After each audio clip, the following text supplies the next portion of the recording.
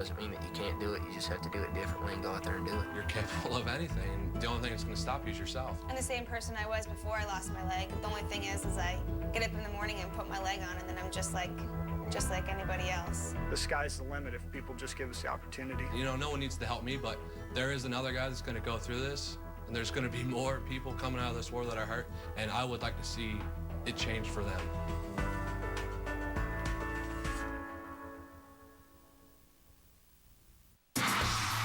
The tears, the talent, and the outtakes. American Idol Rewind. Saturdays on Superstation WGN.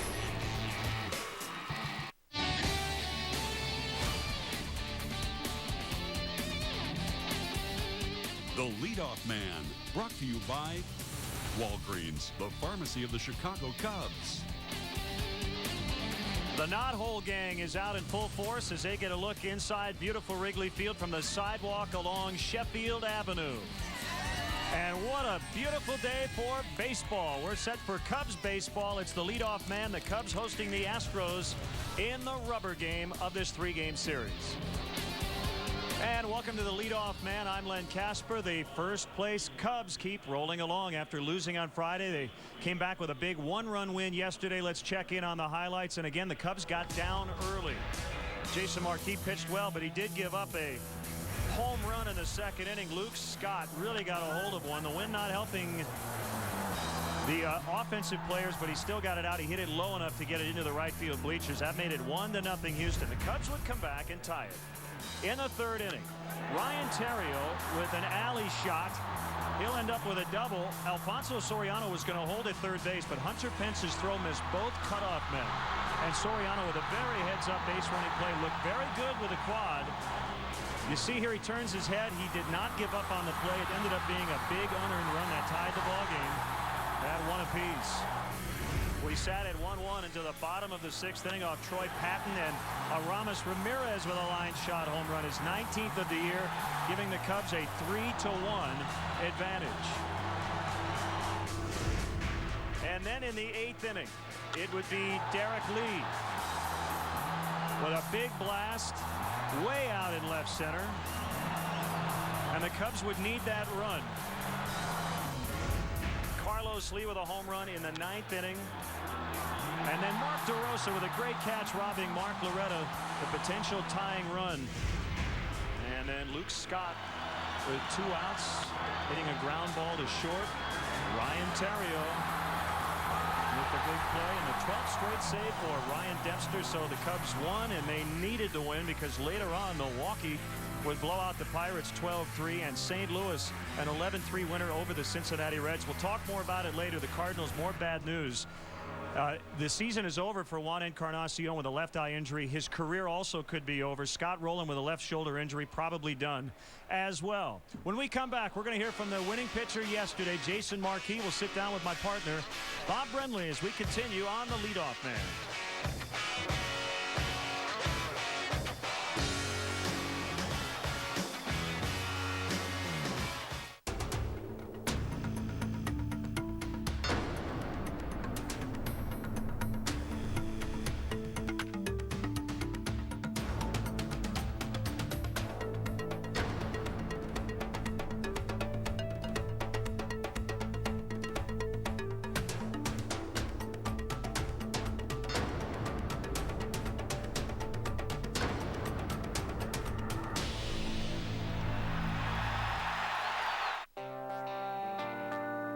No matter what the label looks like,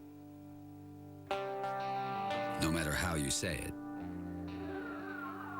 one beer is the perfect choice at any corner bar in any corner of the world. Reach for the perfect balance of flavor and refreshment. Budweiser. Open up a world of taste. It's a big world, and it's my job to shrink it. I'm a model maker. We shrink buildings, we shrink landscapes. I make it really small. So when my doctor said that my going and going was because of an enlarging prostate, I said, how can we bring it down to size? He said, Avodart. He said, Avodard's different because over time, it actually shrinks the prostate and improves urinary symptoms over the long term. Other medicines don't treat the cause because they don't shrink the prostate. Avodart is for men only. Women should not take or handle Avodart due to risk of a specific birth defect. Tell your doctor if you have liver disease. Rarely sexual side effects, swelling, or tenderness of the breasts can occur. Only your doctor can determine if your symptoms are from an enlarged prostate and not prostate cancer. So have regular prostate exams. Ask your doctor about Avodart today. It's your growing problem. It's our job to shrink it. Avodart.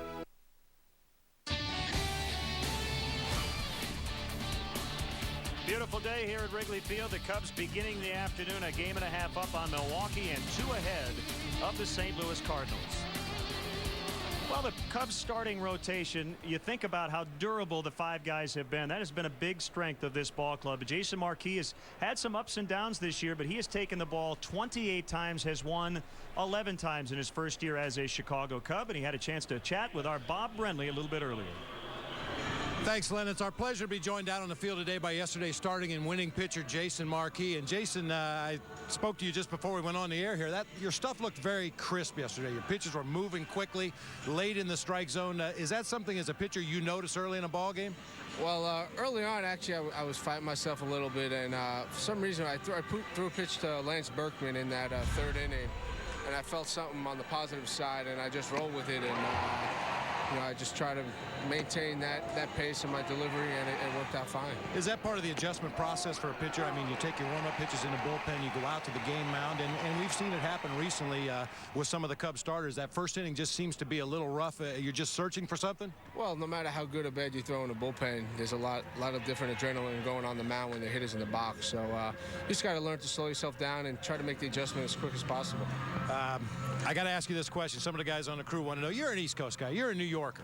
I spent a couple of summers here with the St. Louis and now with the Cubs here in the Midwest. As a New Yorker, what do you feel about the Midwest? I love it. I think it's easy to go to a slow-paced style of living than from a slow pace to fast pace. But Chicago does have that New York feel, a little mentality.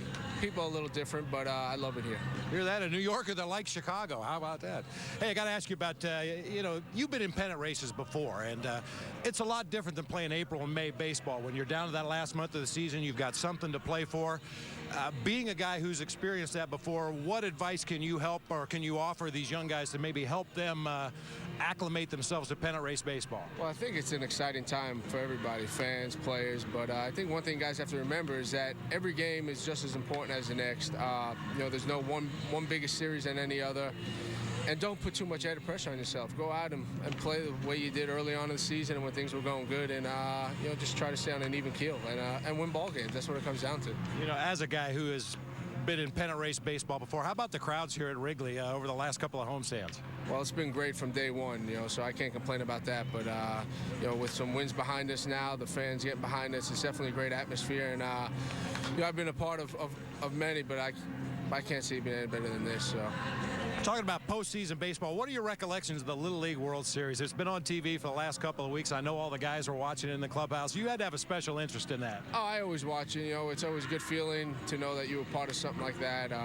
It definitely got my baseball career started, and I look back with fond memories from baseball and friends. And one day I'll make my way back. When my playing days are over, and take my kids to show something that I experienced. A lot of great experience for you, Jason, and continued success down the stretch. I appreciate it. Thank you. All right, thanks a lot, Jason Marquis. Len, back up to you. All right, thanks, Bob. And Jason did get a ring last year with the Cardinals, but did not participate in the postseason after a rough second half. He would like nothing better than to be a big part of a Cubs postseason run this year. We're going to talk no-hitters. 35 years ago, Milt Pappas with the last Cubs no-hitter. We'll be back.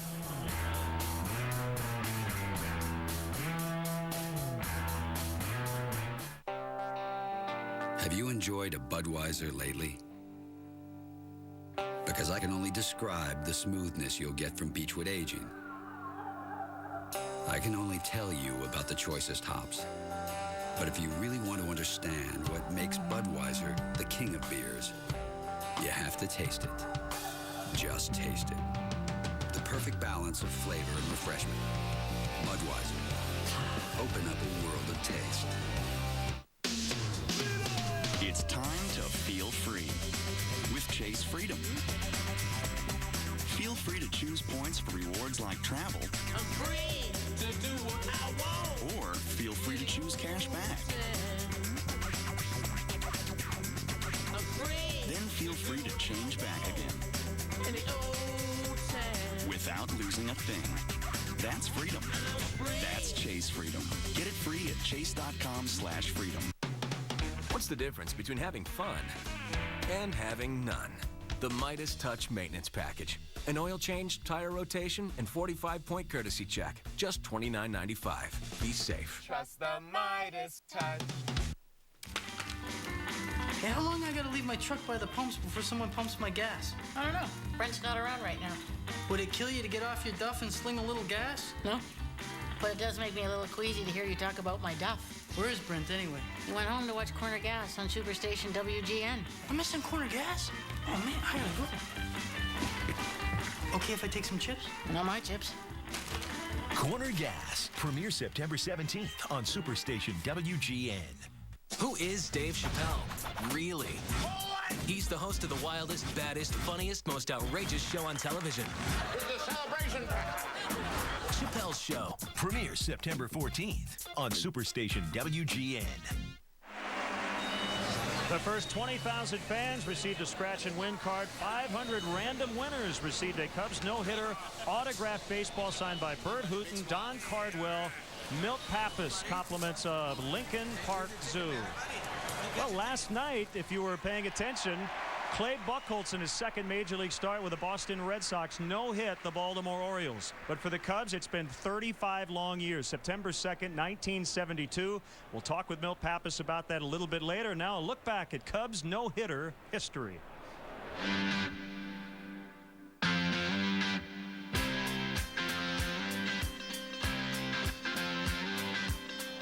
Watch it. There's a drive with a line to left. He did it. It's a no-hitter. A no-hitter. It's pouring all over him out there. Such a wonderful day. There it goes. Ground ball. Pick it up with it. The quarterback. It's a no-hitter. It's a no-hitter for Kenny Hoffman. Look at that. Watch it now. Strike three. It's a no-hitter for Kenny Hoffman. He did it again. Such a wonderful day. Strike three. It's a no-hitter. A no-hitter for the kid.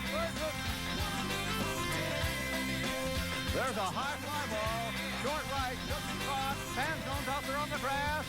He has it. It's a no-hitter for Pappas. A no-hitter for Bill Pappas. It's meant to be. It's gonna be a no-hitter. There's Milt Pappas. He was also close to a perfect game. More on that a little bit later. He'll handle the stretch, and maybe it'll be a special day for Rich Hill. He's been in a groove over his last three starts, 2-0 with 26 strikeouts in 21 innings. Veteran right-hander Woody Williams for the Astros. That gets you set. Astros and Cubs coming up next. The Leadoff Man has been brought to you by Walgreens, the pharmacy of the Chicago Cubs. Hey, Cubs fans, keep your eye on the ball. Every time a Cubs player hits a homer at Wrigley, you could be a winner. It's the Southwest Airlines How Far Did It Fly Home Run Contest. After every Cubs homer, write down the distance along with your name and address and send it to WGN TV. 10 winners will receive 2 round-trip tickets to any Southwest Airlines destination. For every Cubs homer, ask yourself, how far did it fly? From Southwest Airlines, proud sponsor of the Chicago Cubs. Margaret, it's Bill. I've just reviewed the most up-to-date figures here, and I am liking what I'm seeing. We've got a great rate, and I recommend we move forward. What do you think? I think you should book it, honey. Then you can cancel later, like always. Okie dokie. Want flexibility? Only the experts at Hotels.com let you change or cancel your reservation with no fees from us. Introducing flexible booking. No change fees, no cancellation fees. Call 800-2HOTELS or visit Hotels.com. We know hotels inside and out. It's a big world, and it's my job to shrink it. I'm a model maker. We shrink buildings, we shrink landscapes. I make it really small. So when my doctor said that my going and going was because of an enlarging prostate, I said, how can we bring it down to size? He said Avodart. He said Avodart's different because over time, it actually shrinks the prostate and improves urinary symptoms over the long term. Other medicines don't treat the cause because they don't shrink the prostate. Avodart is for men only. Women should not take or handle Avodart due to risk of a specific birth defect. Tell your doctor if you have liver disease. Rarely sexual side effects, swelling, or tenderness of the breasts can occur. Only your doctor can determine if your symptoms are from an enlarged prostate and not prostate cancer. So have regular prostate exams. Ask your doctor about Avodart today. It's your growing problem. It's our job to shrink it. Avodart. America's Funniest Home Videos. Weeknights starting at 7 on Superstation WGN.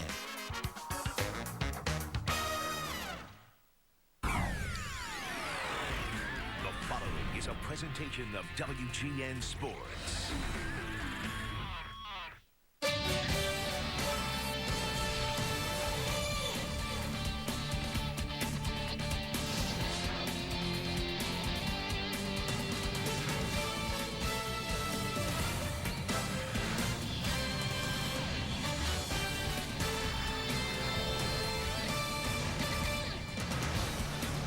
Lined up early for another big game here on the north side, and we are set for Chicago Cubs baseball on WGN Sports. Today, the Cubs look to take this 3-game series against the Houston Astros as they begin the second half of a 10-game homestand inside the friendly confines. Hi again, everyone. Bob Brenly and Len Casper. Another gorgeous day for Cubs baseball today. We hope you're enjoying your Sunday, and the Cubs have enjoyed playing at home a lot more than the last couple years. That was one of the things Lou wanted to do when he came in and took over this job as a manager of the Cubs. He wanted to make Wrigley Field a home field advantage, make it the friendly confines once again. It's not an exaggerated change, but a lot better than last year, and I really get the feeling as the season continues into the month of September, they're really going to take advantage of the friendly confines. And really, I think the biggest question for Rich Hill today, can he put the Michigan loss on the back burner? I'm sure he'll put it out of his mind rather quickly. The guys were giving him a hard time in the clubhouse before the ball game. See what he did against the Brewers last time out. This is a right-handed heavy Astros lineup. It's going to be a challenge for Rich Hill today. All right, we're going to send it down to the field. God Bless America and our national anthem performed today by the Moments High School Varsity Show Choir.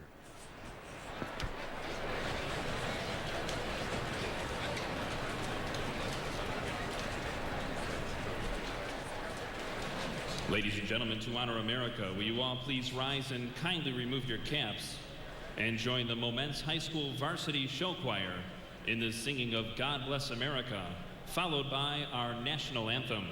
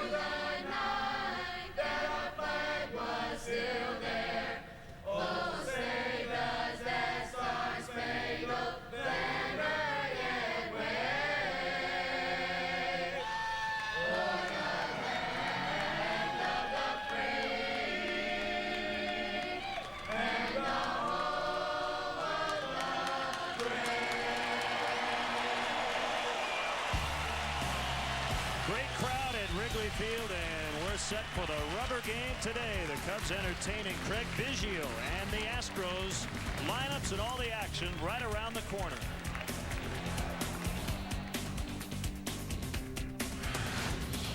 Chicago Cubs baseball, brought to you by Budweiser, the perfect balance of flavor and refreshment. Open up a world of taste. Your Chicagoland Dodge dealers. The Illinois Lottery. No matter how you play the Illinois Lottery. Have a ball. By Pepsi. Your world, your Pepsi. And by Southwest Airlines. Whether you're traveling for business or pleasure, Southwest can get you there with over 3,000 nonstop daily flights to over 60 destinations. Visit southwest.com today.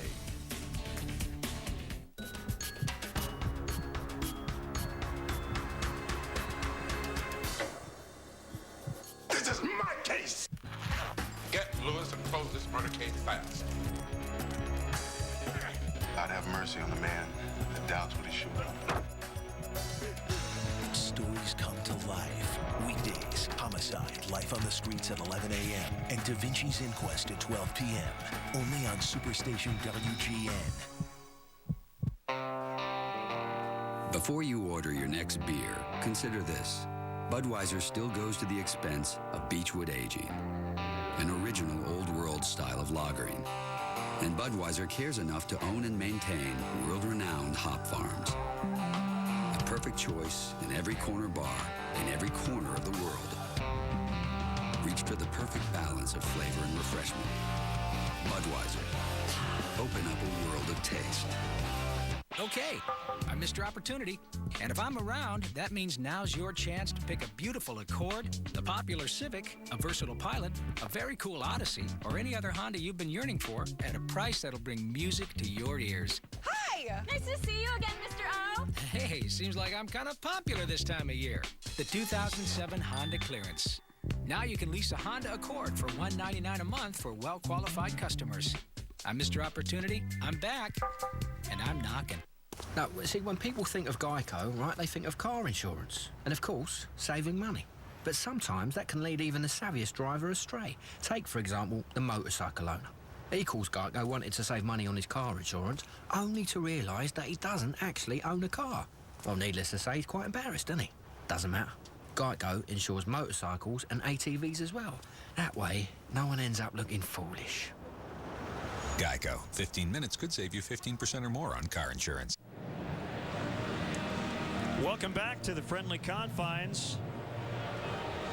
This is Game 6 of a 10-game homestand, and today's Cubs broadcast on WGN Sports. Last time we'll say it this year, your official summer baseball station, presented in high definition, sponsored by Comcast, and brought to you in 5.1 Dolby Surround Sound. The unofficial end of summer is tomorrow, Labor Day. But we'll be here the rest of the way as the Cubs try to win the National League Central Division. Right now, a game and a half up on the Brewers, 2 ahead of the Cardinals. Left-hander Rich Hill getting set to face this Astros starting lineup. Hunter Pence 0 for 3 yesterday, but had a 2-homer game in the Astros win on Friday. Craig Biggio, this will be his final game ever in his favorite road ballpark. Lance Berkman at first, Carlos Lee at left, Ty Wigginton at third base. It's Chris Burke in right. Eric Bruntlett gets his first start of the series at short. Same for Eric Munson back at the plate. And Woody Williams hitting .075, but he can handle the bat. Let's take a look at the Cubs defensively today. Behind Rich Hill, brought to you by Pepsi, your world, your Pepsi. Alfonso Soriano in left, Jock Jones in center. Cliff Floyd with great career numbers against Woody Williams, a .379 hitter. He'll be over in right field. Ramirez, Terrio, DeRosa, and Lee once again across the infield. Jason Kendall will be doing the catching today for the downhearted Rich Hill. The Wolverines took it on the chops yesterday, looking for his 9th victory of the season. Coming off a win over the Milwaukee Brewers, went 7 innings, gave up 7 hits and 3 earned runs, struck out 9 in that ball game. You get a look at his numbers in a little more detail. Tony Randazzo is from Chicago, currently lives in New Mexico. He'll work the plate. Davis, Gibson, Vanover on the bases. Jerry Davis is a crew chief. And Tony Randazzo asked that we say hello to his uncle Ron Permati, who's in the Rush Presbyterian Hospital recovering. He's watching the ball game today, and Tony wanted to send his best wishes and say hello to Uncle Ron. Again, Craig Biggio will play his final game ever here at Wrigley Field. He's batting second. Talked with his manager, Cecil Cooper. He said, Craig told me that I'm playing Sunday. You mentioned it before. He has always gone on record that this is his favorite out of Houston ballpark to play in, and why not? I think a lot of ball players around baseball feel that way about the experience here at Wrigley Field, especially when the sun is shining, the stands are full. Pennant race baseball. A swinging strike on Hunter Pence. 80 beautiful degrees. The wind out of the west at 6 miles per hour. And of course it will change throughout the course of the afternoon, but out of the west means blowing out slightly to right field. The 1-1 from Hill is a curveball that missed the outside corner.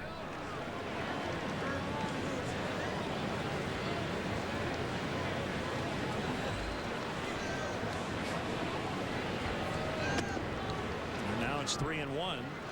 Rich is 1-0 in his career against the Astros with a 0.96 earned run average. Got a no decision earlier this year. Cecil Cooper's club lost for the first time in 4 days yesterday after dropping his managerial debut. They had rattled off 3 in a row.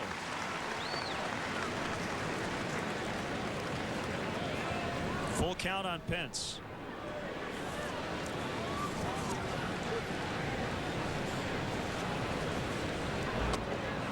There's ball 4, so a leadoff walk. And here's Craig Biggio. You know, in the park he plays right now, and actually the Astrodome too, the climate-controlled situation. But he said before the ball game that the thing he loves the most about Wrigley Field is that the conditions are such a huge part of it, with the wind blowing in some days, the wind blowing out other days. He has over 1,000 career plate appearances against the Chicago Cubs. And 536 plate appearances here at Wrigley Field. He's hit 20 home runs. Basically a full season, 162 game season. Usually comes to between 500 and 600 at bats a season for a guy like Craig Biggio. So in effect has played a full season here at Wrigley. And some gifts were exchanged before the ball game. Yeah, I thought this was a great touch. Kerry Wood and some of his other Cub teammates to show appreciation to Craig Biggio, they're going to get a number 7 seat from here at Wrigley Field. They've got a number 7 off the manually operated scoreboard in center field. They're going to present to Craig Biggio. I thought that was a great touch. Biggio took out the lineup card before the ball game today, and in return Craig Biggio signed a bat to Kerry Wood to commemorate that 20 strikeout game against Craig Biggio's Houston Astros. And the inscription read, "The single most dominant game I've ever been a part of." And when you consider the great career that Craig Biggio has had and some of the great pitchers he's faced and played behind, that is really high praise for Kerry Wood. Well, no question about it. And Woody in the bullpen, and his next appearance will be number 200 in his major league career. Meanwhile, Rich Hill trying to find the strike zone. He walked Pence to begin the ball game. He's 2-1 on Biggio. You know, hopefully that leadoff walk to Hunter Pence is just an aberration, because Rich Hill over his last 3 starts has been all in that strike zone. 26 strikeouts against only 3 base on balls. 2-2 the count. Well, Biggio is a dead high ball hitter, but he's been known to chase pitches a little higher than he can handle, and that was the case right there from Rich Hill. Good elevated fastball. Big leg kick. Here comes the pitch, and it's hit foul in the air and out of play.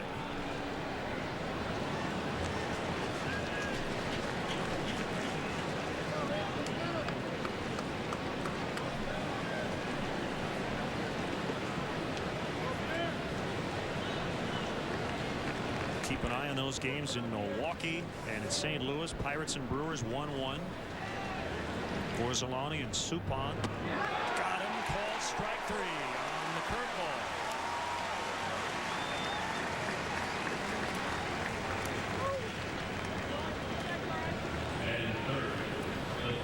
bender early from Rich Hill. Drops this one perfectly on the outside corner. But not only the change in speed, but the incredible distance that curveball breaks on its way to home plate causes a lot of right-handed hitters to give up on it early. Rich came in striking out 8.59 per 9 innings. That's third best in the National League. 26 strikeouts over his last 3 starts, covering 21 innings.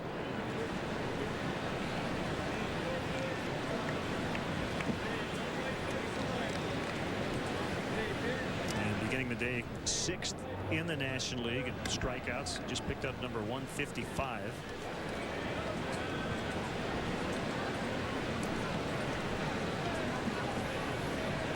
I think people would be surprised to know that he has more strikeouts than Carlos Zambrano. Cubs have 3 in the top 10 in the league. Ted Lilly is 10th. That one is crushed by Lance Berkman into the juniper bushes for a home run. Right in front of the batter's eye lounge, and it's 2-0 Astros. Number 27 for Berkman.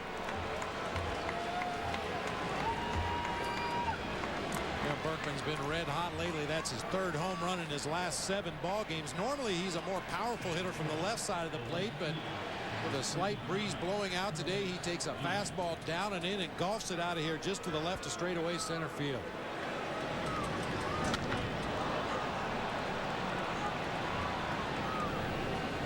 Cubs find themselves trailing early again.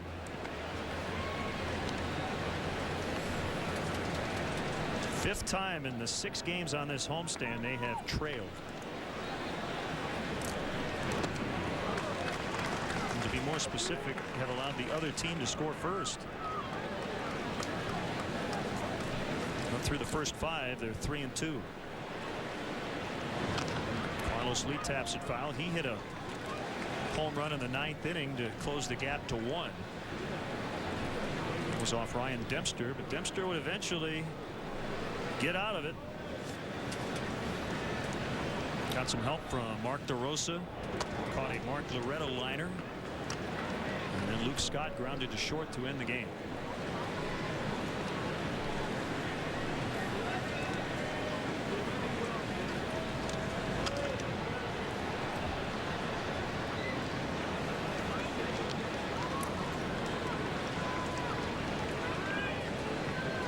And 2 on Lee. Steve Traxel showed up yesterday, and he will make his return to the Cubs on the mound Tuesday. He'll start against the Los Angeles Dodgers. Cubs are going to go with Carlos Zambrano tomorrow to open that series against Esteban Loaiza, who will make his Dodger debut. And then it's Traxel and Brad Penny Tuesday night. Off the plate inside on the bender, 3-2. Ted Lilly goes on Wednesday. Eric Stoltz will replace the suspended David Wells. Wells suspended for 7 games back in July with the San Diego Padres. He dropped his appeal yesterday, so he will not pitch in that series. It will be Derek Lee to make the catch. Carlos Lee is out, 2 away, and then Jason Marquis will come back on Thursday against Derek Lowe. So Sean Marshall, Bob, will be available in the bullpen starting tomorrow, at least for the upcoming series. You're going to have to kind of take it in 3 to 4 game parts the rest of the way as it pertains to the starting rotation. Well, and we talked about it the last couple of days, the way Lou and his staff have shuffled the players defensively and in the lineup, as Wigginton's going to float one out into shallow center field on a broken bat single. You get the feeling they may do the same thing with the pitching staff. Certain guys are going to stay in their slot unless Lou and Larry feel they need an extra day before their next start, and that's the joy of having that 6th starter available. You can slot him in somewhere if a guy needs an extra day or 2. If somebody happens to be ineffective in a start, maybe need a few extra days, you can slot the other guy in there. So I think it's a work in progress for the last month of the season as far as who's going to start when.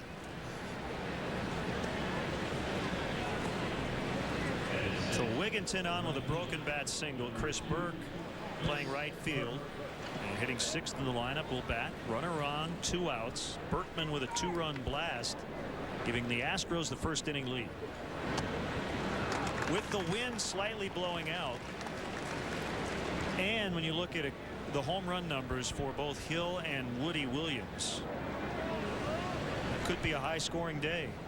Rich now has allowed 25. They have Wigginton picked off. If Lee can get it in time, and he can't. Tatario. Derek really didn't have much of a chance. Hill got it over to him a little late. Wigginton safe at second base with a steal. Just a little too slow getting the ball over to Derek Lee. Wigginton took off on the first movement by Rich Hill, but with that slight hesitation at the top of his leg kick and then the slow throw to first base, Derek Lee had no chance to throw him out at second. Now you see, if the runner takes off on first movement, which Wigginton basically does, he just outruns that ball to second base. Derek Lee has to try to get off a quick throw over the shoulder of Ty Wigginton and just can't get it there in time.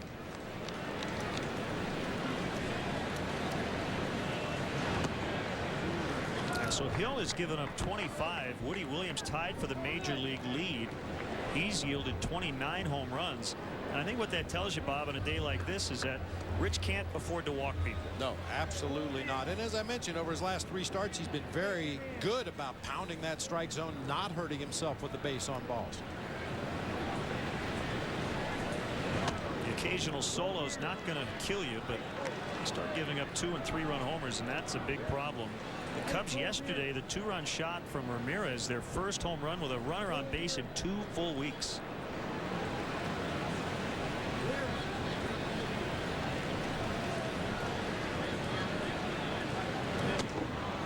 And Burke will reach second walk of the inning as Rich Hill is nearing 30 pitches. He's only a couple away.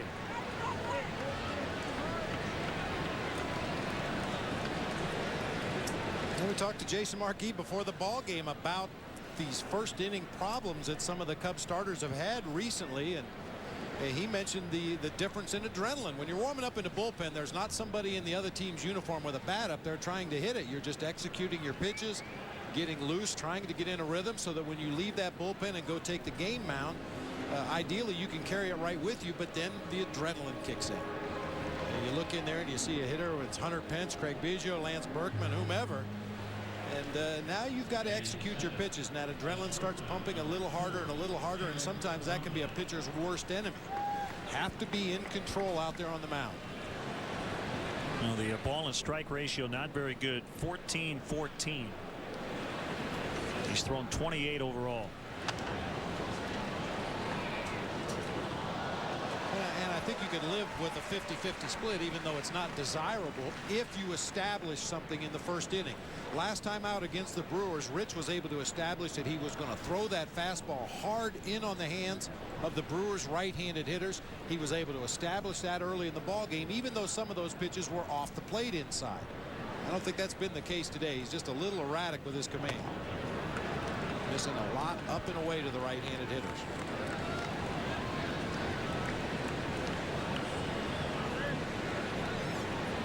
Bruntlett playing short today. It was Mark Loretta the first 2 games of this series. Adam Everett still on the disabled list, coming back from a broken leg.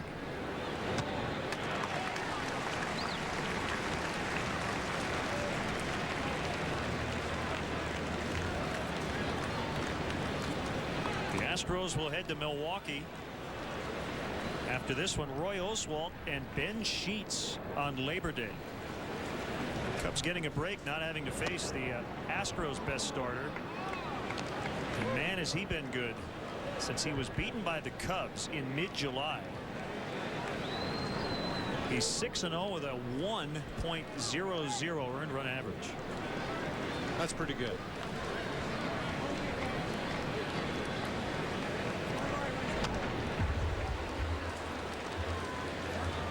We talked about this right-handed heavy Astros lineup. The on-deck hitter, Eric Munson, the only hitter who will go up there from the left side of the plate. Lance Berkman is a switch hitter and batting right-handed today against Rich Hill, but only one lefty in the lineup today.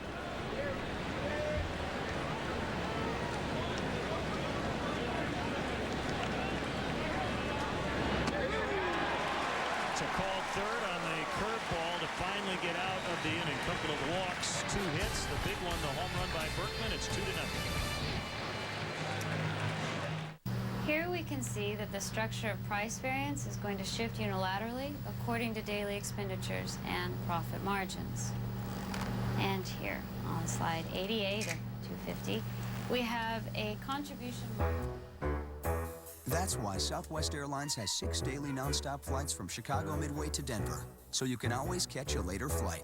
And you can count on us to get you there with our convenient nonstop flights and on-time service. You are now free to move about the country. Single again. Will I still look eligible with gray hair? Is that all people will see?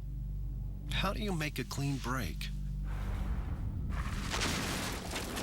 Just for Men stops gray from hiding who you are. Easy with 5-minute Target Gray technology. Dating again is easier than I thought. And you wonder, why did I ever put up with gray hair? Let the real you come through. Stay in the game with Just for Men. Tommy. Marco? Looking good. I thank you. Love the jacket. Do you? Yes. $90. What? Ooh, nice shoes. $50. I'm proud of you. Love the hair. Oh, yeah, my cousin does it. $20. Very nice. Nice tie. Thanks for thinking my tie's nice. What'd you spend on that? $12. Double cheeseburger, $1. McDonald's melty, beefy double cheeseburger. I'll give you $2. 3. What, are you made of money? Just one of the extravagant choices on the dollar menu. Are you a dollar millionaire? Now Lou Pinella's Cubs lineup brought to you by Pepsi. Your world, your Pepsi. Alfonso Soriano leading off. Ryan Theriot at short. Derek Lee hit a home run yesterday, hitting .308 on the season. Aramis Ramirez with a game winner ultimately. Cliff Floyd at right. DeRosa at second. Jones, Kendall, and Hill go 7 through 9. Let's take a quick look at the Astros defensively. Lee, Pinson, Burke across the outfield. Wigginton, Bruntlett, Biggio, and Berkman across the infield today. Eric Munson doing the catching for the veteran right-hander Woody Williams. Soriano swinging at the first pitch, and it kicks past Wigginton. Alfonso will make the turn. He'll head to second base.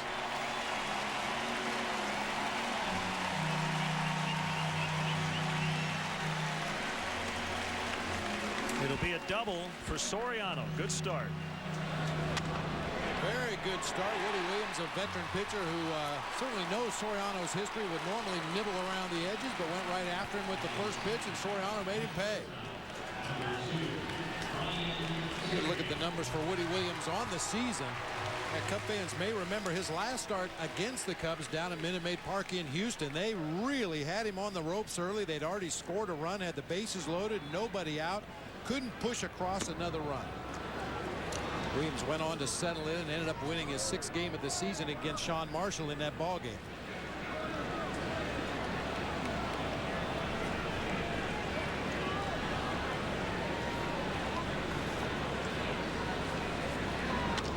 Theriot, and a nice play by Berkman as Theriot was trying to put that ball past him into right. He does move Soriano to third base, but is robbed of a hit. Excellent play by Berkman to get him. A good fundamental at bat by Ryan Theriot, however. It wasn't a picture perfect swing, but from our Southwest RoboCam, he recognizes a pitch away, just drops the bat on it, tried to hit the ball past Berkman down at first baseline, and only a great play by Lance Berkman kept Ryan Theriot from a double. Derek Lee aggressive going after that first pitch.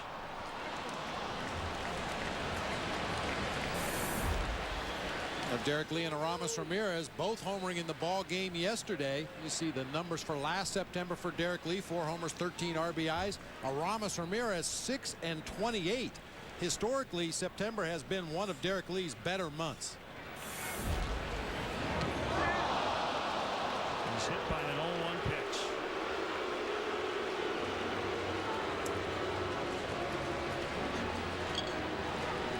Derek with a lot of success against Williams, 10 for 33 with 3 doubles in his career. See, the catcher Munson wanted it in. I worry about the ribs after what happened the other night. Oh, you're absolutely right, man. I saw Derek getting some treatments on the left side of his rib cage. That's right where he got hit too. I mean, that's the 11th time this year Woody Williams has plunked an opposing batter. It's Murphy's Law, right? Yep. Never can go wrong, will, and it's the last place Derek wanted to get hit. So it brings up Ramirez, and he takes a strike. Well, Lee and Ramirez homering in the same game for the 24th time as Cubs teammates. The third time this year. They did it June 1st against Atlanta, and then again on August 14th versus Cincinnati. So the 24 times they have homered in the same game. That ranks tied for 6th most in Cubs history. Ron Santo and Billy Williams lead all Cub duos. They did it 64 times.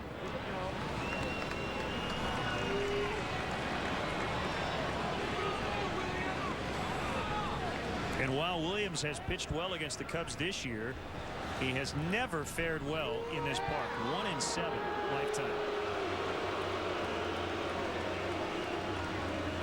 Now, we didn't take the time to go over Woody Williams' pitch selection out there on the mound, because I don't think he knows until he gets out there on a given day. He'll sink a fastball, he'll cut it, throw an over-the-top curve. He's got a slider, a changeup, and will invent pitches out there on the mound. And apparently he's got something in mind that Eric Munson is not familiar with.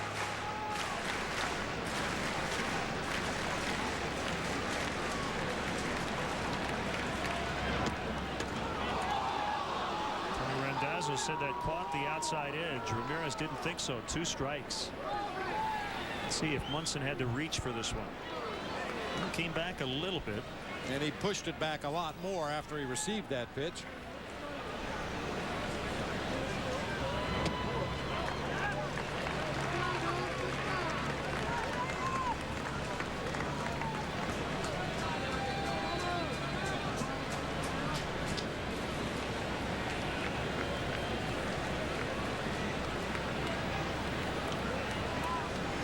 Lee trying to get a read on Williams, has a short lead off first base, and Woody checking on him. Ramos is 7 for his last 10.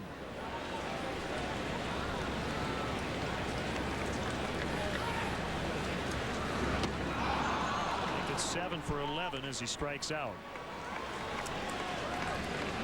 A big one for Williams, and now he'll face Cliff Floyd with a chance to get out of it. Now that strikeout was set up by the called strike 2 on Aramis Ramirez. That pitch is in a similar location, but this time it's an off-speed pitch, a changeup, but almost the same location as that called strike 2. And once you realize that the umpire is going to go off that corner a little bit, you have to be a little more defensive as a hitter. Ramirez felt he had to chase that pitch and couldn't come up with it. So it is up to Cliff. Feeling better after banging into the wall in right on Wednesday, making an excellent catch, robbing Ricky Weeks, first batter of the ball game. This is his first start since. It's the first right-handed starter the Cubs have faced since.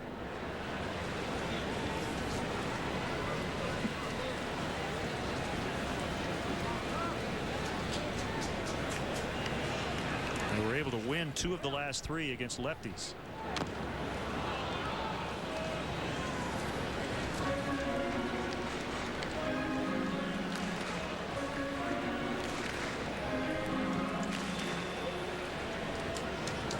Looking ahead to that Dodgers series and the pitching matchups I mentioned, other than left-hander Eric Stoltz, righties the rest of that series for the opposition, but all guys who've been around for a while and have a good idea of what they're doing. Loaiza, Penny, and Lowe.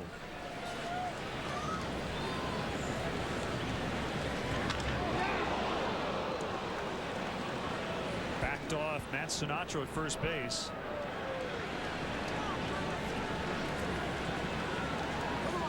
There's no laughing matter after the death of Mike Coolbaugh in a minor league game, and then more recently, a couple of days ago, Juan Encarnacion in the on-deck circle took a foul ball off his left eye. And his season's over, and his career could possibly be over. So another devastating moment for the St. Louis Cardinals. Take to third. Look at first.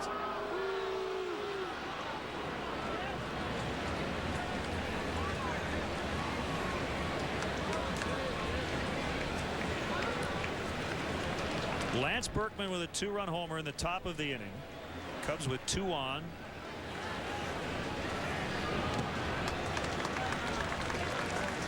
And a 2-2 count on Floyd.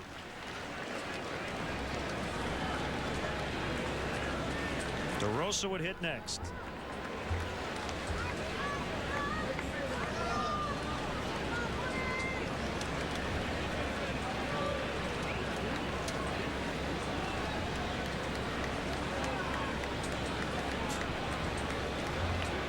Woody taking his time. Now the pitch. A little bit inside, and that'll give Lee a head start on a 3-2.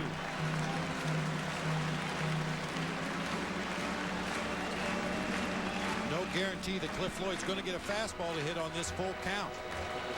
Woody Williams, as I mentioned earlier, a guy that will invent things out there on the mound. He just tries to keep the hitter confused as to what pitch he might throw in each situation and tries not to be predictable.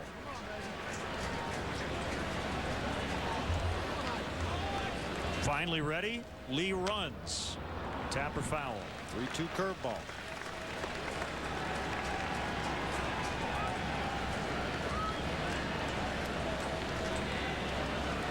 Well, no back-to-back no-hitters at Fenway Park. Aubrey Huff with a second-inning single for the Orioles. Clay Buchholz in a second Major League appearance with a no-no last night.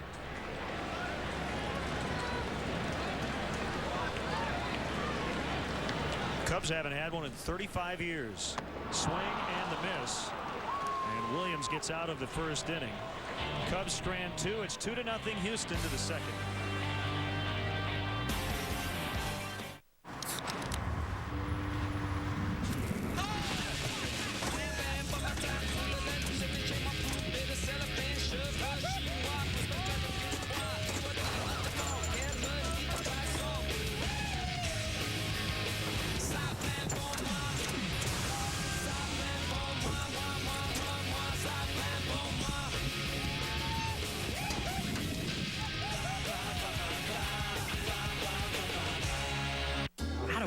Soup, salad, and breadsticks lunch at Olive Garden? We start with the salad, then pass around the breadsticks, and finish with the perfect bite. Our unlimited fresh salad, homemade soup, and warm breadsticks lunch, just $5.95, only at Olive Garden.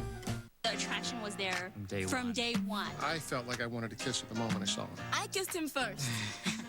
Experience what it feels like when attraction is ignited by deep compatibility. And right now, you can communicate with eHarmony singles absolutely free during our free communication weekend, this Friday through Monday only. And then she said, "What took you so long?" eHarmony's free communication weekend. There's never been a better time to try eHarmony. A new threat is near. We're looking at a nuclear holocaust. And a new season is about to explode. Jack is back. We're out of time. 24 weekends. Saturdays at 11:30.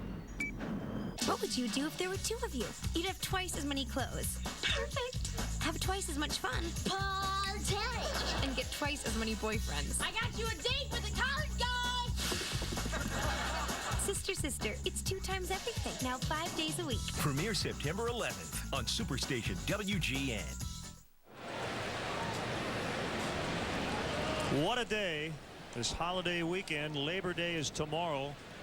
And the Cubs trail 2-0. The Astros will send the 8, 9, and 1 hitters against left-hander Rich Hill.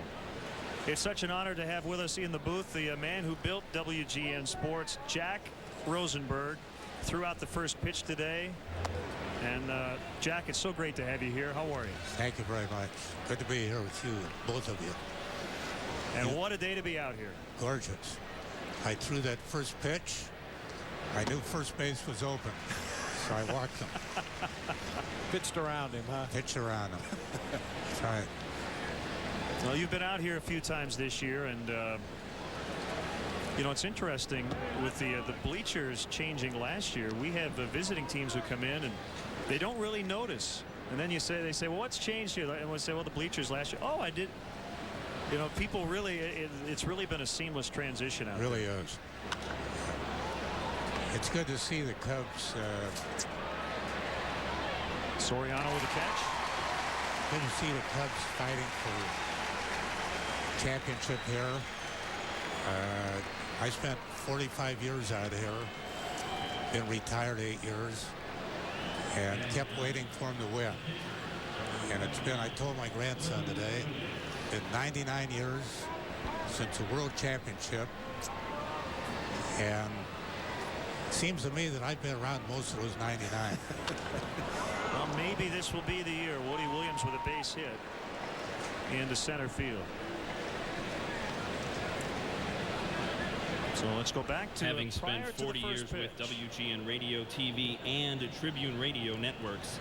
Jack has been called a walking encyclopedia. Now, were you of nervous Chicago to throw out the sports first teams. pitch? You know what? It really wasn't. He served as producer Really for Jack didn't bother Brickhouse me. and the Chicago Bears radio. I knew I saw Bill He also Pampers worked before the game. alongside Brickhouse Of course, during I the was out here telecast of Chicago Cubs 35 years ago baseball. today One of the when most memorable games Bill he had produced his was the near Milt perfect Pappas game. no-hitter in 1972.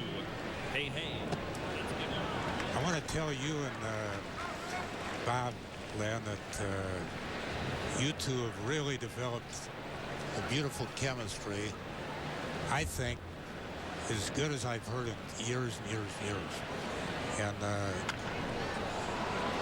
Eats up Terrio, and we'll get into left center. Williams will go to third, and Doug Mansolino, the third base coach, is going to send him home, and the Astros now lead 3-0. Pence ends up at second base. That will be an error on Ryan Terrio. Now, Rosie, we're going to take a real quick look at this play, and then you can start saying nice things about us again. We didn't mean to interrupt you there. I was loving every bit of that.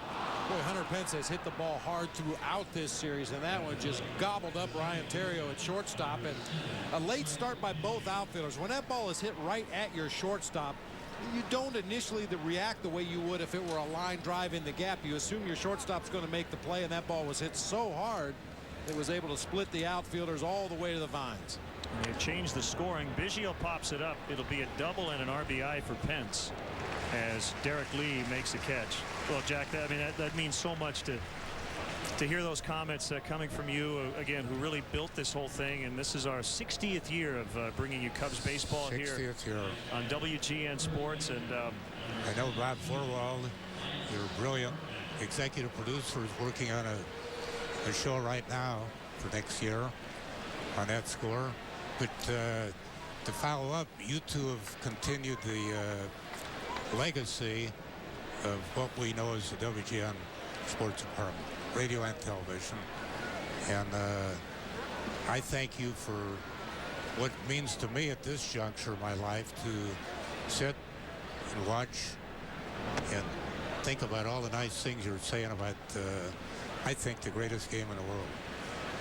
Well, I think I speak for Len when I say we're both honored to sit in these seats and be able to watch Cubs baseball from this vantage point, and the great fans all around the country that support the Chicago Cubs. And it's our distinct honor to be able to sit in these chairs. It is an honor to be out there. It really is.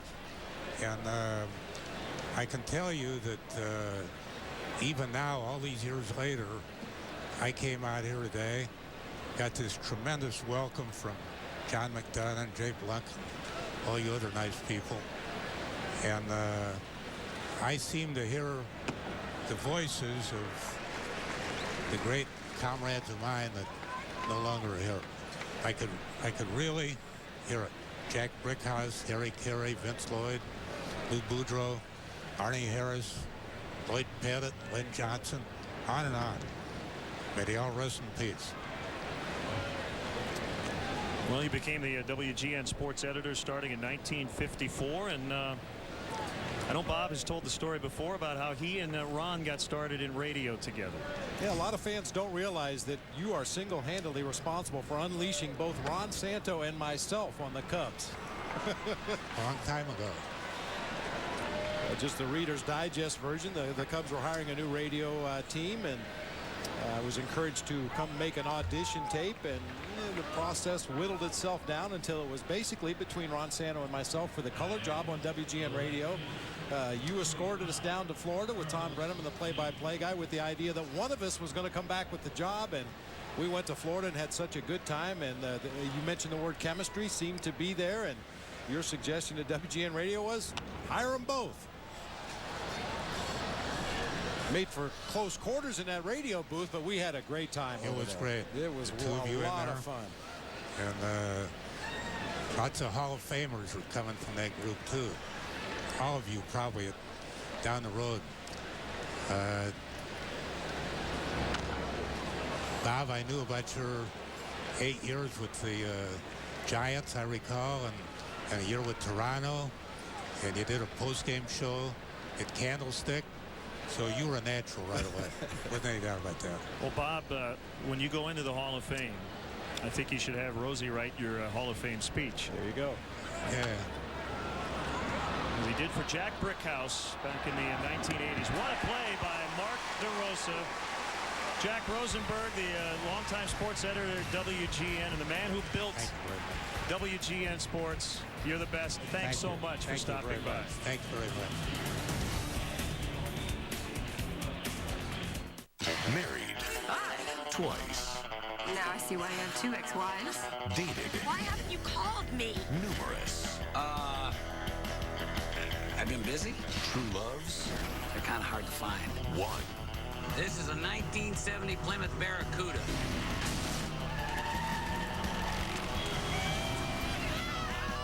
Don Johnson is Nash Bridges. Premieres next week at 10 Eastern on Superstation WGN.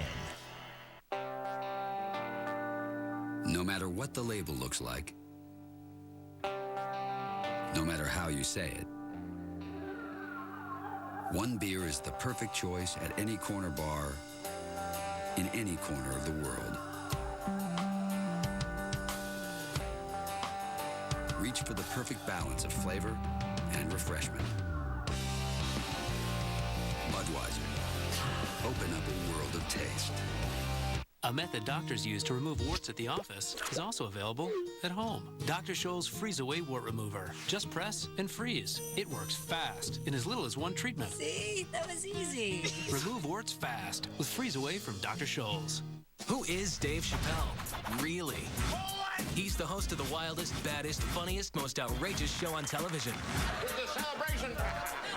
Chappelle's Show premieres September 14th on Superstation WGN. 12 years as a cop on the beat. I've dealt with them all. Abusers, addicts, good guys, and the bad guys. Straight talk. Fatherly compassion. When you're out of options, he's in your corner. The Steve Wilkos Show. Premieres September 10th on Superstation WGN. Center fielder Hunter Pence has had a big series, hit 2 home runs, knocked in 5 on Friday, an RBI double, a walk and a run today. And thanks again to Jack Rosenberg. Lots of family out here. His grandchildren came up with his son David to the booth. High drive by DeRosa. Pence in left center. One hands it. 1 out. Now, Pence made that one look routine, but we talked about the sun yesterday. A little bit of an earlier start time yesterday. As the game progressed, the left side of the field had sun problems early in the ball game. The middle of the field had problems in the middle of the game, and the right side of the infield had problems late in the game. Something to keep an eye on here today.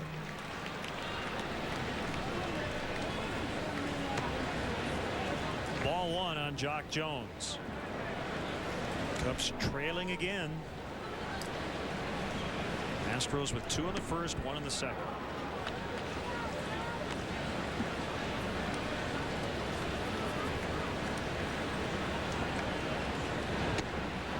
He went too far. Jock is looking for his first hit of the weekend. 0 for 7 in the first 2 games.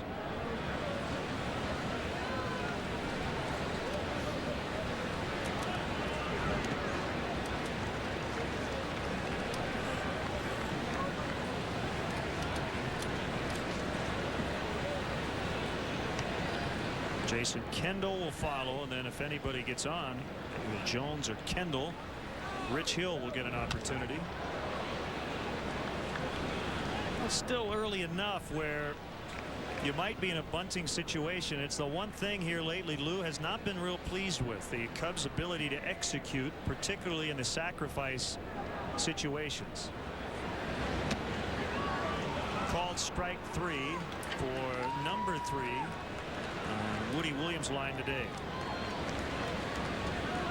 And as you mentioned, Len, with an eye toward improving the pitcher's bunting in those obvious sack bunt situations, the starting rotation was out here early today practicing getting down sacrifice bunts both to the third base side and the first base side. And at this level, and Lou mentioned it in his post-game conference the other day, it's not so much you need to physically practice bunting more often. It's more of a mental thing. These guys have been doing this, not only all year long, but all their careers. That's what pitchers do. They spend a lot more time bunting than they do swinging the bat or doing anything else offensively. They know how to bunt. They know the proper technique. They know which direction it should go. It's just a matter of focus and concentration. Make sure you're doing everything you're supposed to be doing in those situations. And just a little refresher course before the ball game today.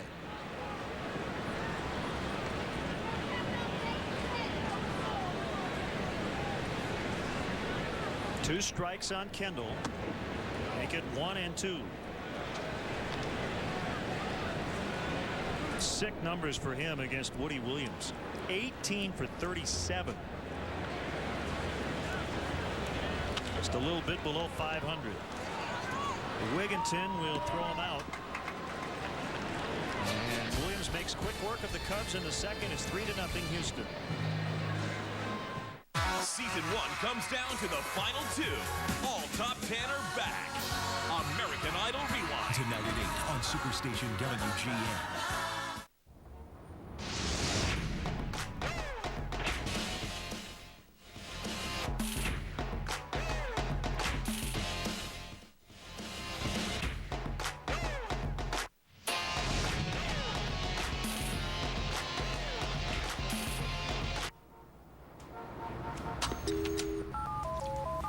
What up, P? Yo, I got an idea. Nowadays, you gotta have plastic. That's where Green Dot comes in. You don't even need a bank account. You can use it anywhere. You can use Visa or MasterCard. You load it so you control it. It's a MasterCard or Visa debit card. No overdrafts, no penalties. It's easy to get. Easy to use. Shop online. Get all those TV offers. Get cash from ATMs. Pay bills over the phone. With my Green Dot card. It's a lot safer than walking around with cash. You lose your card? Green Dot gives you back all the cash you lost. Text my money. Green Dot prepaid reloadable MasterCard and Visa cards. Available at your neighborhood stores. If a Cubs player hits a homer today, write down the distance and player's name and send it to WGN TV. You could win 2 round-trip tickets to any Southwest Airlines destination. Watch Funniest Pets and People and get your groove on. Kick up your heels. Maybe do-si-do or do-si don't. Watch people and their pets get funky. It's so funny, it'll bring you to your knees. Boogie down with Funniest Pets and People. Weekends at 7, only on Superstation WGN. Time to have a ball with our friends at the Illinois Lottery. We've mentioned Rich Hill went to Michigan, and the 5th-ranked Wolverines were upset, one of the biggest upsets ever. Appalachian State. Don Cardwell, former Cub, went to Appalachian State and threw a no-hitter in 1960. It was his Cubs debut May 15th of that year after being acquired from the Phillies. No-hit the Cardinals in the second game of a doubleheader. So Ty Wigginton fouling off. We're in the 3rd inning, 3-0 Houston. Len, I mentioned his teammates were giving him a hard time in the clubhouse before the game today, which is, part of the procedure at this time of year in a Major League Baseball clubhouse. Everybody has their team they follow. And when your team takes it on the nose, you're going to take it on the nose the next day. And Rich took it all very good-naturedly, said he has to maybe pick a secondary team to root for now, and said it might be Penn State. And I'll tell you why. He said his father played football at Brown University with Joe Paterno. And his dad has told many stories about back in the playing days. Rich's dad was a 6'2", 205-pound offensive tackle. Imagine that.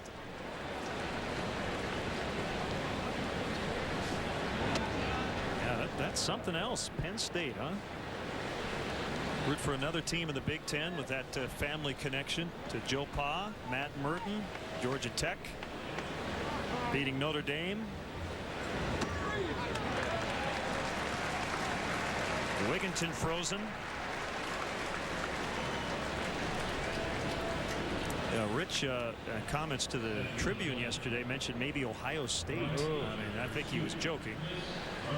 And he was. For all the University of Michigan fans out there. He mentioned LSU, the Cajun connection. Mike Fontenot, Ryan Theriot.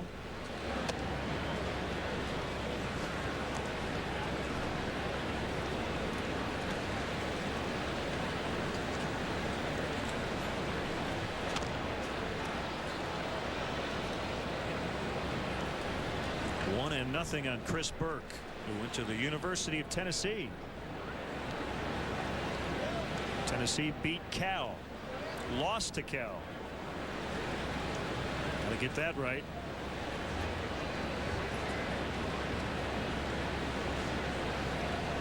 I can't get into that football stuff. Not yet. There's still a month of really good baseball to go before the postseason. Same. And then another month of postseason. I'll pick up football about the 1st of November or so. Pride of USC, Jock Jones.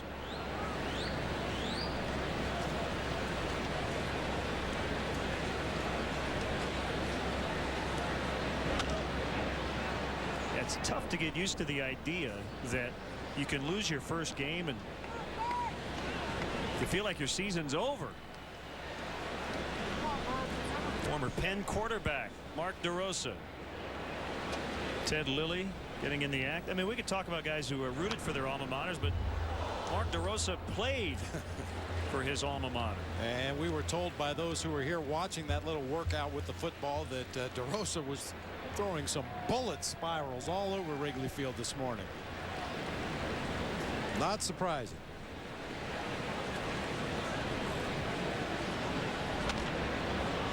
Pulled foul and out of play. Good form.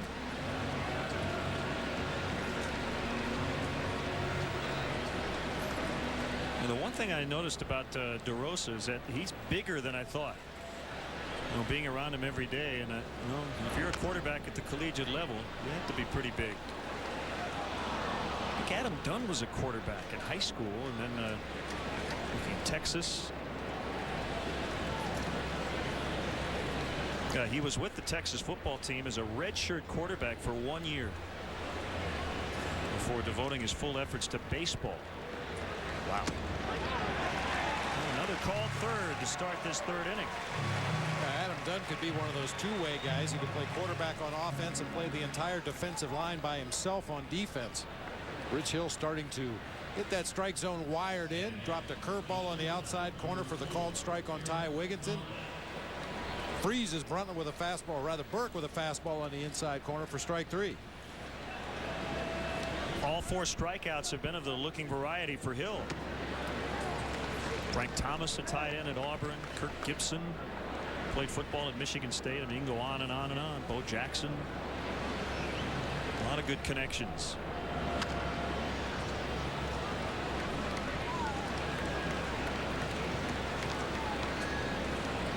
Yeah, but again, when you're in this 162 game grind, and then you watch your college football team lose the first game, you feel like, well, so much for that. They're done.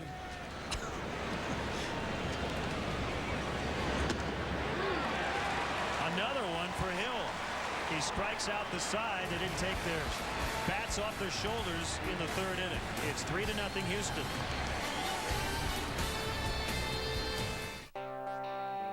Have you enjoyed a Budweiser lately? Because I can only describe the smoothness you'll get from Beechwood aging. I can only tell you about the choicest hops. But if you really want to understand what makes Budweiser the king of beers, you have to taste it. Just taste it.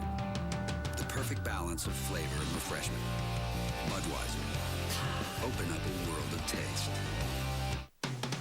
What's the difference between having fun and having none? The Midas Touch Maintenance Package.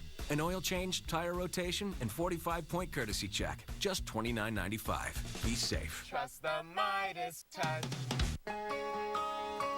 You can never have too many people on your side. Right there when you need them most. And now, 2 names committed to improving senior health are there for you, too. Introducing AARP Medicare Complete, provided through Secure Horizons, the only Medicare Advantage plan with the AARP name on it. AARP and Secure Horizons are committed to seniors and all Medicare beneficiaries, and we'd like to send you a free educational guide, Medicare Advantage Explained. To get yours, call today. Together, we can help you get more from your Medicare benefits. I've known Secure Horizons by United Healthcare for years. Medicare health plans are their specialty. And now with AARP, I'm expecting even better things to come. I'll be at your side.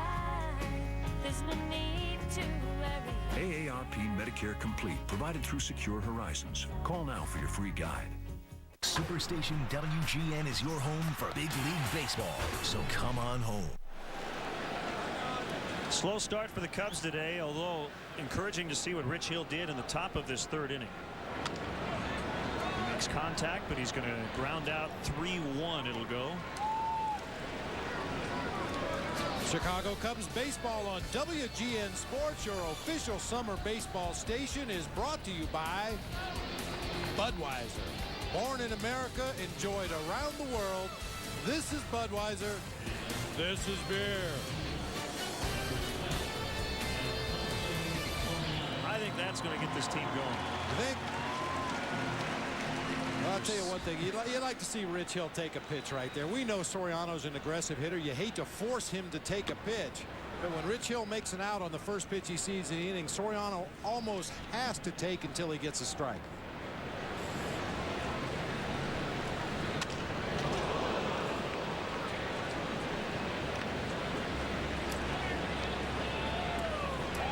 They have that fence right in front of the dugout. Hey, best wishes go out to our good friend Yosh Kawano. Works in the visiting clubhouse here at Wrigley Field. He has been working in this ballpark for many decades and suffered an injury recently. Has some stitches in his hand, but we understand he's feeling a lot better, and that's good to hear. Hang in there, Yosh.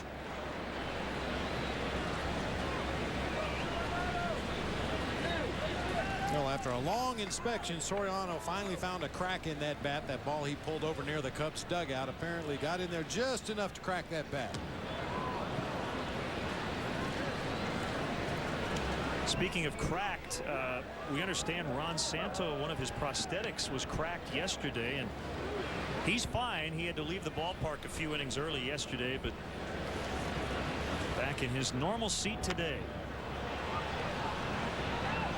Berkman over, and it's just out of play. Unable to get there in time. Feeling good today after a big 1-run win yesterday.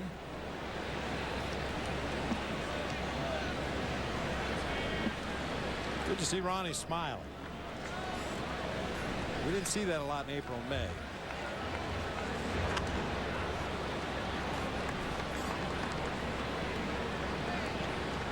After Lee was hit by a pitch in the first, Williams has retired 6 in a row, 3 on strikeouts. The bottom of the order.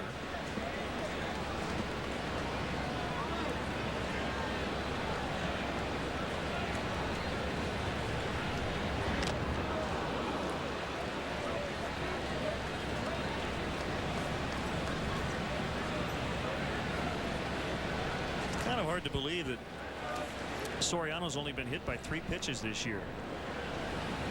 Really crowds the plate, and if you pitch him inside, he can get that bat out there quickly. And he'll swing at pitches that are off the plate inside, which is hard to believe, and not be jammed. As a general rule, I was always taught as a catcher, if you see a hitter that stands close to the plate, it's because he likes the ball inside. You know, he wants to make the middle of the plate more like the inside corner. That's why he crowds the plate. Soriano, especially after he takes his little rock on that front foot, he's about as close to home plate as you can get without getting out of the batter's box.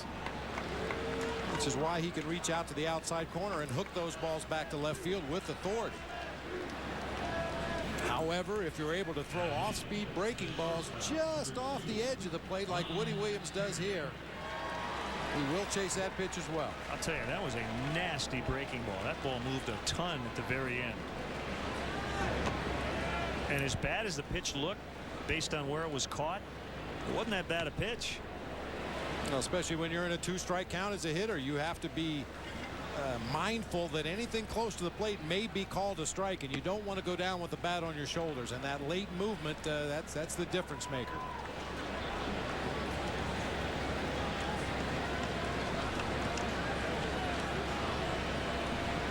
Just walking down the middle of the street without a care in the world.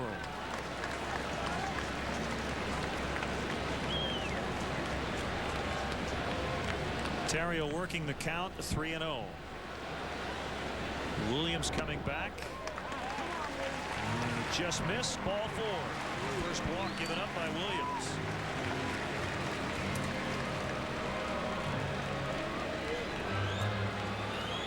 Well, the Cubs take on the Dodgers this Wednesday, September 5th at 7:05. Be one of the first 10,000 fans, and you will get an exclusive limited edition Derek Lee bobblehead doll. Compliments of Bank of America.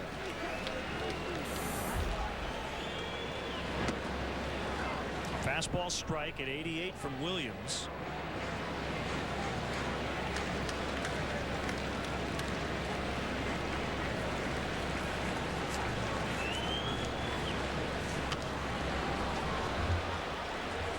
Derek's home run yesterday, one of 9 he has hit since snapping a 126 at bat homerless streak on July 15th against these Astros. Now has 16 overall on the season, 3 behind the team leaders, Soriano and Ramirez. I predicted several weeks ago I thought Derek would end up leading the club in home runs, and that was before Soriano went on the DL, so I really went out on a limb. But you know, if he gets hot, well, hopefully everybody will get hot and make it a real race for the team lead in home runs. I mentioned earlier that Derek Lee's month of September had historically been one of his better months offensively. As a matter of fact, he'd driven in more runs in the month of September than any other month in his career.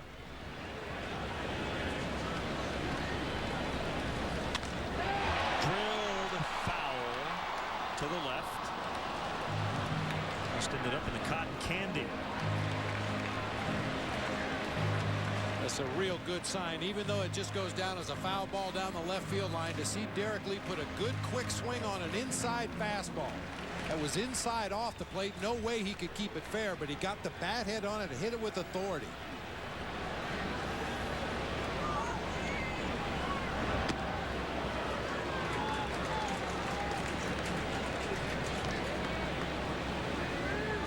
Well, Williams to this point continuing a nice run for the Astros starters and the entire pitching staff for that matter. Over the last 4 games coming in, their starters with a 1.04 collective earned run average.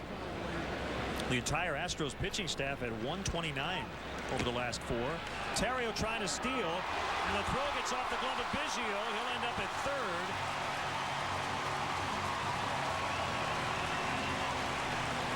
So a stolen base, there will be an error.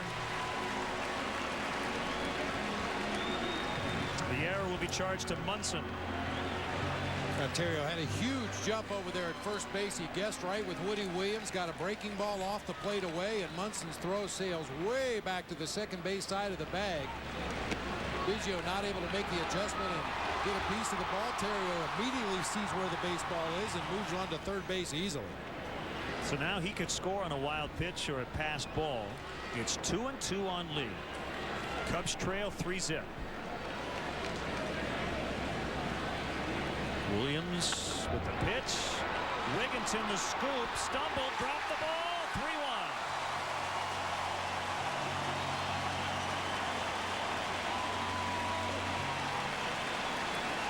That extra base ends up looming large. That ball stayed on the infield, but because Ontario was only 90 feet away, he was able to easily score. The ball hit like a bullet down to third base. Wigginton makes a nice play to get to it from our Southwest RoboCam. That ball was rattling around in his glove the whole time. When he went to reach in and pull the ball out, it just wasn't there for him. That'll be ruled a base hit for Derek Lee. And he gets his 70th RBI. Now Ramirez, the tying run. Swing and a miss.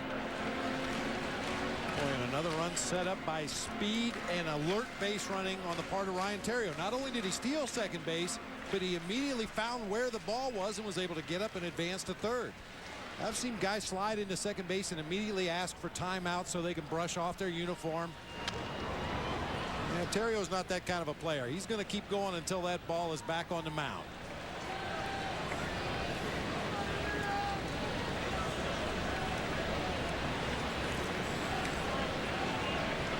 '73rd run for Theriot.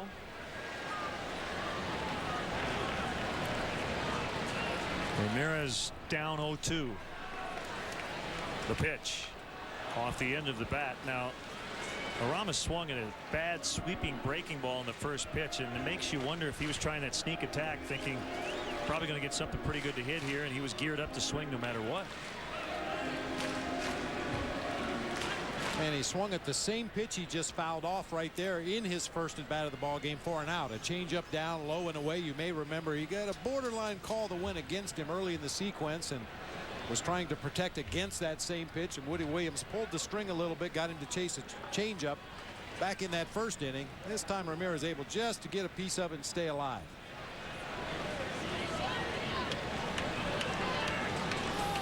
Now, when fans see guys swing at pitches like he swung at on the first pitch of the at-bat, they'll say, well, why did he go after that? But it is a guessing game sometimes, right? And you are going to look silly on occasion if you're guessing that you're going to get something that you may not actually get. Well, and Aramis Ramirez has had a history with Woody Williams, 43 at-bats coming into play today. And, you know, there have been certain patterns or certain things that have developed over the course of those 43 at-bats. And, you know, as long as you go to the plate with an idea of what you're trying to do. It's a foul ball.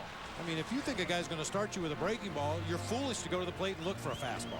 I mean, and we've talked about it in the past. Cito Gaston was my hitting coach with the Toronto Blue Jays back in '89, and he was a firm advocate of going to the plate and looking for the pitch you're most likely to get in that situation. So what you're saying is Aramis may have thought, I'm going to get a breaking ball. Maybe it just wasn't in the location he thought he was going to get. Right. And maybe Woody thought, Aramis is thinking, I'm going to throw him a breaking ball, so I'm going to throw him one off the plate. The classic, I know you know that you think that I know. Yep. Yeah.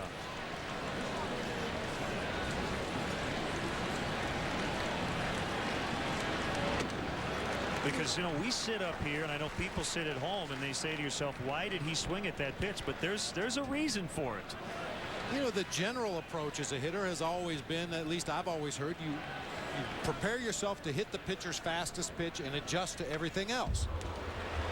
And I think that's pretty much Major League Baseball wide. That's what guys try to do. But on certain occasions against certain pitchers that you have a long history against, you have to change your approach a little bit. If a guy's not going to throw you a first pitch fastball, then maybe you go up there looking for an off-speed pitch, looking for a breaking ball, and if it happens to be in the strike zone, let it go. A roller into right. First and second.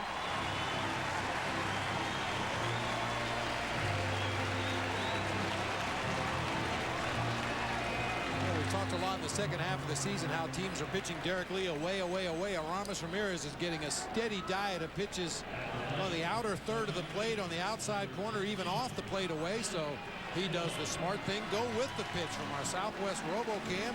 Big hole in the right side, just roll it through for a base hit.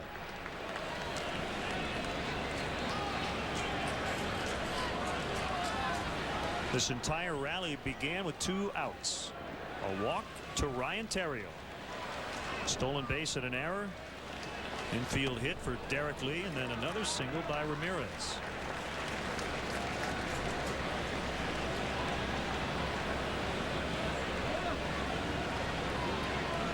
And a long inning for Williams. He's throwing a lot of strikes, but the Cubs are hanging in with foul balls. Lifted in the air. Shallow right center. And it'll be caught by Bruntlett, the shortstop. 2 hits, 1 run. It's now 3-1 Astros. We're not going to make it. Can you get us to the airport in 15 minutes?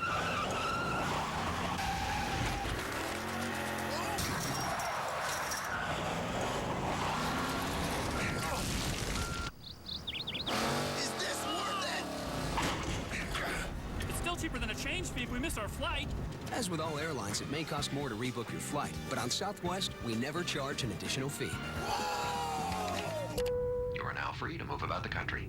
One day you find it's not business as usual. Your hair is gray, and you wonder, will people still see me as a valuable player? Is my career going down? How do you stop that? Just for Men stops gray from hiding who you are. Easy, with 5-minute target gray technology. Now doors are opening, and you wonder, why did I ever put up with gray hair? Let the real you come through. Stay in the game with Just for Men. It's a big world, and it's my job to shrink it. I'm a model maker. We shrink buildings, we shrink landscapes. I make it really small. So when my doctor said that my going and going was because of an enlarging prostate, I said, how can we bring it down to size? He said, Avodart. He said, Avodart's different because over time, it actually shrinks the prostate and improves urinary symptoms over the long term. Other medicines don't treat the cause because they don't shrink the prostate. Avodart is for men only. Women should not take or handle Avodart due to risk of a specific birth defect. Tell your doctor if you have liver disease. Rarely sexual side effects, swelling, or tenderness of the breasts can occur. Only your doctor can determine if your symptoms are from an enlarged prostate and not prostate cancer. So have regular prostate exams. Ask your doctor about Avodart today. It's your growing problem. It's our job to shrink it. Avodart.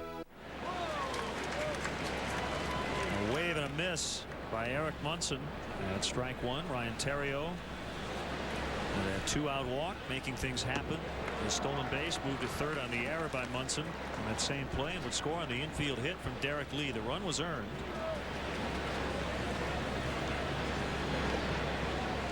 Munson had the game-ending RBI single against the Cubs in Houston on August 6th in the 10th inning.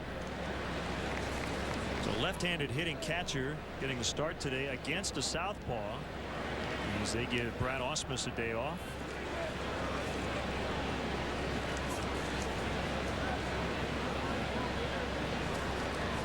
Hill with a 1-2 pitch. Munson rolls over to second. DeRosa will flip to lead. Hey, Cub fans, don't forget to check out our baseball blog on WGNTV.com. Up on the blog today, I have a post about the upcoming starting rotation for the Dodgers series. Game notes from our friends at Stats Inc. Steve Traxel talks about joining the Cubs again. And much, much more, all on WGNTV.com. Click on the link for Len and Bob's blog. We will record a new podcast tomorrow, special holiday edition.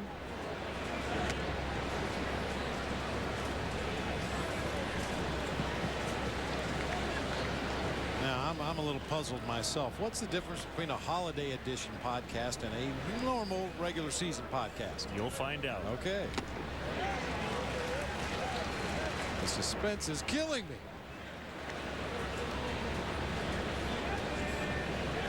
Just wait till you have to do the podcast. We'll fill you in when on a need-to-know basis. Okay. Well, hopefully the traffic will move okay after the ball game, and we'll be able to get over there to the studios and get set up quickly. Enjoy the rest of our evening off. Yeah, about that evening off. As DeRosa plays it on one bounce. That's part of the holiday edition? Yeah. Okay.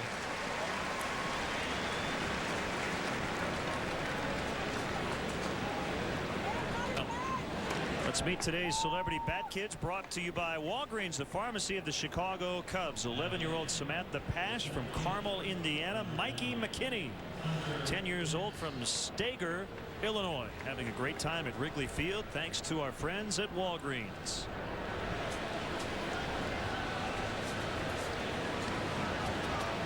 Getting autographs from Carlos Zambrano. Pitch tomorrow.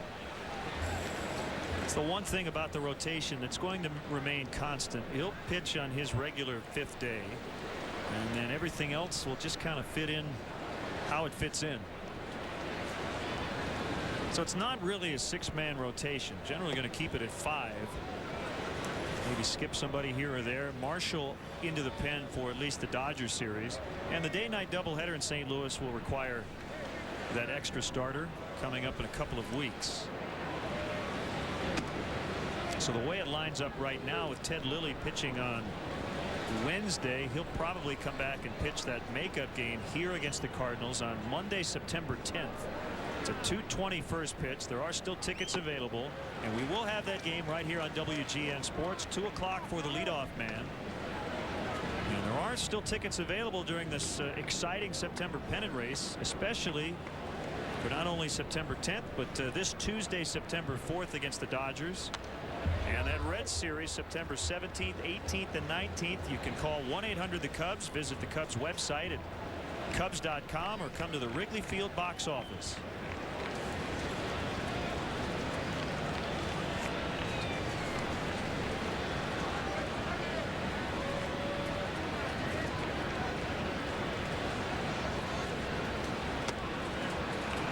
Hunter Pence has reached all 3 times, twice on walks. So again, if you want to come out and be a part of the excitement of Cubs baseball, and right now the team in first place trying to win the National League Central, go to Cubs.com or call 1-800-THE-CUBS.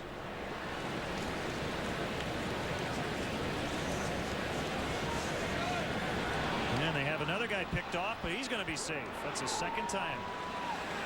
Wigginton back in the first just kept on running when Hill fired to first, and this time it's Pence. Now this time it was compounded by a poor throw to first base by Rich Hill. You'll see he pulls Derek Lee over toward foul territory to get this ball, and by the time he spins and throws to second, Pence is already standing up, brushing off his pants.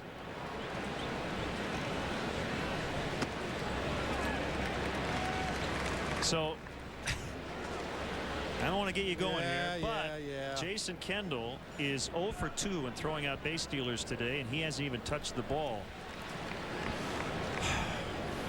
There ought to be an investigation.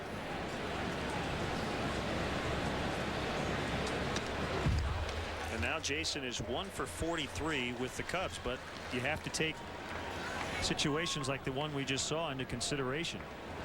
And unfortunately, there have been a lot of situations like that when either he didn't touch the ball at all on a pickoff attempt and the runner advanced, or the jump was just so big it didn't risk throwing the ball to second or third base. A rainbow to center.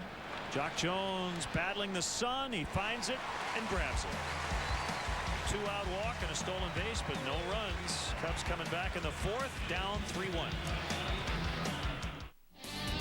This copyrighted telecast is presented by the authority of the Chicago Cubs and may not be reproduced nor retransmitted in any form. And the accounts and descriptions of this game may not be disseminated without the express written consent of the Chicago Cubs.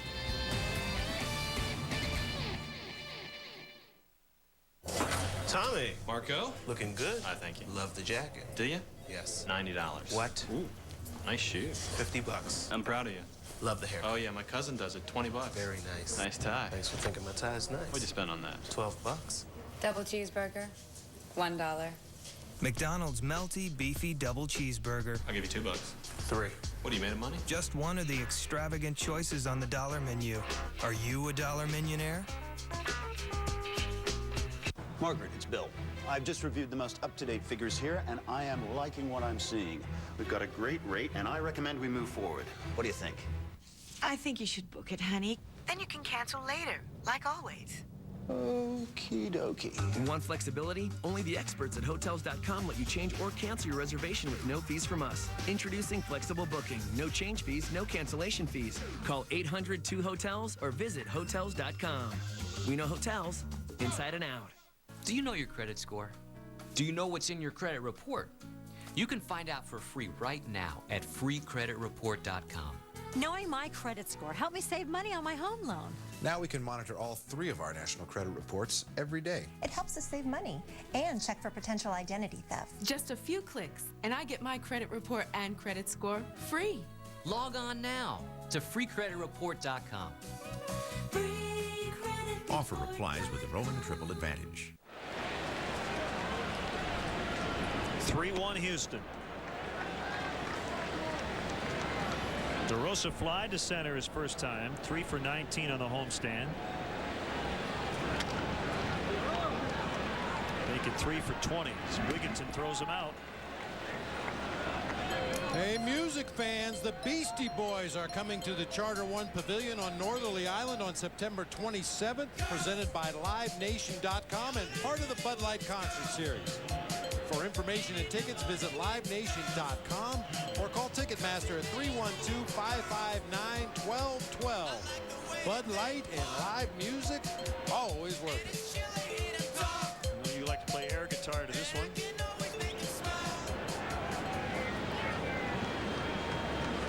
One ball, no strikes on Jock Jones.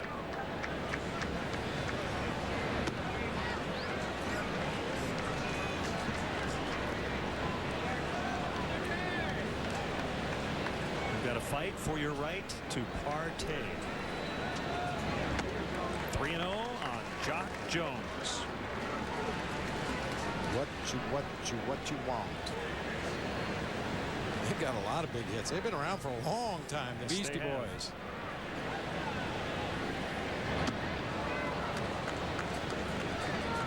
Jason Kendall on deck. His father Fred made the second out in the 9th inning of the Milt Pappas no-hitter 35 years ago today.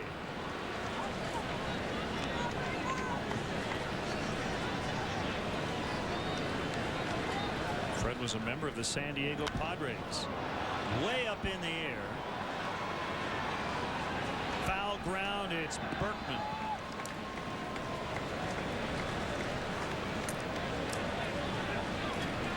Get you up to date on what's going on elsewhere in games that would interest Cub fans in particular. Milwaukee leading at home 4-2 over the Pittsburgh Pirates. McLouth with a home run for the Pirates. Ryan Braun with a 2-run shot, his 26th for Milwaukee.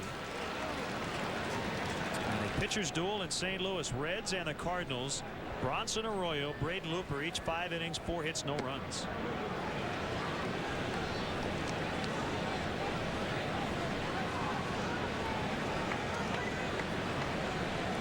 Well, I did a lot of research on the Cubs and no-hitters going back to when the franchise began.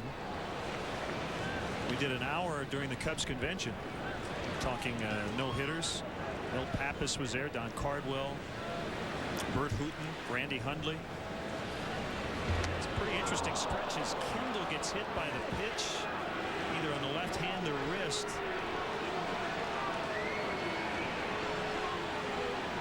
And it's a second batter Williams is hit. He's having a conversation with Tony Randazzo, the home plate umpire. Kendall was hit yesterday by Troy Patton. Kendall was nearly hitting his first at bat of this ball game. Woody Williams coming up and in with a fastball. Looked like it got him on the back of the left hand and then ricocheted up into his face. Man, I'll tell you, that ball was barely off the plate. I think that's why Woody Williams came halfway to home plate to talk to Tony Randazzo, the plate umpire, to make sure that Kendall made an effort to get out of the way of that inside pitch. He was just a little slow reacting on that inside fastball, took it off the back of the left hand.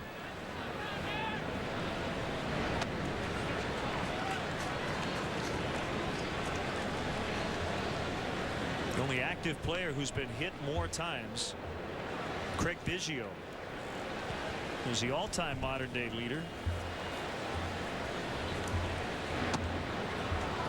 I give Kendall a ton of credit for taking one for the team over 200 times like he has. Yeah, and over the last couple of weeks he has taken many for his pitching staff behind home plate, whether it be pitches in the dirt that he's blocked or foul balls that have ricocheted around back there behind home plate. He's been taking quite a beating over the last 2 weeks. Chill, a one-hopper at the shortstop Bruntlett. His throw to Berkman is in plenty of time. 2-out hit batter, no runs. It's still 3-1 Houston. Before you order your next beer, consider this. Budweiser still goes to the expense of Beechwood aging, an original old world style of lagering. And Budweiser cares enough to own and maintain world-renowned hop farms. A perfect choice in every corner bar, in every corner of the world. Reach for the perfect balance of flavor and refreshment. Budweiser. Open up a world of taste.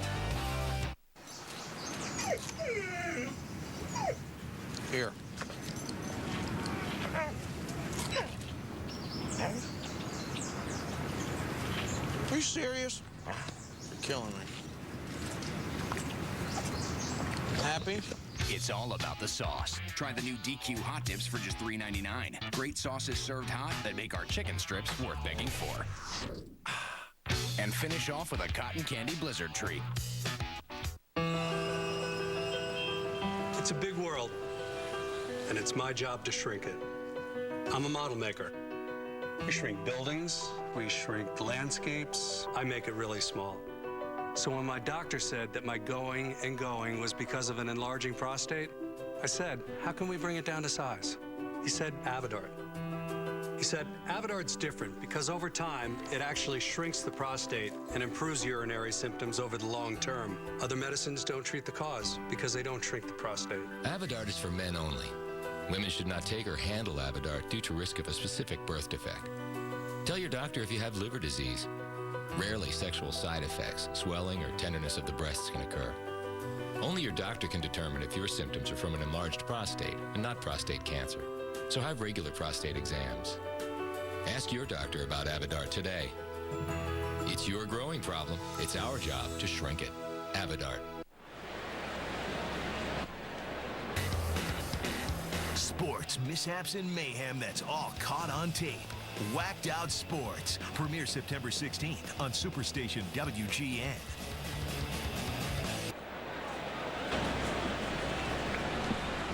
Astros bat in the 5th inning, leading 3-1. All right, so the no-hitter history for the Cubs from 1880 to 84. Larry Corcoran threw 3 for the then White Stockings. Berkman hit. Interesting. And both sides have been warned. Yesterday, DeRosa and Kendall were hit.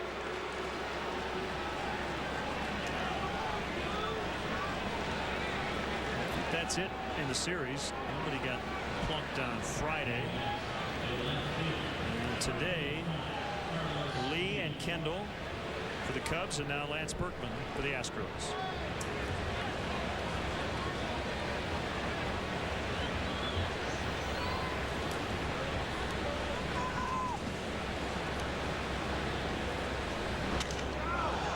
Lee breaks his bat. Good thing for the Cubs as Soriano makes a catch. So from 1880 to 1917, this franchise, Bob, witnessed 8 completed no-hitters. In addition to Bob Wicker's 9 1/3 of no-hit ball at the New York Giants in 1904, he would allow a single in the 10th, but that would be it. His team would win in 12. Hippo Vaughn in 1917, 9 1/3 hitless frames against Cincinnati. He would give up 2 in the 10th. I mean, that's bad luck. He would lose the game to Fred Toney, who notched a 10-inning no-hitter. And then from 1918 to 54, not one Cubs pitcher would throw a no-hitter.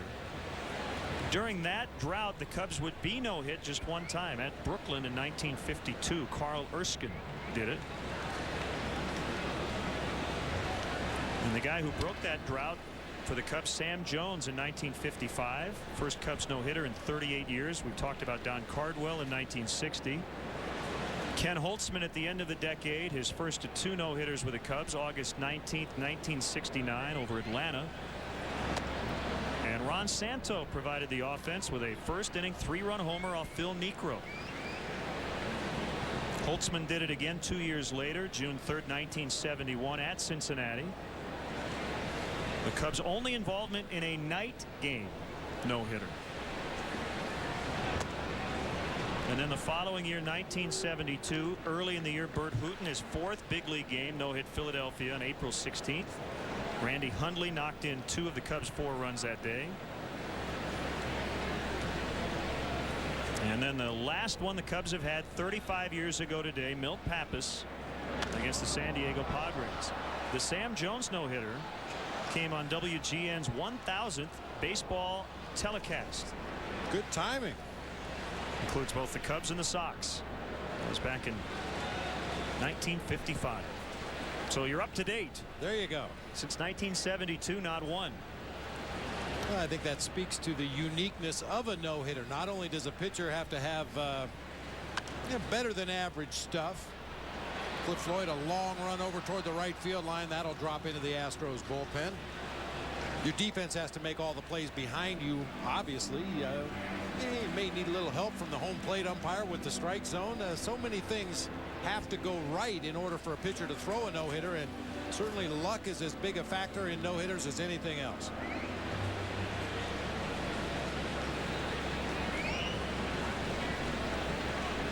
I mean, we've talked about it over the last 3 years up here in the booth. There's been nights when a pitcher takes the mound, and you can tell early on he's got no-hitter stuff tonight. But I haven't seen one yet. We keep waiting for Carlos Zambrano to do it.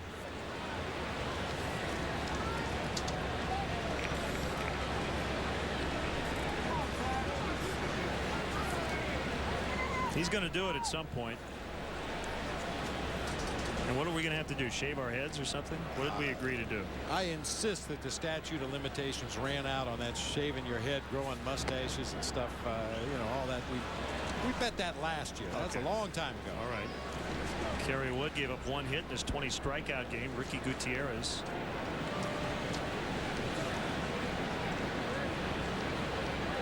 How about would you just dye the top little part of your hair a different color like Carlos has? Yeah, sure, why not? Laced foul. And the first 20,000 fans received a scratch and win card today. 500 lucky random winners received a Cubs no-hitter autographed baseball signed by Bert Hooton, Don Cardwell, and Milt Pappas. Compliments of Lincoln Park Zoo. Big smile. Buddy. Last time the Cubs were no-hit, the Sandy Koufax perfect game, September 9th, 1965. Deep to left off the bat of Ty Wigginton. Soriano back. He leaps. He can't get it. It's off the wall. Took a big carom, and that's going to allow Lance Berkman to score. He had to navigate around the home plate umpire, Tony Randazzo, who had to go to third base with the third base umpire, Larry Vanover, heading into the outfield. It's 4-1. All the umpires shifting, and the guy who would have made a call at home plate was Jerry Davis, the first base umpire. Soriano never took his eye off that fly ball. Many times you'll see an outfielder take a quick peek to see how close they are to that wall in left field. That time Soriano chose to make sure he kept his eye on the ball, came up short of the ivy out there in left field, and couldn't get to that double.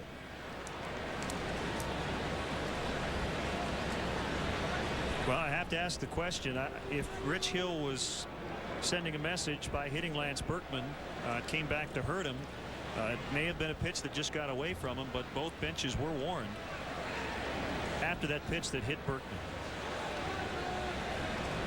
And ideally, if you're going to send a message, you'd like to do it in a spot where it can't hurt you. I was just about to say, I'm not averse to a pitcher protecting his teammates, sending a message to the other team. I just think doing it with the leadoff hitter in an inning is probably not the right time to do it. You're going to have plenty of more opportunities throughout this game. As you mentioned, we see the Astros a lot in the last month of the season. There would have been a lot of opportunities for payback if indeed that's what happened. We're not sure that's even the case with Rich Hill, but warnings have been issued to both benches.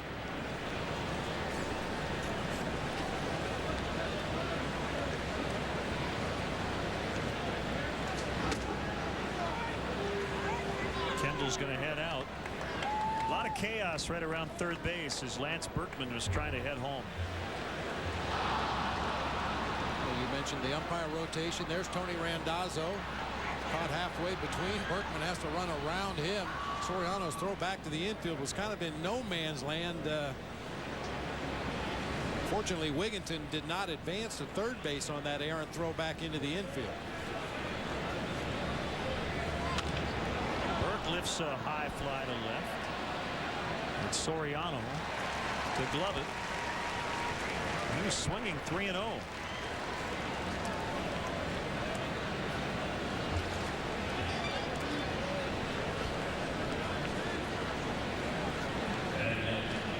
Well, you normally think about your middle of the order guys, the Berkmans and Lees getting that green light with 3-0, but Chris Burke, especially against a pitcher who's already walked 4 guys in 4 2/3 of this ball game. Cecil Cooper's a former hitting coach. Sometimes you can tell what your manager did for a living by how he turns his players loose or gives them the take sign in certain situations. And Cecil Cooper was a guy that could swing the bat a little bit, and all of his teammates were guys who could hammer that ball. I think probably just about everybody in this Astros lineup has the green light 3-0. It's 1-1 on Brutland.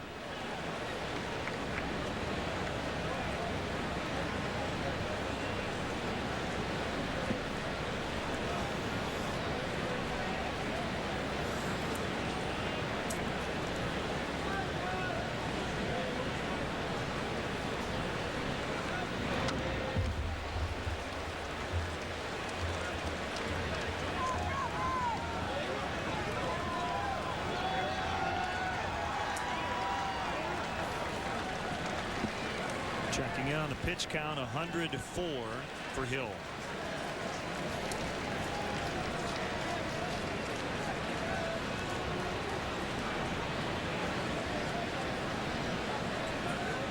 It's kind of interesting right there, Len. Rich Hill did that inside move to second base just to make sure Wigginton didn't get too much of a walking lead out there.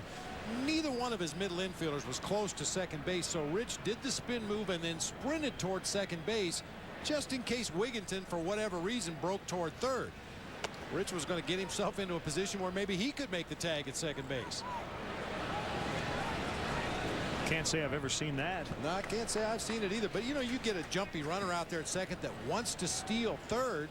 If he happens to break on your first movement and there's nobody covering second base, he'll have enough time to stop, recover, and get back to the bag. But as a pitcher, if you do the spin move and then turn around and sprint in that direction, there's a good chance you can beat him back to the base.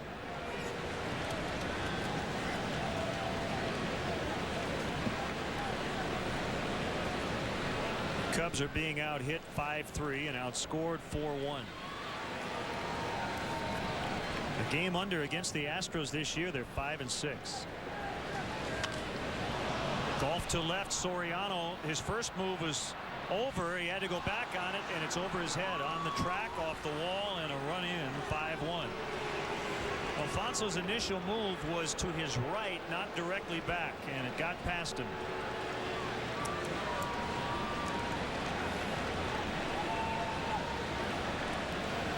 Of course, all Cub fans are concerned about Soriano's offensive production after the long layoff, but don't forget he hasn't been playing any defense either.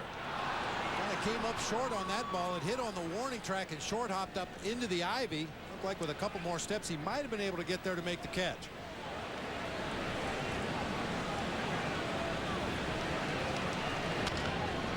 Munson bounces it to Lee, and that'll be the third out. But the Astros add to their lead. In fact, they double it.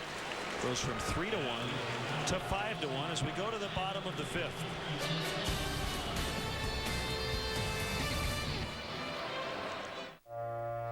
Flying out of Chicago Midway for business? Southwest Airlines isn't just for short flights anymore. We offer nonstop flights to LA, DC, Phoenix, Houston, Long Island, Philly, and dozens of other destinations. You wanted more nonstop flights for business, so we're flying more nonstops than ever before. You are now free to move about the country.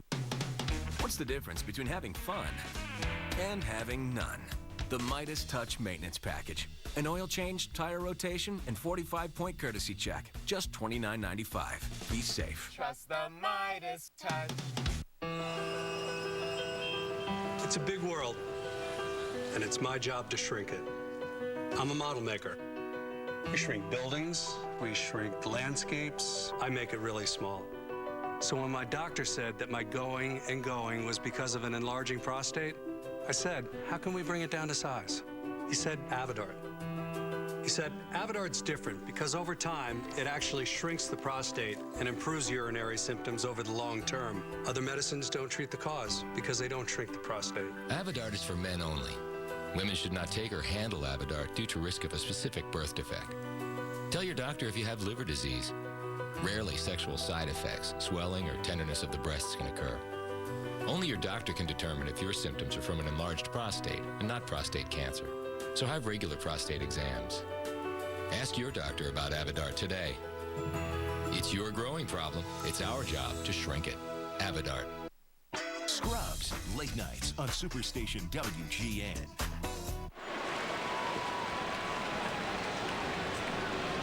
Rich Hill grabbing his bats. Not real happy today. With his team trailing 5-1.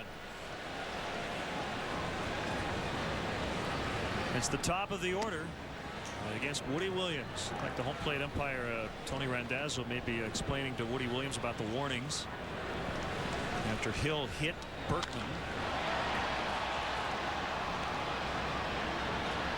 And it's Pence in left center. Soriano's out.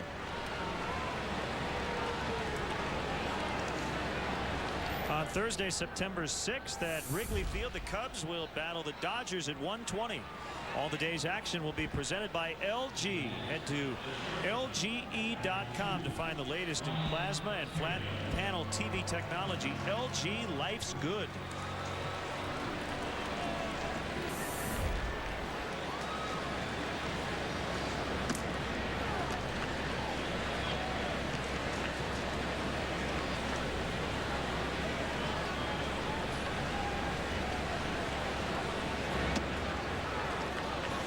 Outer half caught the zone.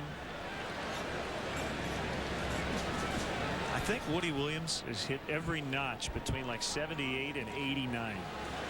He's hit 84, 88, 82, 79, 86. Never the same. Well, to quote Dirty Harry Callahan, a man has got to know his limitations, and Woody Williams at this stage of his career knows what he has to do to be effective. Change speeds, add a little, take a little off. Get some movement on his pitches, stay down. He is the very definition of a crafty veteran pitcher.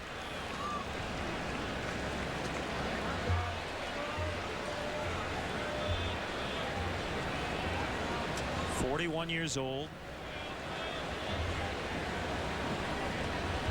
Pitching for his hometown team, the Houston Astros.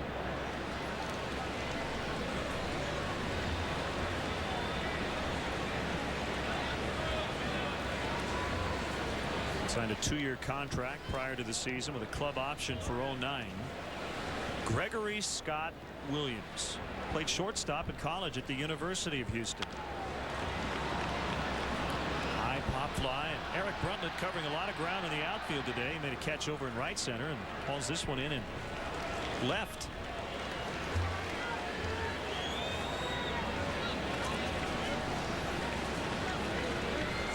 You have to think, Bob, at some point here, the Cubs offense collectively pressing.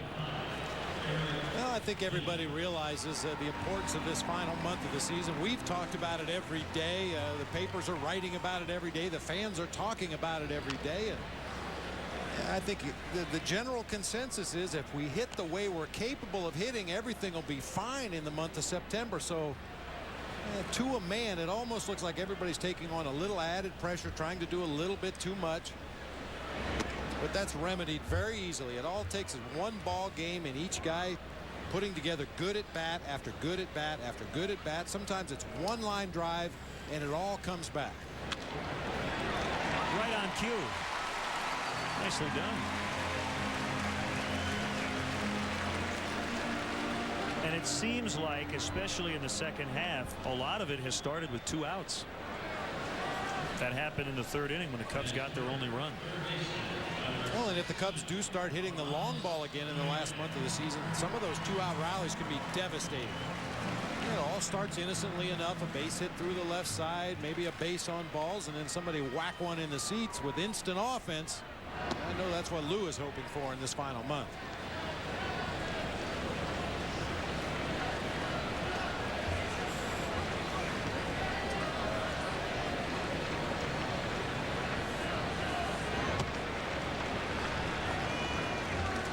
That has been Woody Williams' go-to pitch against Aramis Ramirez today. That changeup just off the outside corner, right around the knees, a little below the knees. He got a called strike with it back in the 1st inning. Ramirez fouled one off in his 2nd at bat in the ball game. And I think the reason he's using that straight changeup so much, in my eyes, Aramis Ramirez is a real good breaking ball strike hitter. If you throw him a curveball or a slider that stays in the strike zone, he's going to put a good swing on it and hit it hard somewhere. You really have to be exact with your breaking ball and keep it out of the strike zone against Ramirez.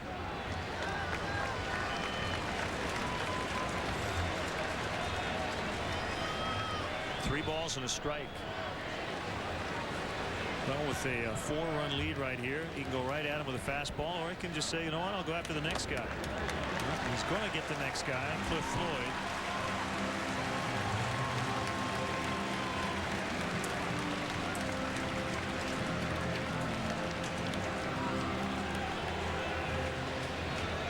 Just the second walk given up by Williams.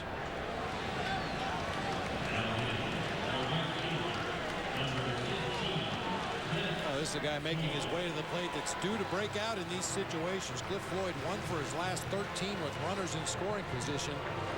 As we mentioned earlier in the ballgame, he's got great career numbers against Woody Williams, including a couple of home runs. This could be one of those 2-out instant offense rallies right here.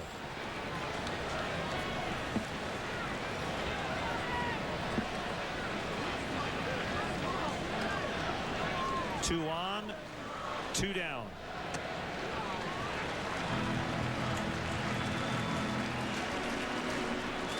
Well, today, Ed Harrison of Pekin is celebrating his 73rd birthday here today with 499 other employees, retirees, and their families with Caterpillar, Peoria, Illinois.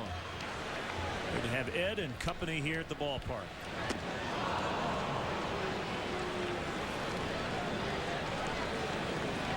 Not here at the park. Former voice of the Cubs, Milo Hamilton, who does not travel anymore with the Astros, but happy 80th birthday to Milo.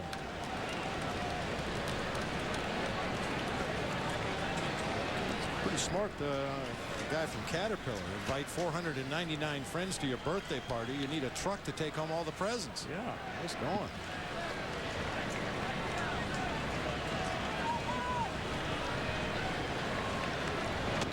Well, he's a big Cub fan, so I know what he really wants for his birthday, a win.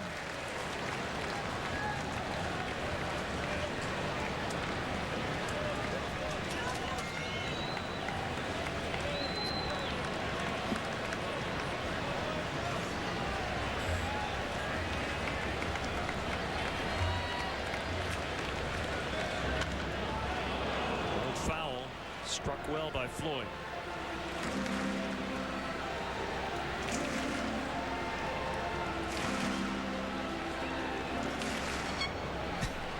Give it to a kid.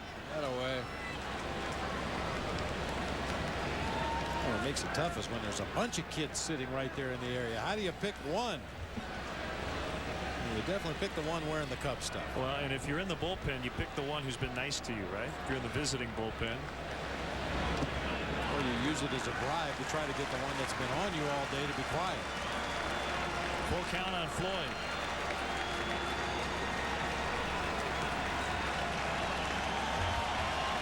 Also watching the festivities from near the on-deck circle. Crowd getting up. They understand this is a big spot as the Cubs try to get back in it. Down 4, but 2 on for Cliff Floyd.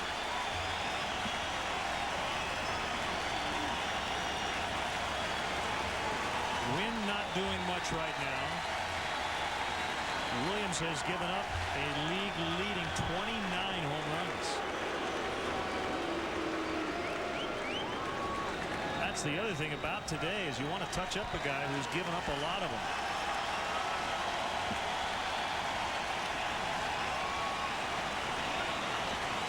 Runners go in a 3-2, and the bases are loaded for Mark DeRosa. The tying run will come up.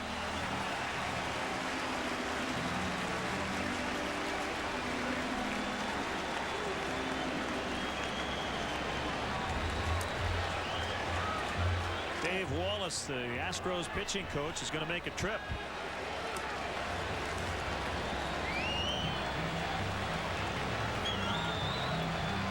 I guess Mark DeRosa has a few things he has to check off that list.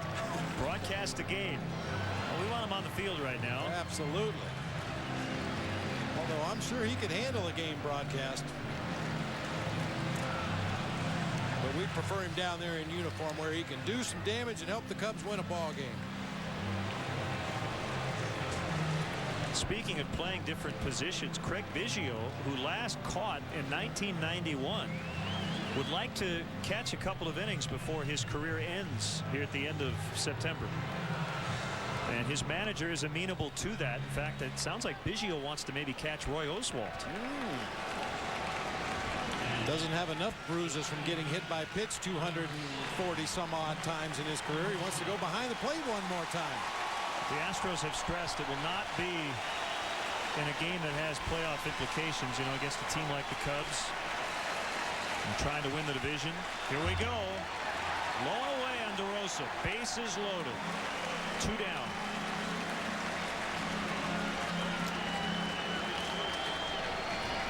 You were all over it. You said maybe a one-line drive can get this team going. That happened with the Lee base hit, but that'll end the inning as Wigginton steps on third base to force Aramis Ramirez. 3 left, 8 left on the day. 5-1. What would your parents do if there were 2 of you? They'd be twice as patient. Oh, I am not disappointed. They'd yell twice as loud. Why do I get the feeling everything I say is going in one ear and out the other? But why wonder? Watch Sister Sister. It's 2 times everything, and now it's on 5 days a week. Premiere September 11th on Superstation WGN. Okay, class. If you're in the South, you say, "Hey, feller, give me a Bud Light." Hey, feller, give me a Bud Light. In New York, you say, "Hey, give me a Bud Light." You got a problem with that? Bud Light, you got a problem with that. In East LA, you say, "Give me a Bud Light, Holmes." Give me a Bud Light, Holmes. More importantly, if somebody asks you for a Bud Light, you say, "Don't speak English." Refreshingly smooth Bud Light. Always worth it. Bud Light? Bud Light. Bud Light. Bud Light. That's cold. The attraction was there from day one. I felt like I wanted to kiss her the moment I saw him. I kissed him first.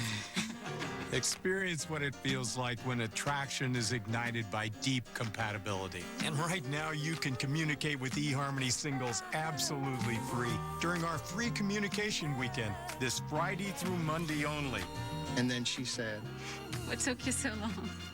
eHarmony's free communication weekend. There's never been a better time to try eHarmony. I'm so ready for the show. Bring it on. American Idol Season 1 comes down to the final 2. Justin, baby. I think Kelly's gonna win. Everybody's divided. All top 10 are back. With exclusive interviews. It's the best time of my life. I'm so happy for them. And just how close did Kelly and Justin really get? I think that we made a good pair up there. American Idol Rewind. Tonight at 8 on Superstation WGN. Let's take a look at today's Honda Civic game summary. Hunter Pence with a great game Friday and another one here today. He has walked twice, knocked in a run with a double, stolen a base, scored once. Lance Berkman with a 2-run shot to get the Astros going in the first. Woody Williams has been really good. And for the Cubs, an RBI for Derek Lee, a double for Alfonso Soriano, and Rich Hill tying his season high with 4 walks as he allowed 5 runs in his outing today. Today's Honda Civic game summary. Get performance and save gas. Test drive a new Civic at your Honda dealer today. Woody Williams will be removed. Michael Wirtz taking over for Rich Hill. And Josh Anderson will make his major league debut. Pinch hitter, left-handed swinger.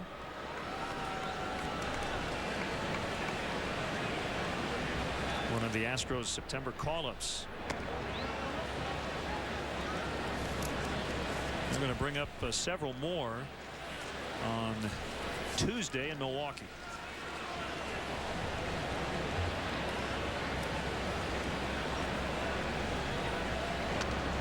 That'll be after the completion of the minor league season. Anderson's forte appears to be his speed on the bases.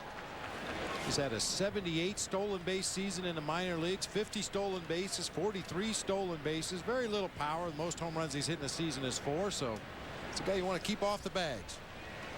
Born in Somerset, Kentucky.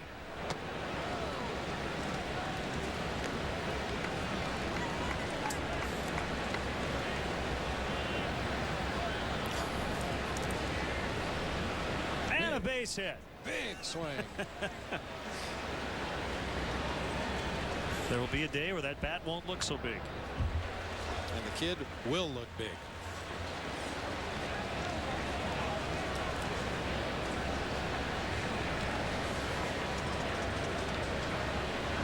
Got that bat waggle. Got it all going on. Boy, life's good. You got somebody to throw you BP and shag the balls for you. All you do is stand there and hit. Swing and a miss. So Anderson's major league debut starts with a strikeout as a pinch hitter.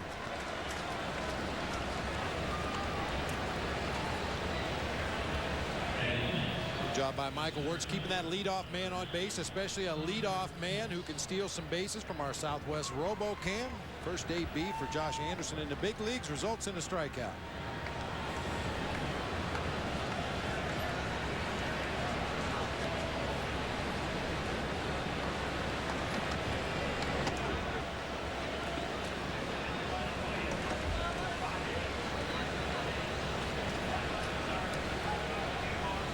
Well, it will not be a quality start for Woody Williams because he did not go the requisite 6 innings.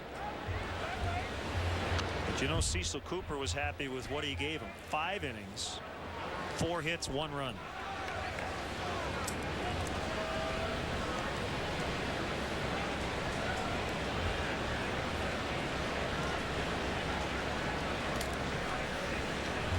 So he'll dip into his bullpen in the bottom of the inning.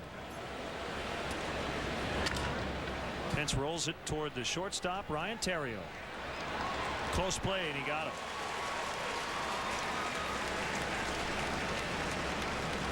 Derek's all right. And adjusting his torso. Remember, he banged into the plexiglass the other night going after a foul ball and then got hit in the same area in the ribs by a pitch. Let's see what. I bet you that's that side again. Yep. Just got overextended there, reaching out with the left arm to receive that throw from Ryan Theriot, and probably stretched past the point where it was comfortable. Grabs at his left side right away.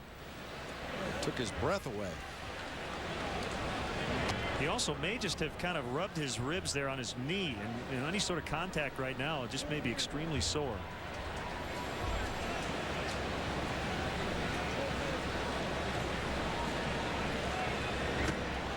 I don't know if you, I mean, I'm sure you have. You've had your ribs banged up, but it probably hurts to breathe. Oh, no question about it. I had a couple of cracked ribs from a collision at home plate one time. Another time a broken rib breaking up a double play at second base. And you definitely don't want to have allergies or catch a cold while you have a rib injury, because if you sneeze, that is the most painful feeling you will ever have. And you know it's coming. You know that sneeze is right there. We've all tried to battle the sneeze, you know, and try to hold it back, because you know when it comes, it's going to hurt badly.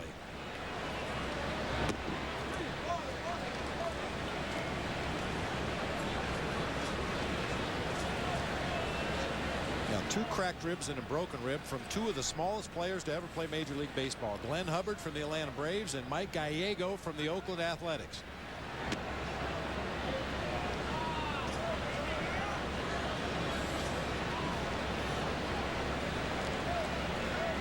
How long until you felt like you were back to close to 100%?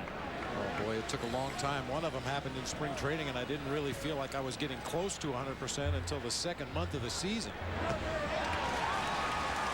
Biggio spun into the ground as Michael Wirtz goes 1-2-3, 5-1 for the visitors. Chicago Cubs baseball is brought to you by Pepsi. Your world, your Pepsi.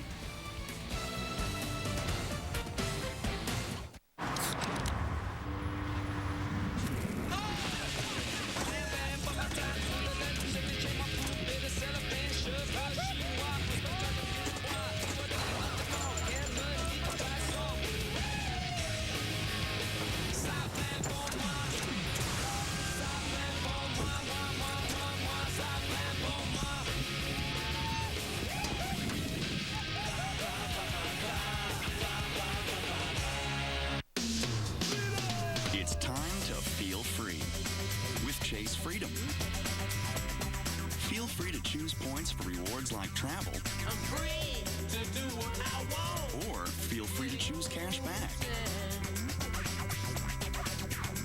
I'm free. Then feel free to change back again. In the old time. Without losing a thing. That's freedom. That's Chase Freedom. Get it free at chase.com/freedom. Fred Flintstone, an employee of Slate Rock Gravel Company. His wife, Wilma, a stay-at-home mom.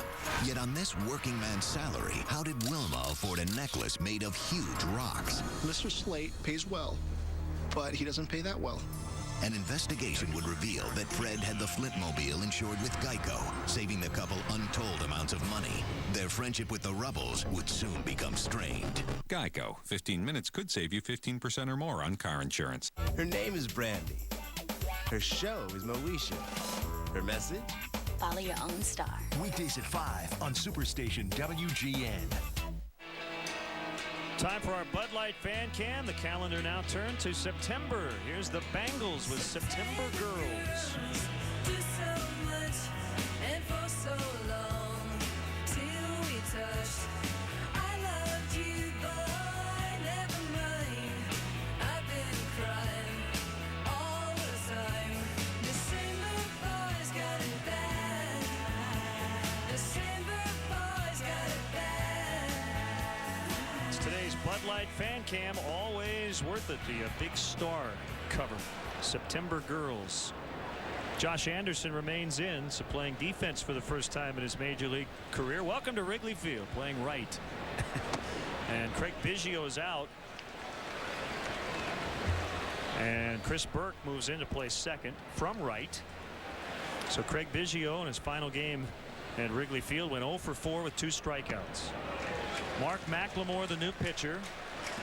And he's gone 3 balls and no strikes on Jock Jones. He's had a good year, just his 20th appearance.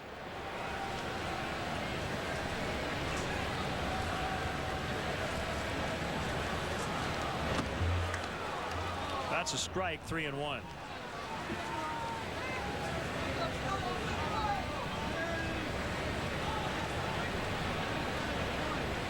He had a 113 August earned run average. Leadoff walk.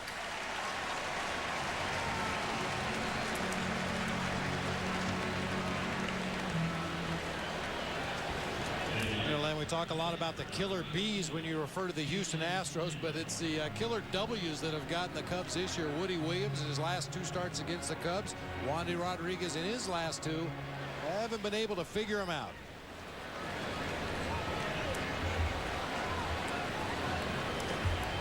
The pitch to Jason Kendall. That's a strike. 87 on a fastball from the left-hander.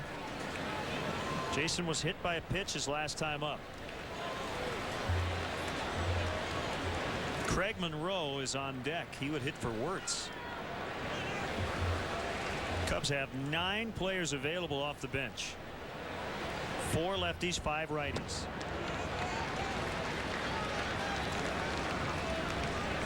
And with Kerry Wood getting ready out in the bullpen, he is poised to make what would be his 200th career appearance.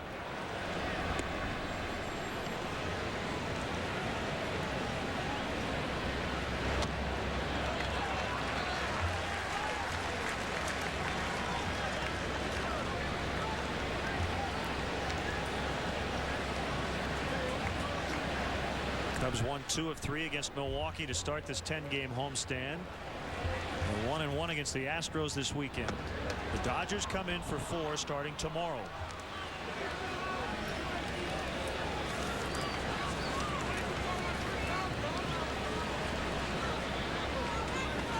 Dodgers are 5 out in the West, 5 out in the wild card.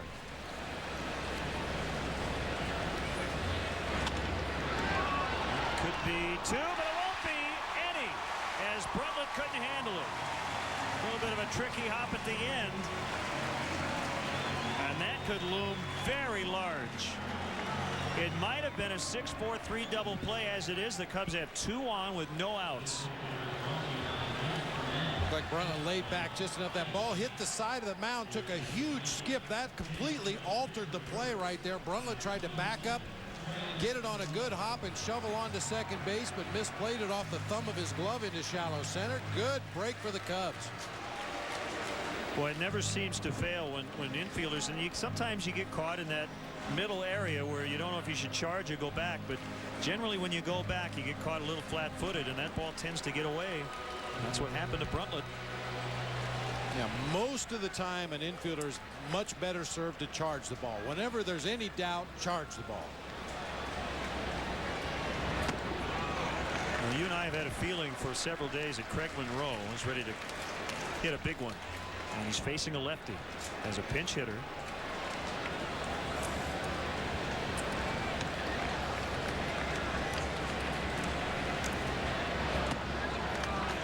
Two and 0 the count.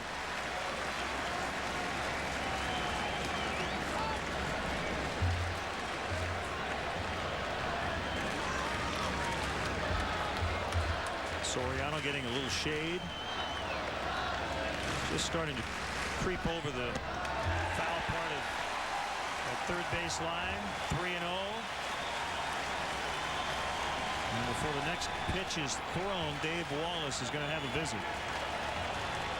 Yeah, this is stalling tactic here to give that relief pitcher down in the Astros bullpen an opportunity to crank it up.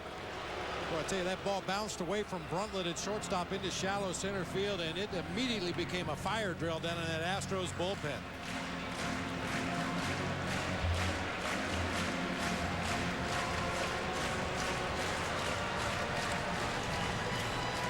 Let's take a look at our upcoming Cubs and Sox high-definition broadcast schedule. On WGN Sports, it's sponsored by Comcast. Labor Day Monday against the Dodgers at 3 o'clock Central following the Jerry Lewis MDA Telethon. Wednesday night, Game 3 of the 4-game series at 7. And then next Sunday, the Sox will host Minnesota at 1. 2007 Cubs and Sox baseball in HD, sponsored by Comcast. Dave Borkowski getting ready, and the bases are loaded with nobody out.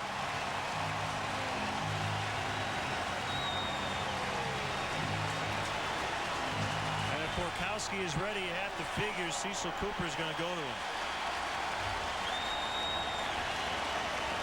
Well, and some more stalling tactics. Eric Munson's going to walk out to the mound, have a chat with his pitcher, probably stay out there as long as Tony Randazzo will allow him. And at some point, I'm sure we're going to see Cecil Cooper pop out of that first base dugout and make a pitching change.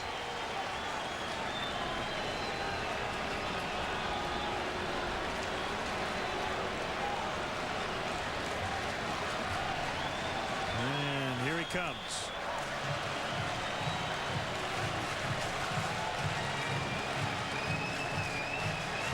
And he wants Borkowski. Couldn't have drawn it up better here in the 6th inning. The bases are loaded. The top of the order's coming up, and there are no outs.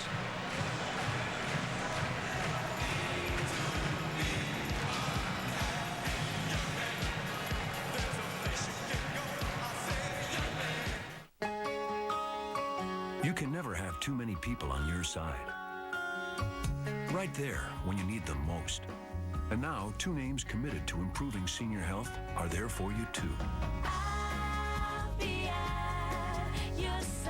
Introducing AARP Medicare Complete, provided through Secure Horizons, the only Medicare Advantage plan with the AARP name on it. AARP and Secure Horizons are committed to seniors and all Medicare beneficiaries, and we'd like to send you a free educational guide, Medicare Advantage Explained. To get yours, call today. Together, we can help you get more from your Medicare benefits. I've known Secure Horizons by United Healthcare for years. Medicare health plans are their specialty. And now with AARP, I'm expecting even better things to come. I'll be at your side. There's no need to worry. AARP Medicare Complete, provided through Secure Horizons. Call now for your free guide. Whacked Out Sports, where the Crash Diet meets the all-you-can-eat asphalt buffet. All aboard the Bruise Cruise. We are dancing with the Scars. The most insane sports blooper show ever. Whacked Out Sports. Premiere September 16th on Superstation WGN. My adrenaline is pumping.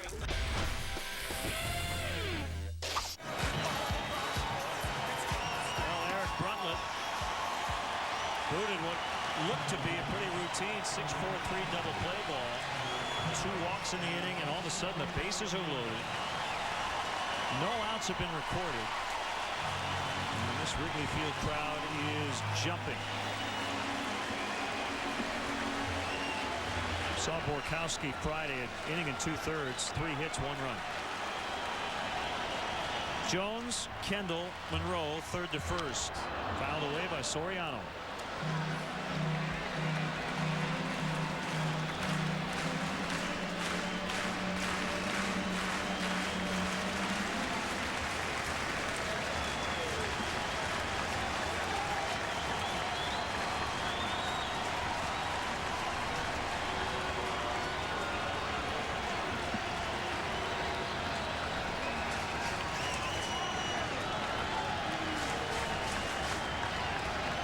Kick and the 0-1 pitch, another swing and another foul. That might have been the best pitch Soriano's had to hit all day. A fastball out over the plate and down right where he likes it. Got good extension, just got a little bit under that pitch. Fouled it straight back. Munson moves inside. That pitch is right out there in happy zone. Felix P.A. liked that pitch too. The 0-2 popped up. Should get Jones in. The throw is going to come toward the middle of the diamond, and it'll be cut off by Berkman on the mound. Jones scores 5-2.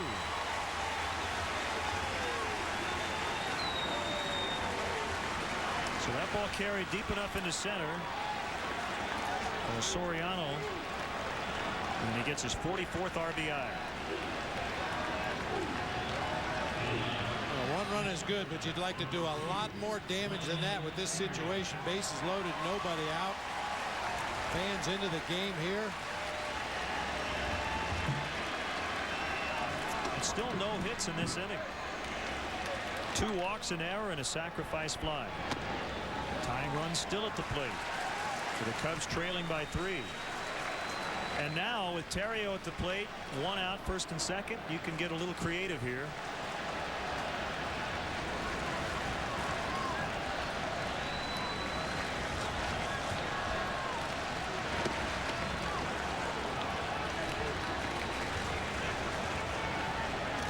A bit surprised to see Lou Piniella send the runners at some point just to kind of get things going here offensively.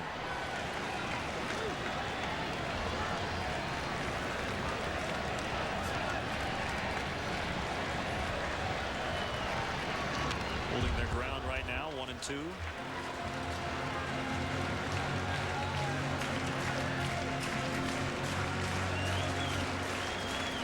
The downside to that is you have Lee and Ramirez after Terrio, and you don't want to run into any outs or run in possibly into a double play. If Terrio were to hit a liner at one of the infielders. The runner's not going again. Base hit into center. Kendall's going to be sent. Hunter Pence is going to throw towards second, so no throw to the plate. 5-3.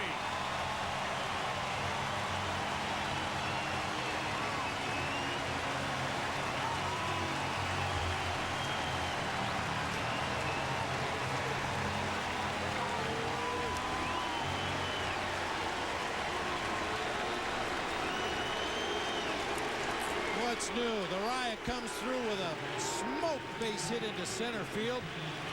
Kind of surprised Hunter Pence threw that ball to third base. It got to him so quickly, it looked like he may have had a play at home plate if he'd have gone in that direction, but threw to third base, allowed the run to score easily. Good hack by Derek Lee. We saw on the sac fly to center field, Soriano's sac fly. He came up throwing to home when he probably should have thrown to third. This time he throws to third when he probably should have thrown home.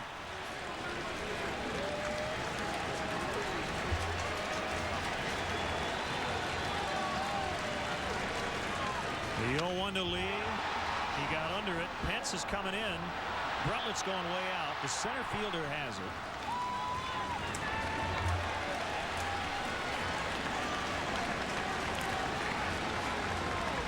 So with 2 put away, it'll be Ramirez. 2 in to make it 5-3. Cubs getting help here in the inning on an Eric Bruntlett error. They were helped yesterday by a Hunter Pence throwing error.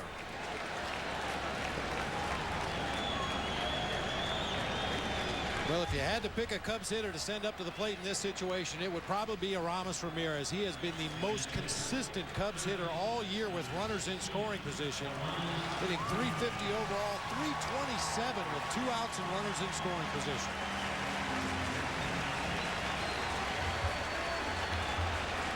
Three for 7 with a double, and against Borkowski into the series.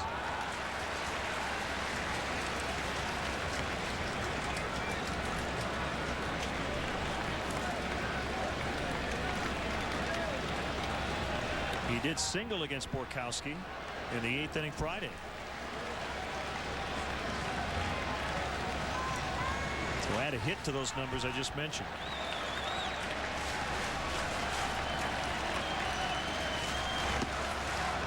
One and one. 4 for 8 in his career.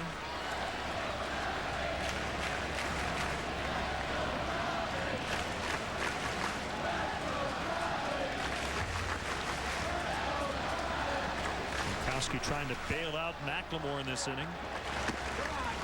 Pitchers strike 1 and 2. It's not the first time Aramis hasn't been too happy with a strike call by Tony Randazzo. Yeah, it was almost the same pitch that he was upset with from Woody Williams, that backdoor sinker. Randazzo said it got to the corner. Ramirez doesn't believe it.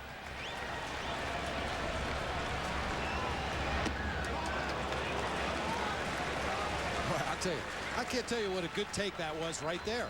After getting a called strike in almost the same location with a pitch that was coming back toward the outside corner, that one was in the same spot moving away from the outside corner, and he was able to lay off. And he is seeing the ball very well right now. Emergency swing to hang in. 1 for 2 with a walk today. 8 for his last 12.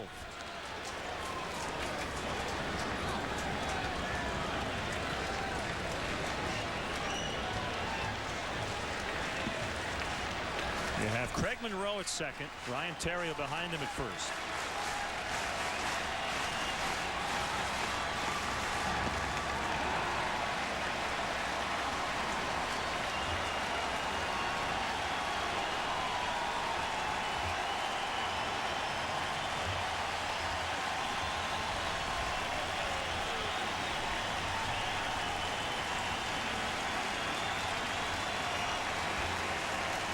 Another playoff atmosphere here in early September.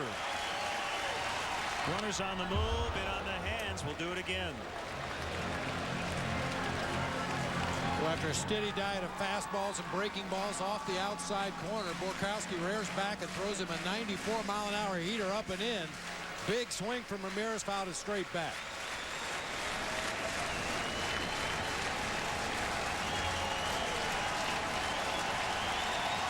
A little bit nerve-wracking these days.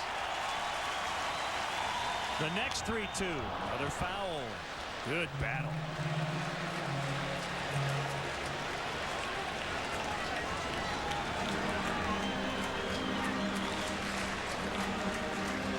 Who's going to give in?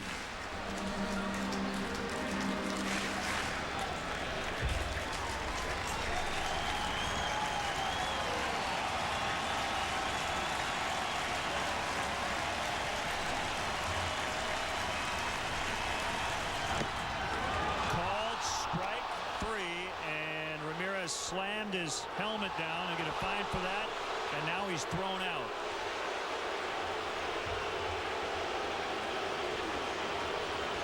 Well, Aramis better be careful. Lou Pinella's out there. You don't want a suspension. Cubs are going to be without Aramis for the final 3 innings today. The bottom line is you can't argue balls and strikes. Let's see where it was. Unfortunately, that's the same pitch Randazzo's been calling all day, whether it's a strike or not. He has been calling that pitch, but man.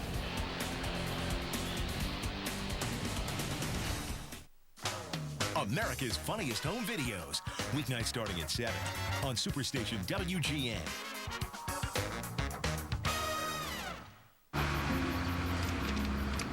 What are you doing? Should we pick him up?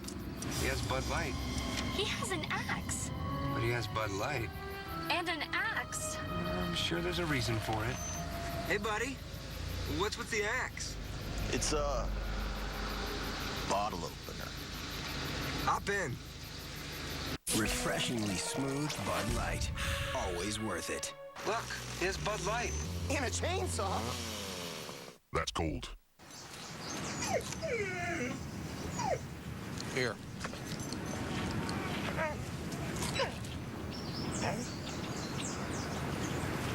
Are you serious? You're killing me.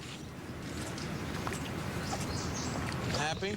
It's all about the sauce. Try the new DQ hot dips for just $3.99. Great sauces served hot that make our chicken strips worth begging for.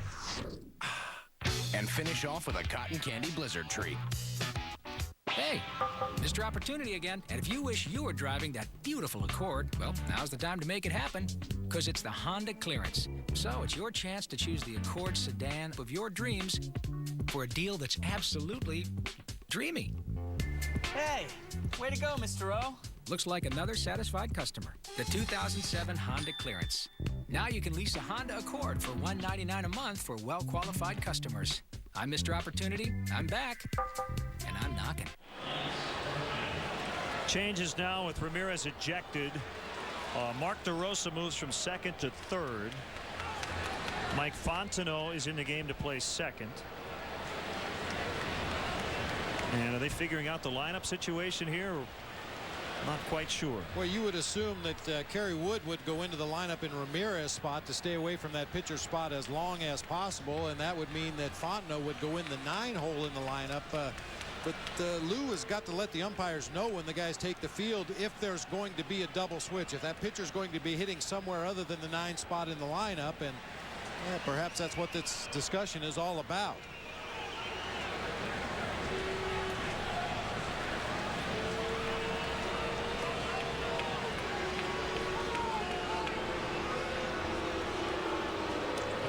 One more look at strike 3 to Ramirez, and it was a pitch that has been called a strike throughout the day. The throwing of the helmet right there is going to cost him a few dollars, and then continuing to argue is what got him ejected from the ball game. As you said, Len, you cannot argue balls and strikes. You can show displeasure, you can get into your wallet and pay for that broken helmet, but once you start to question the umpire strike zone, that's when they are within their rights to eject you. And the home plate umpire Tony Randazzo indicated that all the changes are straight up.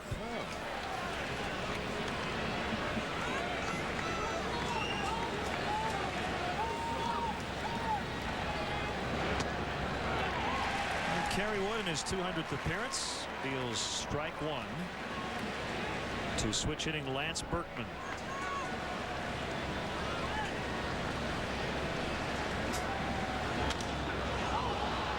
Pop fly out into left center. Soriano gives way, and Jock Jones is there.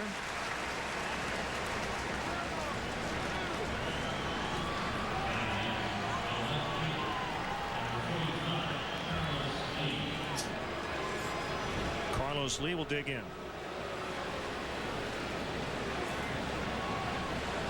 Well, you hate to lose Aramis Ramirez for the final 3 innings.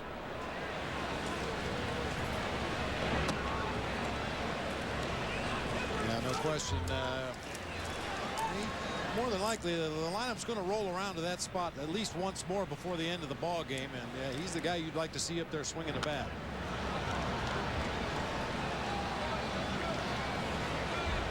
Well, and I incorrectly assumed it would be a double switch with Fontenot coming into the ball game along with Kerry Wood, but once again, because it's September, you've got a deep bench and a lot of players available.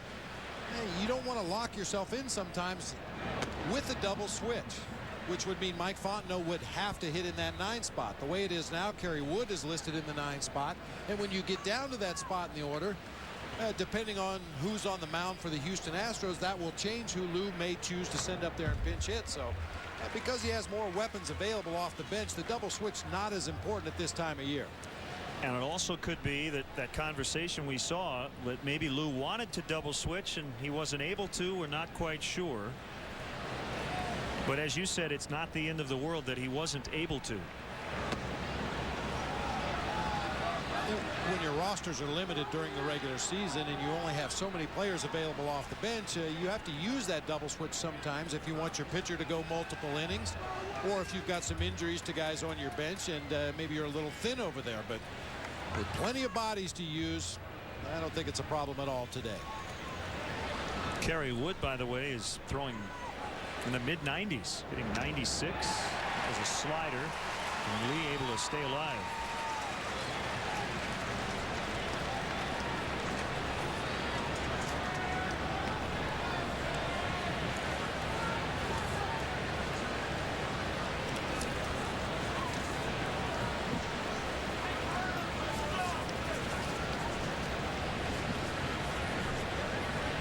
Another payoff pitch. 93 on that fastball. And underneath is Fontenot to make the catch. While we have a moment, let's step aside and see what's coming up on WGN. Dog River is a small town with big laughs. Watch Corner Gas, premiere September 17th, exclusively on Superstation WGN.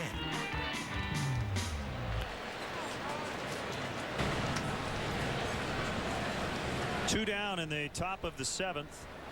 Milt Pappas getting ready to throw out, or rather, he already did throw out the first pitch to sing the 7th inning stretch. I'm thinking pitching right now. 1 ball, no strikes on Wigginton. A single and a steal in the first. He struck out looking in the 3rd, doubled in a run, and then scored in the 5th.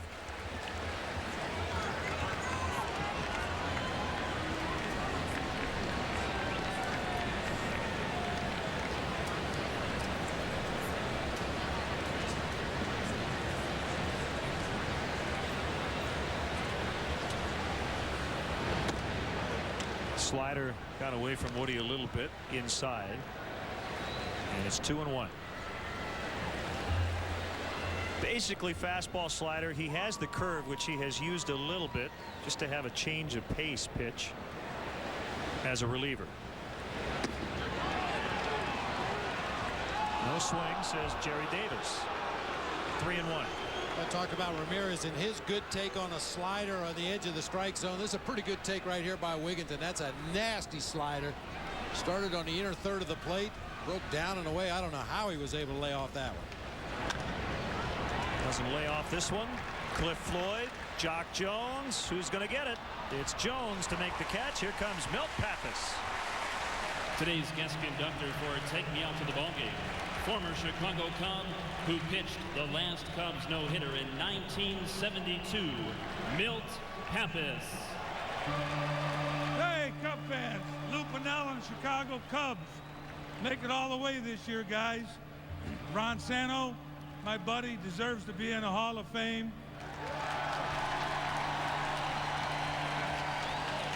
Least of all, and not least, are the Chicago Cub fans. You people are the greatest fans in the world. Thanks for the great memories. Gary, 1. Someone has a crush on me. Is Helen Keller back in town? There's a bond between father and son that's strong and sacred. Hey, idiot! You left the lid in the dumpster up last night. Crows have scattered garbage all over the place out there, and I'll be damned if I'm going to clean it. It'll be you out there on your hands and knees scraping up crow crap. Well, he's a people person. 5-3 Astros as we play the bottom of the 7th. Matt Merton pinch hits for Cliff Floyd. Trevor Miller is the new Astros pitcher, left-hander. That's why Floyd is out and Merton is in, and Milt Pappas is with us. 35 years ago today, the last Cubs no-hitter. Milt, always good to see you. We see you a lot, and does it feel like 35 years to you? No, Len, Bob, it's great to be here with you guys, but it's just, Matt Merton gets a hold of one. That's deep in center. Yeah. Off the batter's eye lounge. 5-4. He just keeps coming off the bench, hits home runs, huh?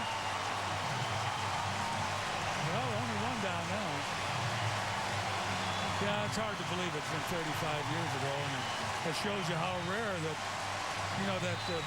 that no-hitters are. But of course, if nobody pitches 9 innings anymore, it's even rare. That's a good point. Boy, Matt Merton, Bob, starting to get the hang of this pinch hitting thing. Whew. Well, he told us a couple of days ago he's been on the bench picking Darryl Ward's brain, trying to get a better feel for what it is to come off the bench late in the game, and he's come up with some big knocks lately. That's a tough job, Bob. You know that, to come off the bench. Yeah, I saw you yesterday. HBO had a thing on Yankees.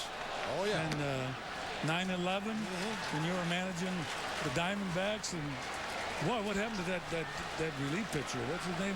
Kim. He's still bouncing around. He's back in Florida now. That poor guy. Yeah. Jeez. Do I look a lot more relaxed now than I did in that video? Yeah, I thought so. I'm sure your heart rate's way down too. Yeah, absolutely. By the way, the Merton home run the other day against Milwaukee, he was not technically a pinch hitter. He had come in as part of a double switch to play right field, but it was his first at bat of that game, so it's not an easy role, especially for a young player. But Matt came in and really thumped it to center. Yeah, this is his second legitimate pinch hit home run of the season. Comes to straightaway center field.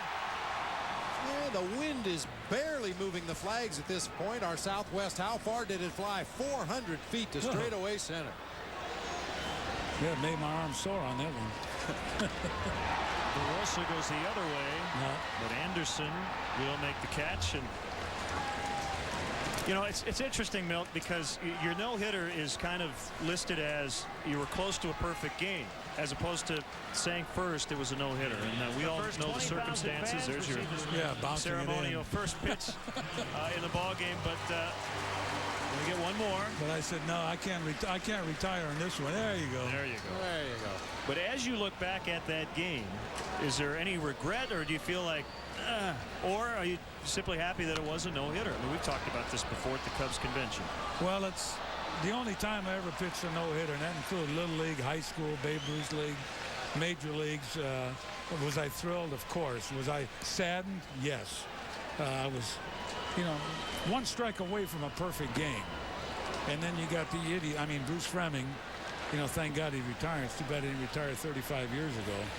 But when you look at Dale Mitchell's last pitch, from Don Larson in the World Series, Bob and Len, that ball was, 3 feet upstairs. There was a strikeout, unfortunately.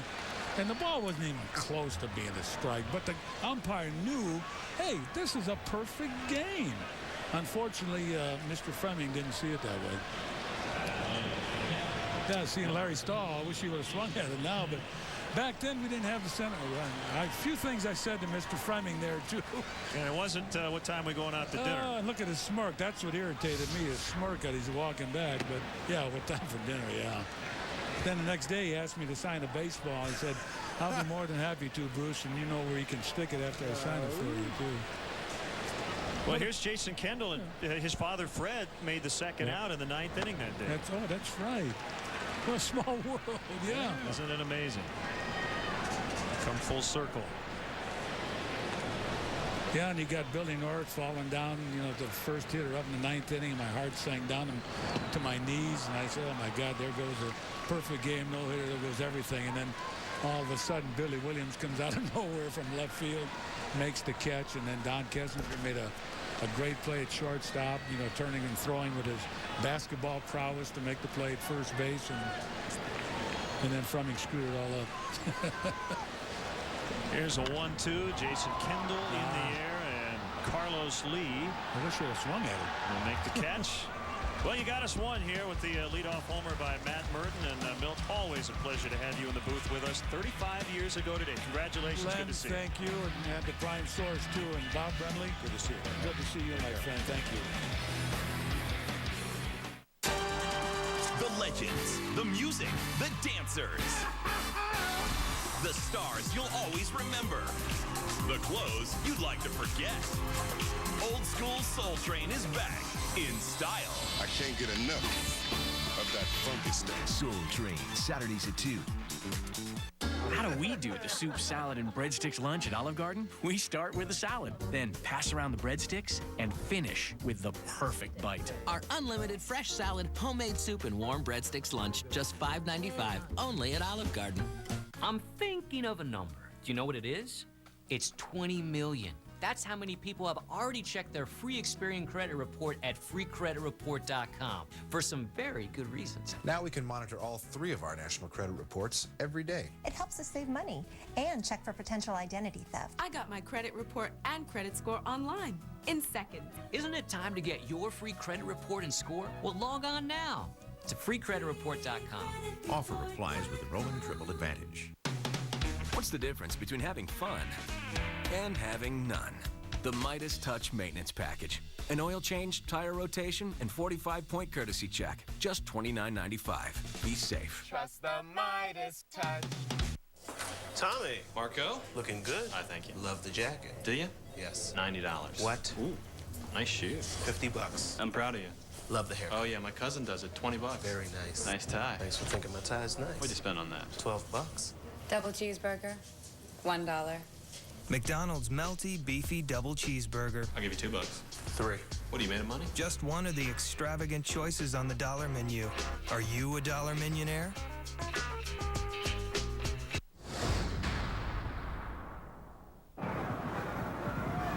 There's a high fly ball. Short right, should be caught. Panzone's out there on the grass. He has it. It's a no-hitter for Pappas. A no-hitter for Milt Pappas. Jack Brickhouse with a call. Carmen Fanzone with a catch. Milt Pappas with the no-hitter.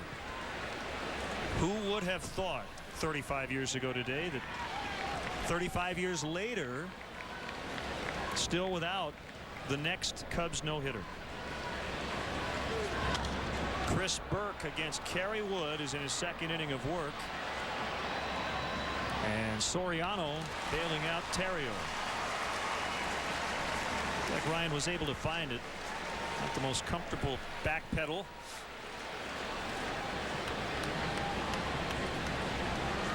Yeah, I think Ryan Terrio understands that Soriano's going to have trouble getting to some balls in shallow left field, so he's probably hustling to get out there a little further than he normally would, anticipating that Soriano might not be able to get there, but that time he was able to close ground and make the running catch. Well, 2 scoreless, hitless innings for Kerry Wood on Friday in the first game of this series, and he hopes to be on his way to that same line today.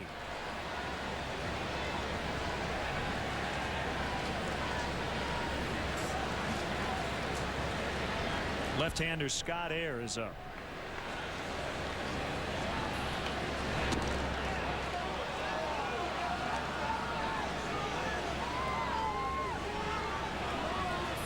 For Houston.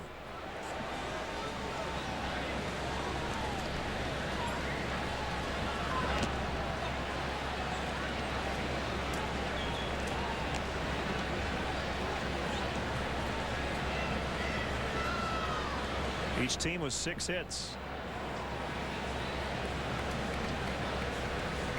And this will be a big comeback because the Cardinals won today 3-2 at home against Cincinnati.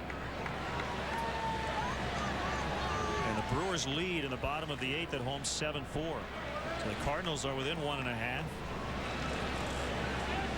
The Brewers trying to make their deficit just 1.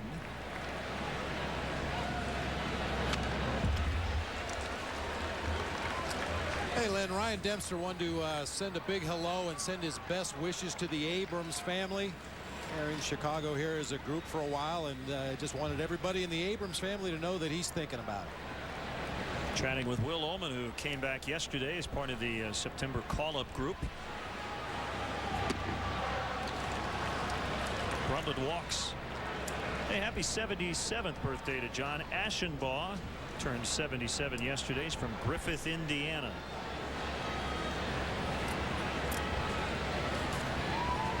Quick happy birthday to Christy Miranda, the 17th.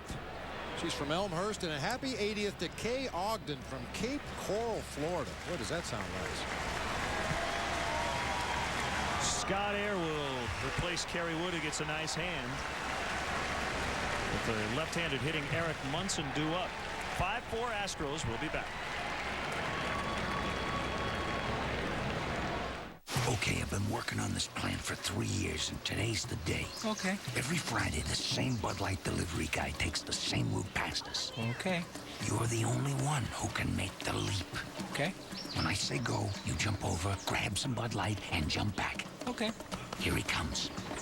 Okay, 1, 2, 3, and go. What'd you say? Refreshingly smooth Bud Light. Always worth it. Seriously, what'd you say? That's cold.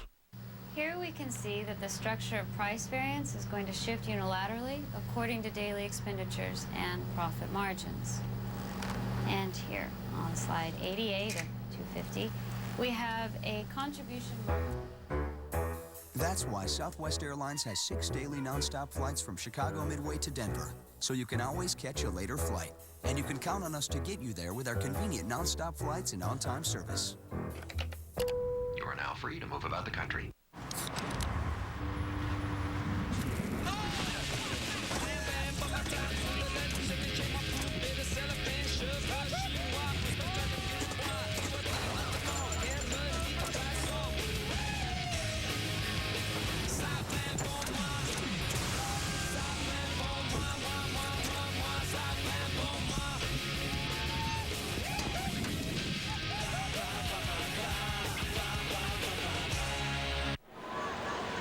Cub fans still looking to get tickets to the hottest Cubs games this year? Visit Cubs.com and click on Replay, the official secondary market site for the Chicago Cubs.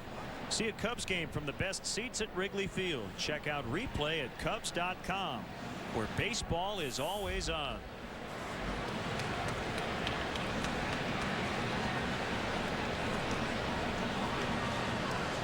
Scott Air will throw to first, sending Bruntlett back to the bag. Eric Munson is the hitter.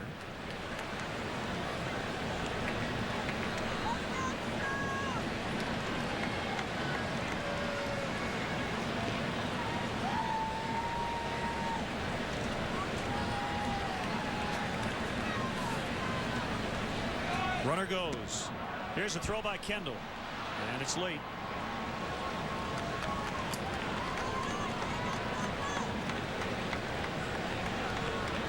Third steal for the Astros. Boy, a huge jump once again for an opposing base stealer. Went off on first movement by Scott Air, and then it was compounded by the fact that it was a breaking ball off the plate away. Took a long time for Kendall to unload that ball. No play at second.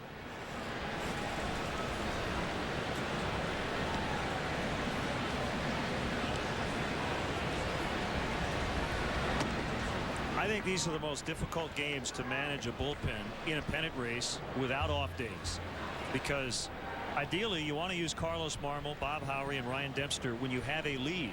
But the Cubs are close enough here to come back and win, and for that reason Lou has Marmol up in the bullpen.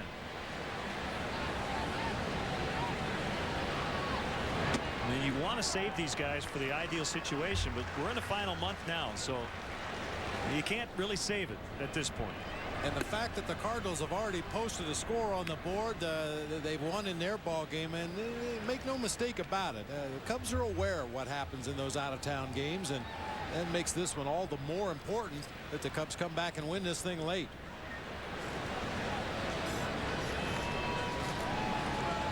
Milwaukee leading 7-4. They have their closer in, Francisco Cordero, in the 9th against Pittsburgh. We'll keep you posted. He went 2-2. It's all hypothetical, but I'm thinking that if this game is mid-May, that we might not have you might not see Carlos Marmol up in the bullpen right now with the Cubs trailing by a run, but the stakes are much higher now. And a topic we talked about earlier this season, there are some ball games when you're behind, but you feel it's a very winnable game. Now, this would definitely fall into that category. Absolutely. Down just a run. At one point, it was 5-1. Cubs with 2 runs in the 6th. 1 was unearned. And then the home run in the pinch by Matt Merton in the 7th.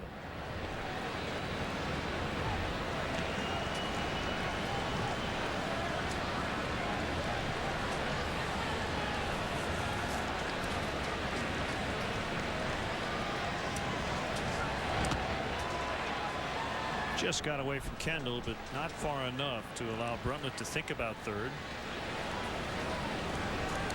Well, just the way Jason Kendall reacted to that pitch, maybe a little bit of a cross-up. He's going out to talk to Scott Air and make sure they've got their signals together. He slides out on the outside corner.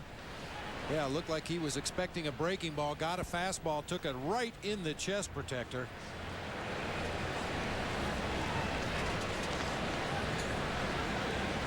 And that will not go down as a hit by pitch in the books for Jason Kendall. But it will leave a mark.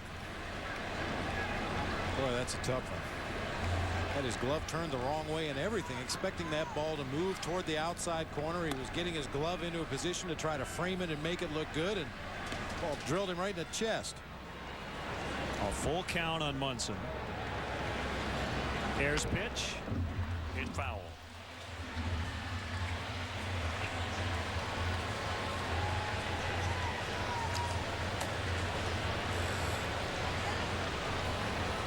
If you just joined us, Aramis Ramirez was ejected for arguing excessively after a called third strike to end the 6th inning.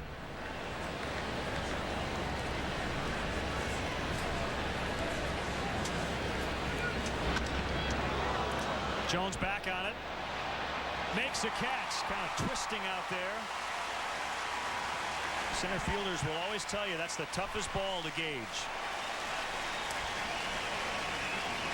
Now, number one, that ball is hit extremely hard to center field on a line. Little humpback liner tailing to Jock Jones' right. Had to make an adjustment right at the end. Right there. Turned and backpedaled a couple steps. Able to make that catch just short of the warning track and quickly got the ball back into the infield to hold Bruntlett at second.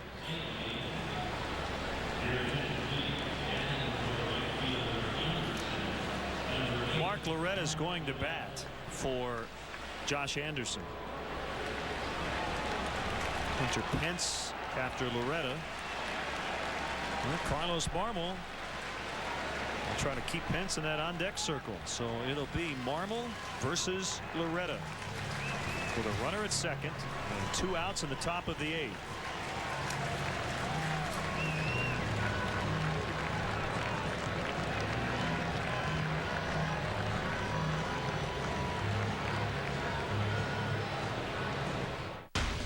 Whacked Out Sports, where the crash diet meets the all-you-can-eat asphalt buffet. All aboard the Bruise Cruise. We are dancing with the Scars. The most insane sports blooper show ever. Whacked Out Sports. Premieres September 16th on Superstation WGN. My adrenaline is pumping.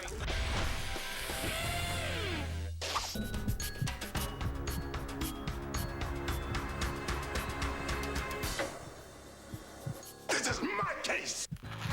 Get Lewis and close this murder case fast. God have mercy on the man that doubts what he's sure of. Stories come to life. Weekdays, Homicide, Life on the Streets at 11 a.m. and Da Vinci's Inquest at 12 p.m. Only on Superstation WGN. Twin Carter AFB 4 barrels. The hell are you? I'm one step ahead of you. 425 horsepower. I'm gonna have to give that boy a ticket. Automatic pickup. Hi. Optional. Now I see why you have 2 ex-wives. Yasmin Bleeth, Cheech Marin, Don Johnson. Just a Renaissance man. Oh, not quite. Premieres next week at 10 Eastern on Superstation WGN. Runner at second, 2 outs. Marmol against Loretta. Another one squirts away from Kendall on a slider. Marmol's job to get out Loretta, and that's probably it. He came on in the 7th yesterday and retired pinch hitter Mike Lamb on a fly to right before being removed. Carlos due to lead off the bottom of the 8th, which is not going to happen. This could be trouble. And it's Jones who lays out to make the catch. You had Terrio and Soriano in the vicinity, but Jock Jones goes flying through to save a run. Well, we hope he's okay. Mark O'Neill's going to come out to check on him. Soriano was near the area, but he wasn't going to get it. Well, maybe he would have. Fortunately, not a big collision. That could have been very bad. So as it is, it's still 5-4 Astros.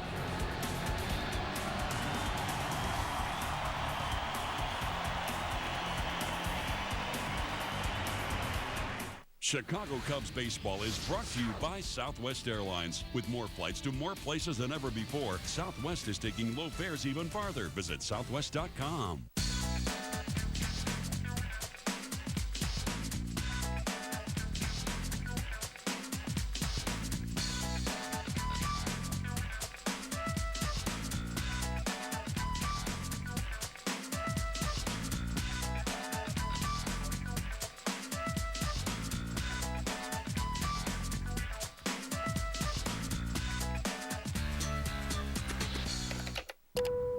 Free to move about the country.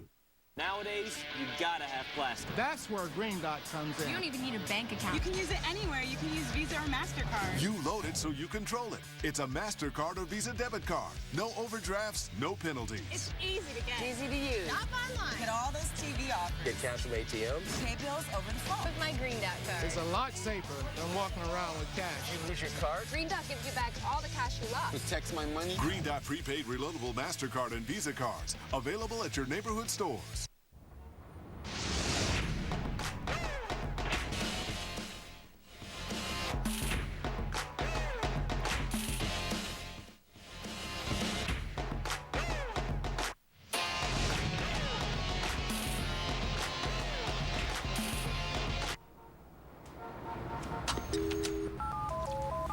What up, P? Yo, I got an idea. Let the drama unfold. Homicide Life on the Streets. Weekdays on Superstation WGN. Jock Jones came out of nowhere to make a catch that looked like was going to fall into the glove of Alfonso Soriano, but going back to the Terrio play, looks like everybody around Soriano's trying to protect him so he doesn't have to overexert himself. Well, and just the uncertainty of what he can get to and what he can't get to at this point, I don't think anybody can take for granted that Alfonso would have been able to get there and make that play, and Jock certainly didn't take it for granted.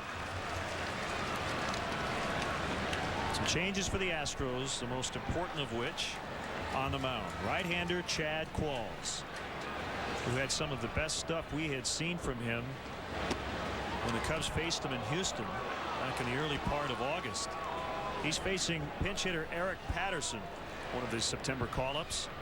Second stint with the Cubs this year. Patterson, a 2007 Pacific Coast League All-Star. Younger brother of former Cub Corey Patterson. Luke Scott figuring out where the sun is and how he's going to catch a fly ball.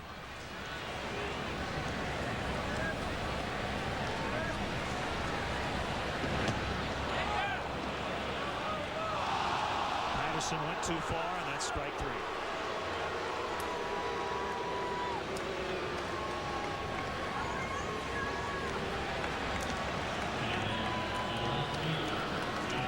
Slider down and in. Patterson tried to check his swing and may have checked his swing. Joey Vanover, however, down there at third base, made the final call and said that he thought Patterson went too far. So Patterson, who got his first major league hit in Houston on August 7th, strikes out as a pinch hitter. And a swinging strike on Alfonso Soriano.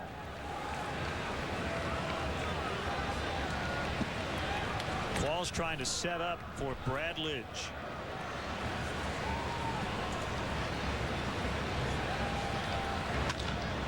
Hit hard and a base hit for Soriano.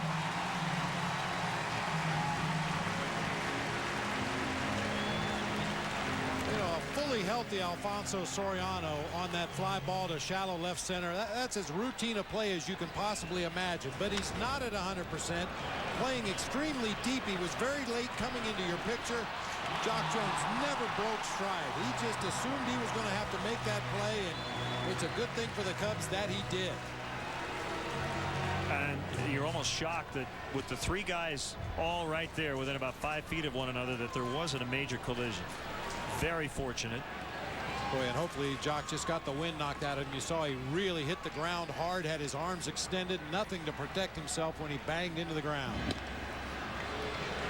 And you recall before Soriano went on the DL, there were some communication issues. Balls hit the left center.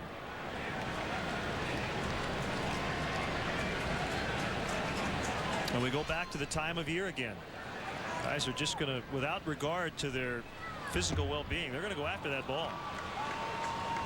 The last thing they want to have happen is to look at each other and say, I thought you said you have it.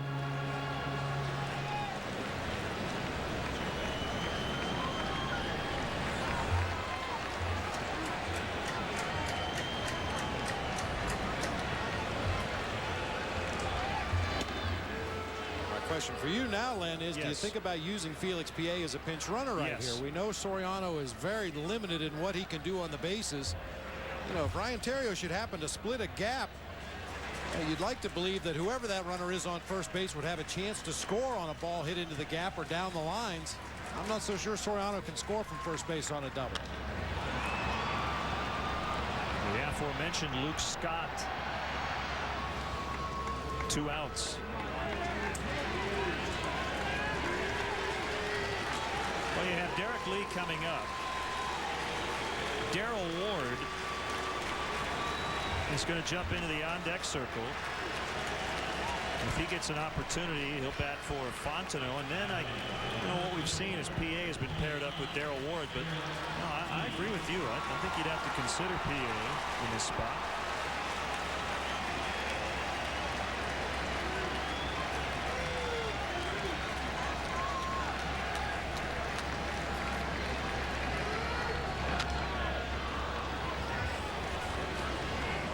On the other hand, Alfonso did go all the way around from first and score on the double by Theriot yesterday, and then the error by Hunter Pence, and he looked pretty good doing it.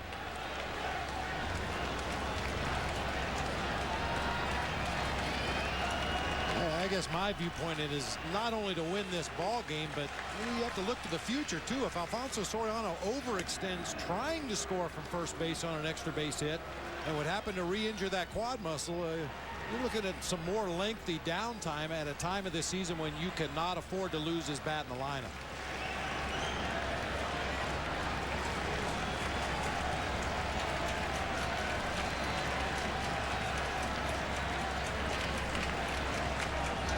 Derek Lee drives that ball deep.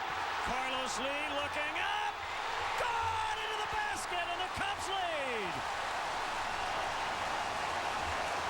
And Soriano can jog home as he touches the plate.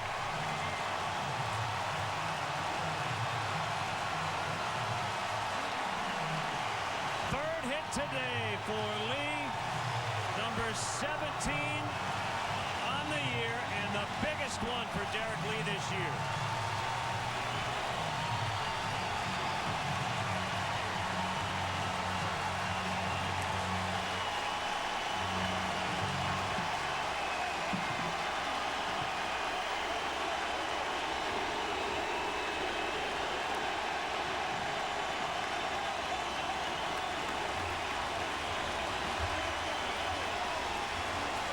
Well, the home run ball doing it for the Cubs. Merton getting them within 1 in the 7th, and a 2-run shot by Derek Lee in the 8th.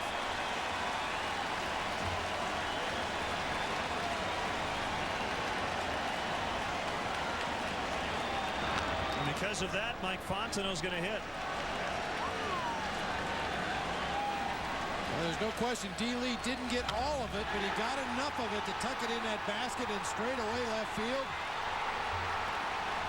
Going into that at bat, he was 4 for 8 lifetime against the Astros. Chad Qualls make that 5 for 9.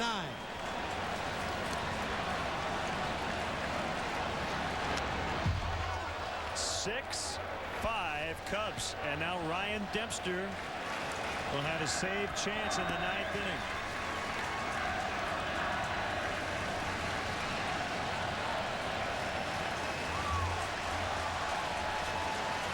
first lead of the day.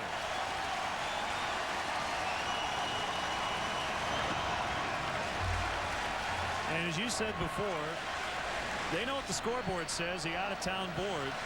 Both Milwaukee and St. Louis with wins.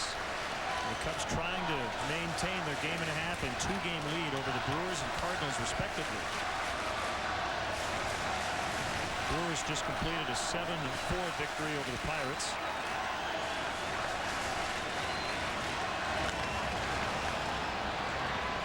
And for Milwaukee, their first sweep since late July. Cubs trying to win this series, and the rubber game helps. He knew he hit it good. He wasn't quite sure if he got enough of it, but just enough of a breeze blowing at that time to give that ball a little help. Our Southwest, how far did it fly? 359 feet. Derek Lee with the curtain call. High drive that's going to stay in the park. And a little bit of a collision as Pence took it away from Carlos Lee. Big day for D-Lee. Cubs with 3 outs to go, now leading by 1. Sure, it's going to be Dempster.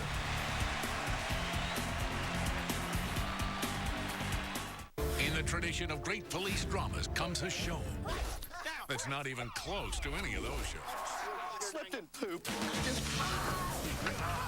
It's a crime Never actually kicked a block home. that they're cops. Reno 911. Premieres September 14th on Superstation WGN.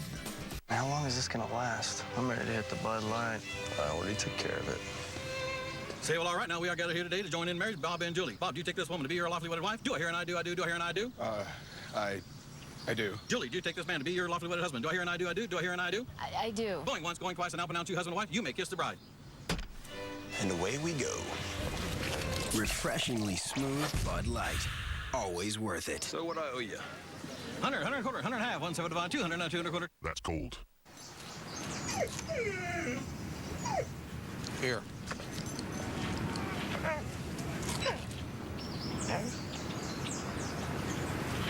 Are you serious? You're killing me. Happy? It's all about the sauce. Try the new DQ Hot Dips for just $3.99. Great sauces served hot that make our chicken strips worth begging for. And finish off with a cotton candy blizzard treat. Watch Funniest Pets and People and get your groove on. Kick up your heels. Maybe do-si-do or do-si-don't. Watch people and their pets get funky.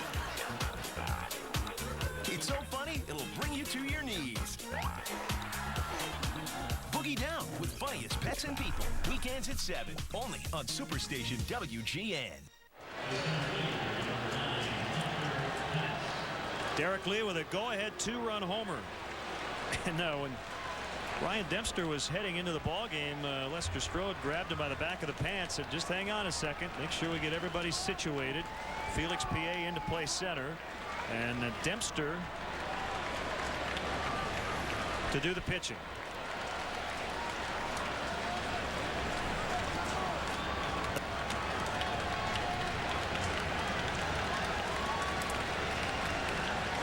So it's Hunter Pence to lead off. Swung on and missed. Good slider to start it.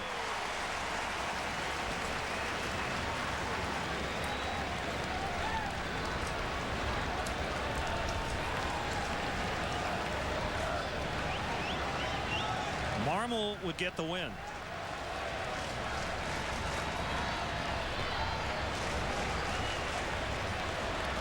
Well, the last couple of times in this spot, that 2-run cushion's been big for Ryan. He walked in a run Thursday. The Cubs held on 5-4 as he notched his 23rd save, and yesterday he went into the 9th with a 4-2 lead. Carlos Lee started that inning with a blast. Then after that, Dempster, rather with 1 out, he hit a home run, and Dempster would retire the next 2. 1 ball, 2 strikes on Pence.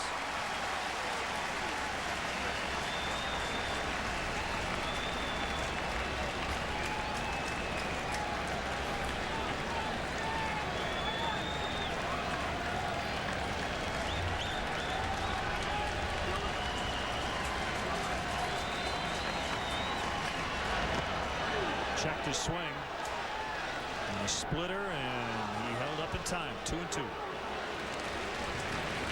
Pence really jumping out there at off-speed pitches, either checking a swing or taking weak defensive swings.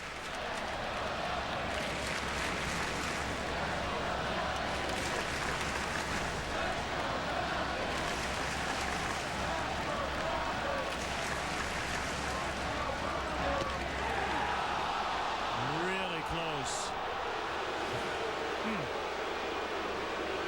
Boy, this is a slider that starts over the heart of the plate and ends up maybe a hair off of the outside corner, but it's not where Jason Kendall catches the ball. It's where it crosses the plate. I have to believe Aramis Ramirez thought that was a strike.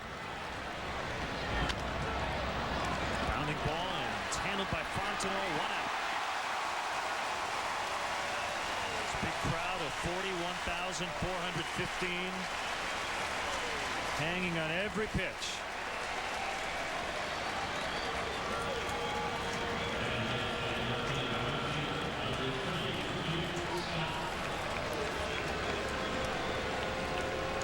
First at bat for Luke Scott. He came on to play right in the 8th. Berkman on deck, and then we know who's after him. Always looming, Carlos Lee.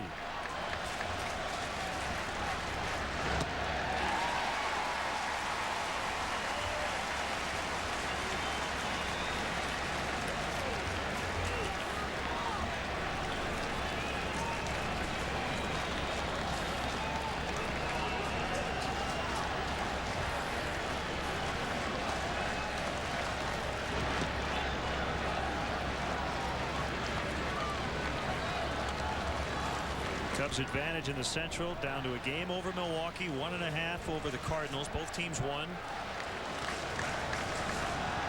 Both teams have won 3 in a row.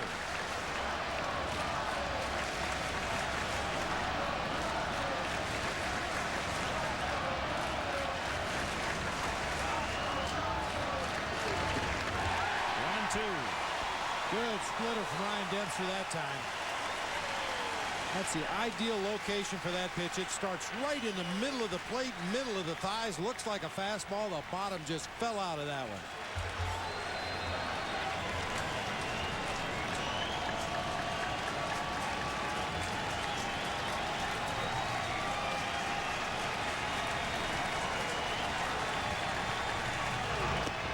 Struck him out. 2 away.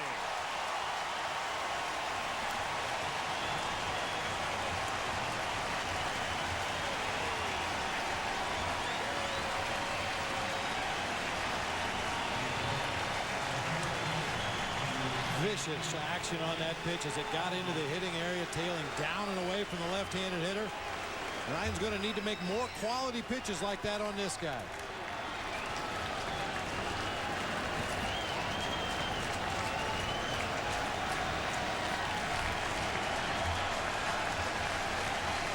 A pitch to Lance Berkman.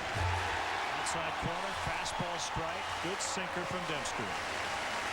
Berkman reached his first 3 times up, a 2-run homer, a walk, then was hit by a pitch. He has scored twice. Against Kerry Wood in the 7th, he flied out to center field.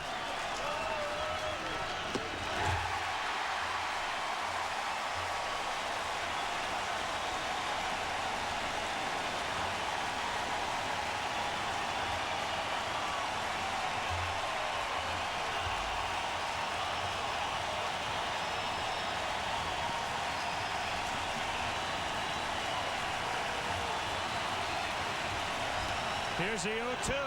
Check swing. He went.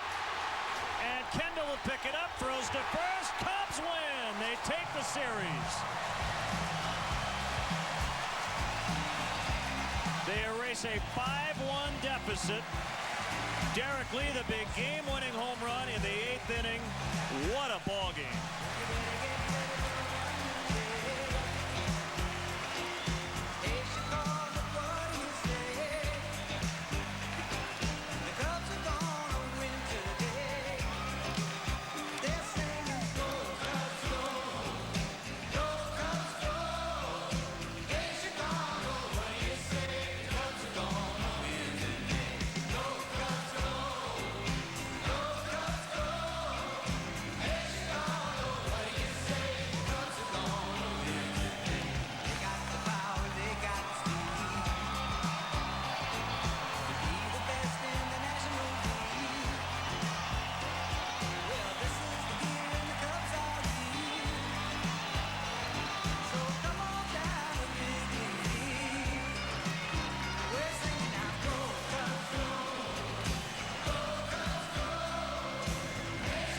tell you, the timing could not be any better for Ryan Dempster. He has thrown some of his best stuff of the season recently and just carves up Lance Berkman right here for the final strikeout of the ball game.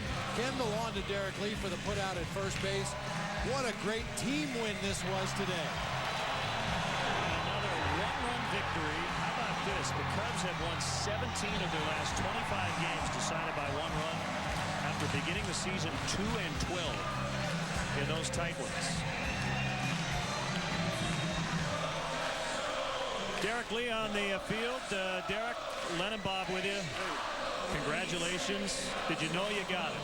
No. I didn't hit it great. I knew I had good backspin on it, and the wind wasn't blowing in today, so I thought it might have a chance, and it was good to see the basket grab it. Hey, Derek, we saw you kind of grab for your ribs when you stretched out to take a throw over there at first base. How are you feeling? I'm feeling okay. You know, they're a little sore from the fall, but I'll get through it. You guys were down 5-1 today, but I never feel like this team is out of it. No, we just kept fighting. You know, we didn't swing the bats too great today, but our pitching kept us in it, and we just kept plowing, and we were able to scratch it out. How about this atmosphere? This is playoff atmosphere.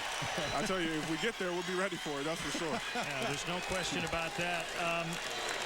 I don't want to ask you about the home runs, but you're going to be asked about it after the game. I know you're sick of talking about it. What do you think is what's going on here this year? And, you know, Bob mentioned something interesting. He said he thinks you and Aramis might have a big September in that regard. Well, we hope so. You know, it's a fine line there. You don't want to start trying to hit the ball out of the ballpark. You want to just let it happen. And, you know, almost sometimes you try to do less and more ends up happening. So I think it's a case where we can't try to hit the ball out of the ballpark. Just take good swings and things will happen. Hey, Derek, let me ask you this. Are you guys aware when they post a final score from a Cardinals game or a Brewers game on the scoreboard here in center field? Are you guys aware of that when it goes up and you see that the Cardinals have won and maybe the Brewers are winning a game? And does anybody say anything in the dugout, or does that just go unsaid? Well, you don't say anything in the dugout, but we're definitely aware. You know, I know I'm looking at the scoreboard and I'm seeing what these guys are doing. Fans are yelling us. Milwaukee just won, St. Louis just won, so we're aware of it. We're aware of it, but thought I was about to get a pie. We're aware of it, but you know, we can't really worry about it. We just concern ourselves with us, and you know, that's the best way to take care of things. Dee, the last thing for you, you've been through this before. What's different about a pennant race once you get here into September? Is it basically that, you know, like you're not going to take a day off and all the little things become big things? What's kind of the big difference here in the final month? Well, in the final month, you know, it's crunch time. One little mistake can come back to haunt you, so you really got to focus. You know, each game is big. But this is the fun part of the year. This is what all players play for, and this is enjoyable. And we've talked before. You have one ring, but it makes you want the next one even more, doesn't it? Without a question. Once you get one, you know, you start getting greedy. And Florida was great, but to win one here, I think would be unbelievable. Thanks for the time. Nice going today. Thank you, guys. That's Derek Lee, and the W flag will fly again. The Cubs have won here at home 37 of their first 70 with 11 home games left in the regular season. So this was the game winner. Wasn't quite sure he had gotten it. He didn't do the little shuffle out of the box, but he could cruise after he knew it landed. 6-5 the final.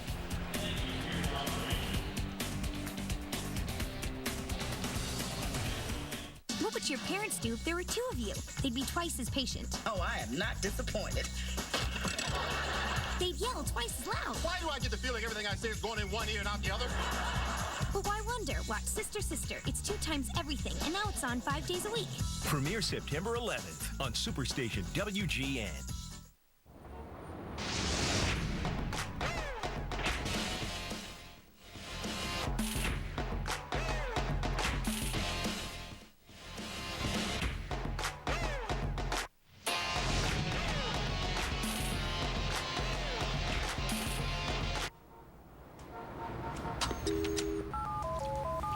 What up, P? Yo, I got an idea. The attraction was there from day one. I felt like I wanted to kiss her the moment I saw her. I kissed him first. Experience what it feels like when attraction is ignited by deep compatibility. And right now, you can communicate with eHarmony singles absolutely free during our free communication weekend, this Friday through Monday only. And then she said, What took you so long? eHarmony's free communication weekend. There's never been a better time to try eHarmony. Where's the remote? I don't know. I thought you had it. Corner Gas is about to start on Superstation WGN. Oh, you probably took it with you when you went into the kitchen. Oh, I better take the remote with me in case I have to change a channel while I'm making toast. I'm sure it'll turn up somewhere. All right, fine. I'll get off the comfy couch and walk all the way over to the TV and walk all the way back here. Will that make you happy? I'd be happier if you kept walking. Corner Gas premieres September 17th only on Superstation WGN. Oh, what an atmosphere. Nobody wants to leave. We've had that happen several times already this year. For the Cubs today, 6 runs on 8 hits, no errors, 10 men stranded. For the Houston Astros, 5 runs, 6 hits, 2 errors, 7 men left. Not much happening with runners in scoring position. The Astros went 1 for 9, the Cubs 2 for 9.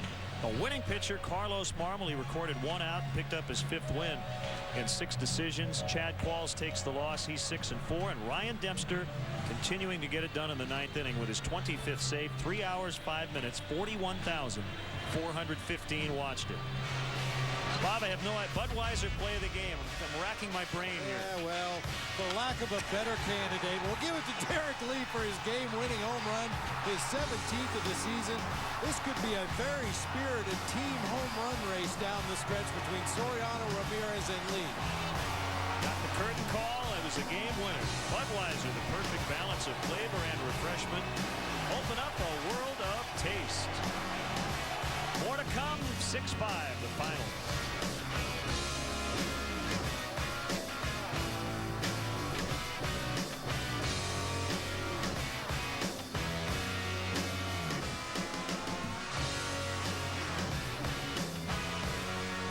Perfect. All malt. Always perfect. All imported noble aroma hops. Together in a classic European-style brewing tradition. Back together again. Yeah. The beer brewed for connoisseurs. Experience the unmistakable taste of Michelob. Distinct by design. Here.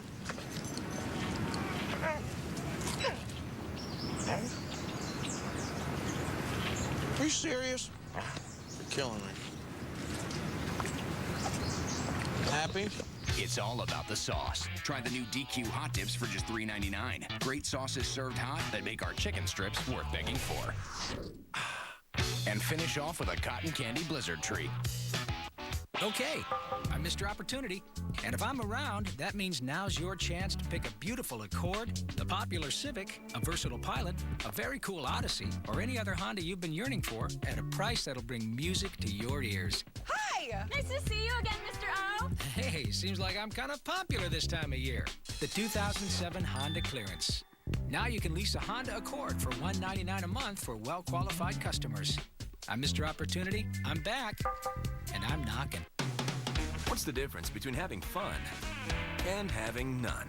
The Midas Touch Maintenance Package. An oil change, tire rotation, and 45-point courtesy check. Just $29.95. Be safe. Trust the Midas Touch. How do we do the soup, salad, and breadsticks lunch at Olive Garden? Carol serves the salad, the breadsticks in the middle, and the soups as different as we are. Our unlimited fresh salad, homemade soup, and warm breadsticks lunch. Just $5.95. Only at Olive Garden. Chicago Cubs baseball. Brought to you by refreshingly smooth Bud Light. Always worth it. Comcast. Catch more Cubs home games in HD on Comcast Digital Cable. Call 1-888-4BEST-TV today. The Illinois Lottery. No matter how you play the Illinois Lottery. Have a ball. By Pepsi. Your world, your Pepsi. And by Southwest Airlines. Whether you're traveling for business or pleasure, Southwest can get you there with over 3,000 nonstop daily flights to over 60 destinations. Visit southwest.com today. Cubs beat the Astros. They come from behind. At one point, they were down 5-1. the Cubs just continue to win series. They don't have to sweep anybody the rest of the way. Just win 2 out of every 3, and they're going to be in great shape. Well, I know the goal is to sweep every series, but you take 2 out of 3 every time, 2 out of 4. If it happens to be a 4-game series, you just keep your head above water and keep the rest of the teams in your rearview mirror. Well, our next telecast of Chicago Cubs baseball on WGN Sports, your official summer baseball station, will be tomorrow, the unofficial end of summer, as the Cubs welcome in the Dodgers. You're not going to want to miss this pitching matchup. Brad Penny, who's 4th in the National League with a .288 earned run average, against Carlos Zambrano, who's looking for his first win since late July. A couple of 14-game winners will be on the air following the Jerry Lewis Labor Day Telethon, 3 o'clock Central Time tomorrow. Our 60th year of bringing you Cubs baseball on WGN Sports. Baseball like it ought to be. Once again, our final today in a thriller. The Cubs 6, the Astros 5. So now for my partner, Bob Brenly, Pete Thomas, Skip Ellison, Mark Brady, Bob Forwald, and our entire crew. This is Len Casper inviting you to stay tuned. The 10th inning show, brought to you by Chevy Dealers, is next.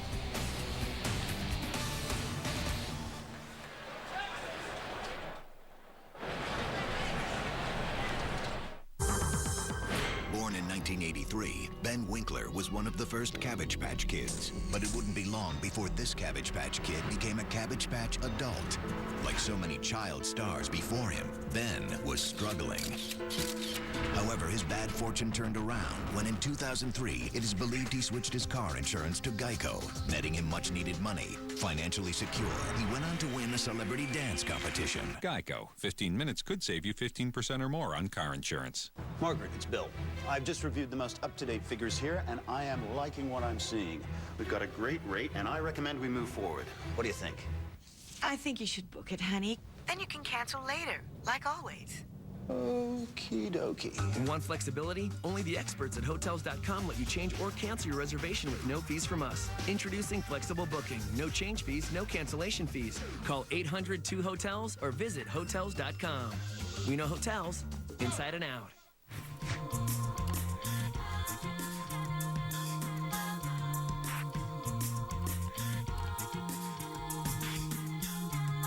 Just think about it. You get it.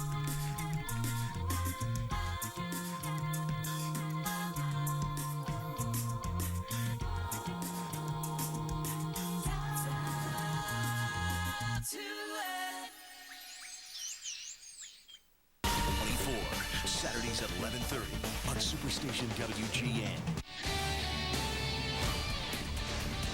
This is the Chevy Dealers 10th Inning Show, brought to you by your Chicagoland and Northwest Indiana Chevrolet dealers.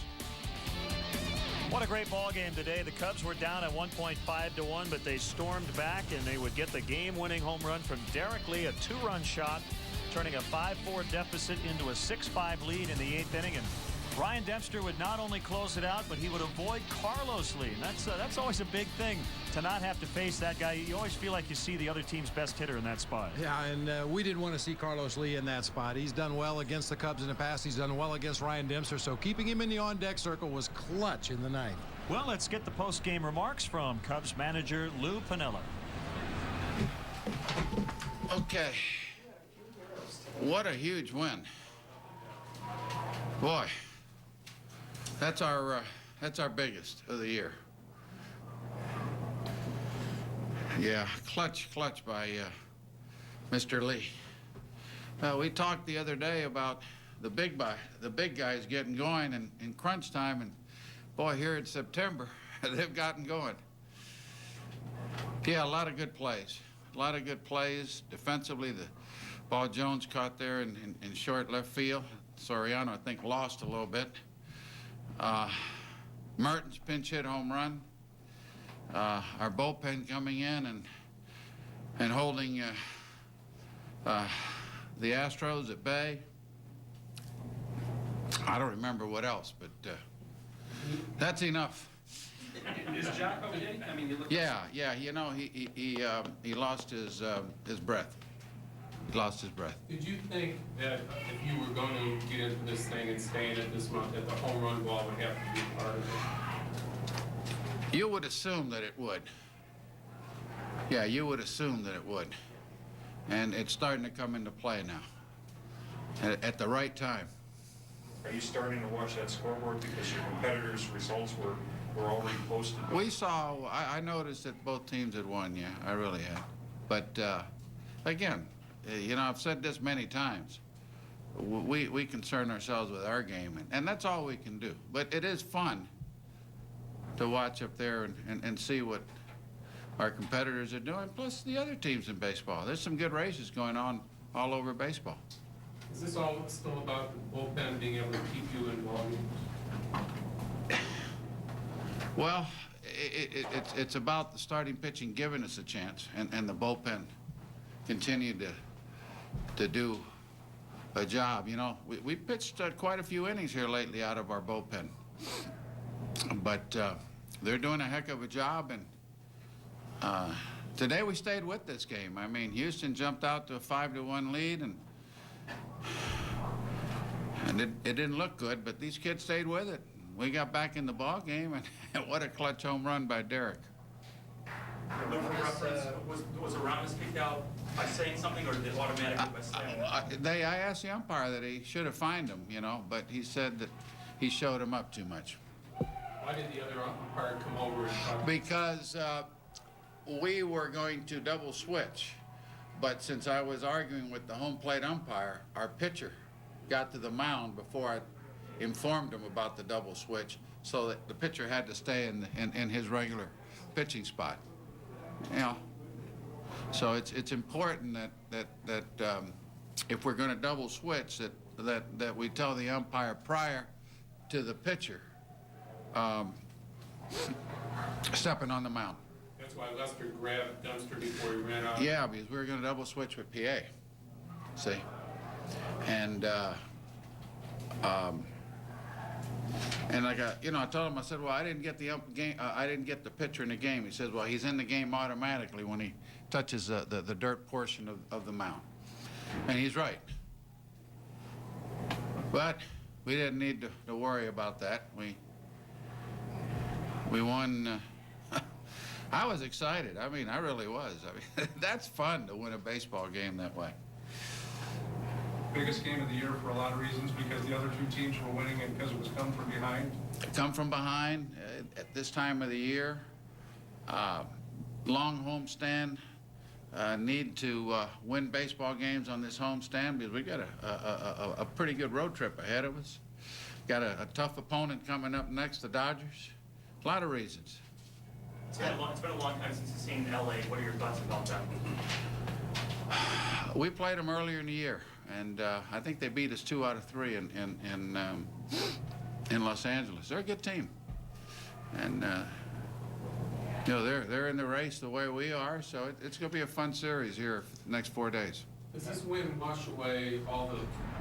So that's Lou Piniella after the Cubs come from behind 6-5 win. We'll have more from Wrigley Field on the 10th inning show coming up.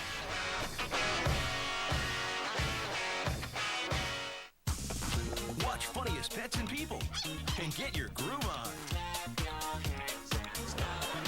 Kick up your heels. Maybe do-si-do or do-si don't.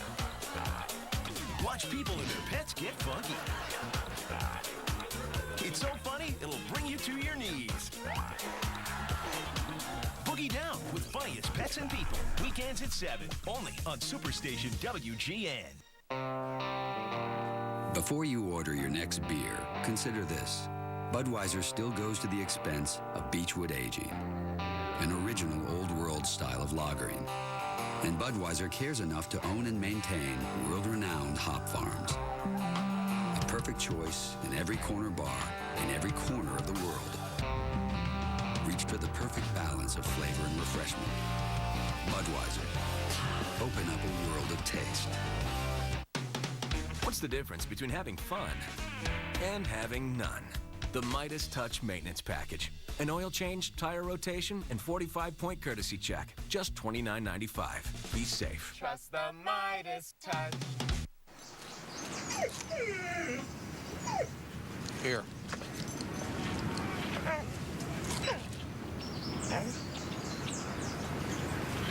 Are you serious? You're killing me.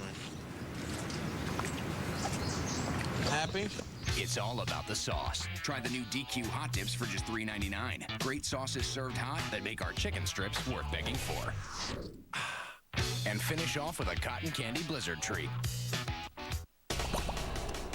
Answer the call of the wild with outrageous animal antics and stupid human tricks, all caught on camera. When it comes to all things funny, you're barking up the right tree. Funniest Pets and People, Tuesdays at 8 on Superstation WGN.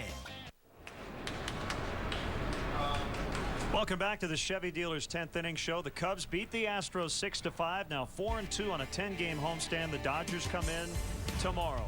A sparkling afternoon for baseball today. And the Cubs down early again. Lance Berkman hitting right-handed, golfing a home run to just about straightaway center field into the juniper bushes. A two-run shot off Rich Hill, and it was 2-0. Hunter Pence, who had 5 RBIs in the opener. This was a double past Brian Terrio. The pitcher Woody Williams, who had singled with 1 out in the inning, comes around to score.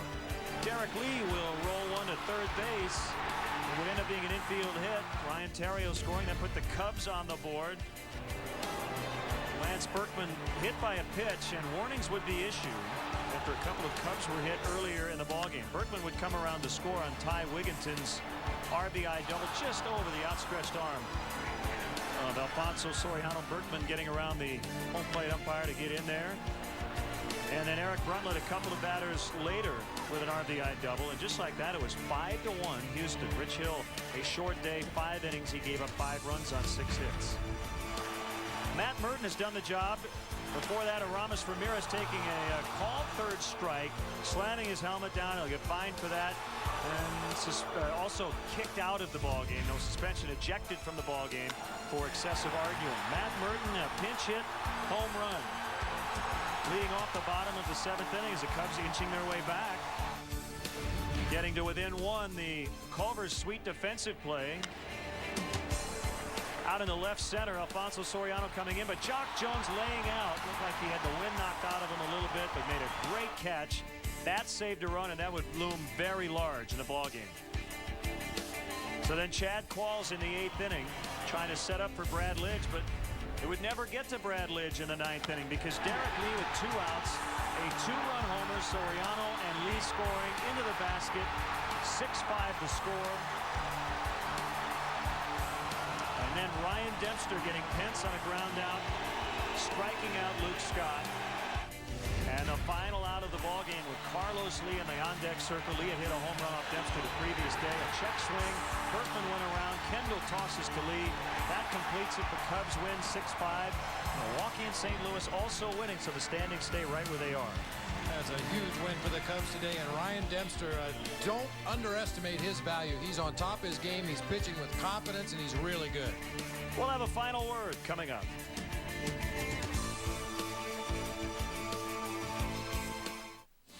The Chevy Dealers 10th Inning Show is brought to you in part by Culver's Restaurants, home of butter burgers and fresh frozen custard. You can never have too many people on your side. Right there when you need them most. And now, 2 names committed to improving senior health are there for you too. Introducing AARP Medicare Complete, provided through Secure Horizons, the only Medicare Advantage plan with the AARP name on it. AARP and Secure Horizons are committed to seniors and all Medicare beneficiaries, and we'd like to send you a free educational guide, Medicare Advantage Explained. To get yours, call today. Together, we can help you get more from your Medicare benefits. I've known Secure Horizons by United Healthcare for years. Medicare health plans are their specialty. And now with AARP, I'm expecting even better things to come. I'll be at your side. There's no need to worry. AARP Medicare Complete, provided through Secure Horizons. Call now for your free guide. No matter what the label looks like, no matter how you say it, one beer is the perfect choice at any corner bar in any corner of the world. Reach for the perfect balance of flavor and refreshment. open up a world of taste.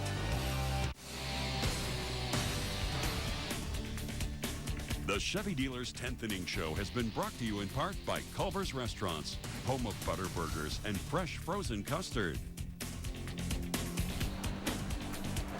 The final today, the Cubs come from behind. 2 in the 6th, 1 in the 7th, 2 in the 8th. The bullpen today, 4 shutout innings. In fact, they did not allow a hit.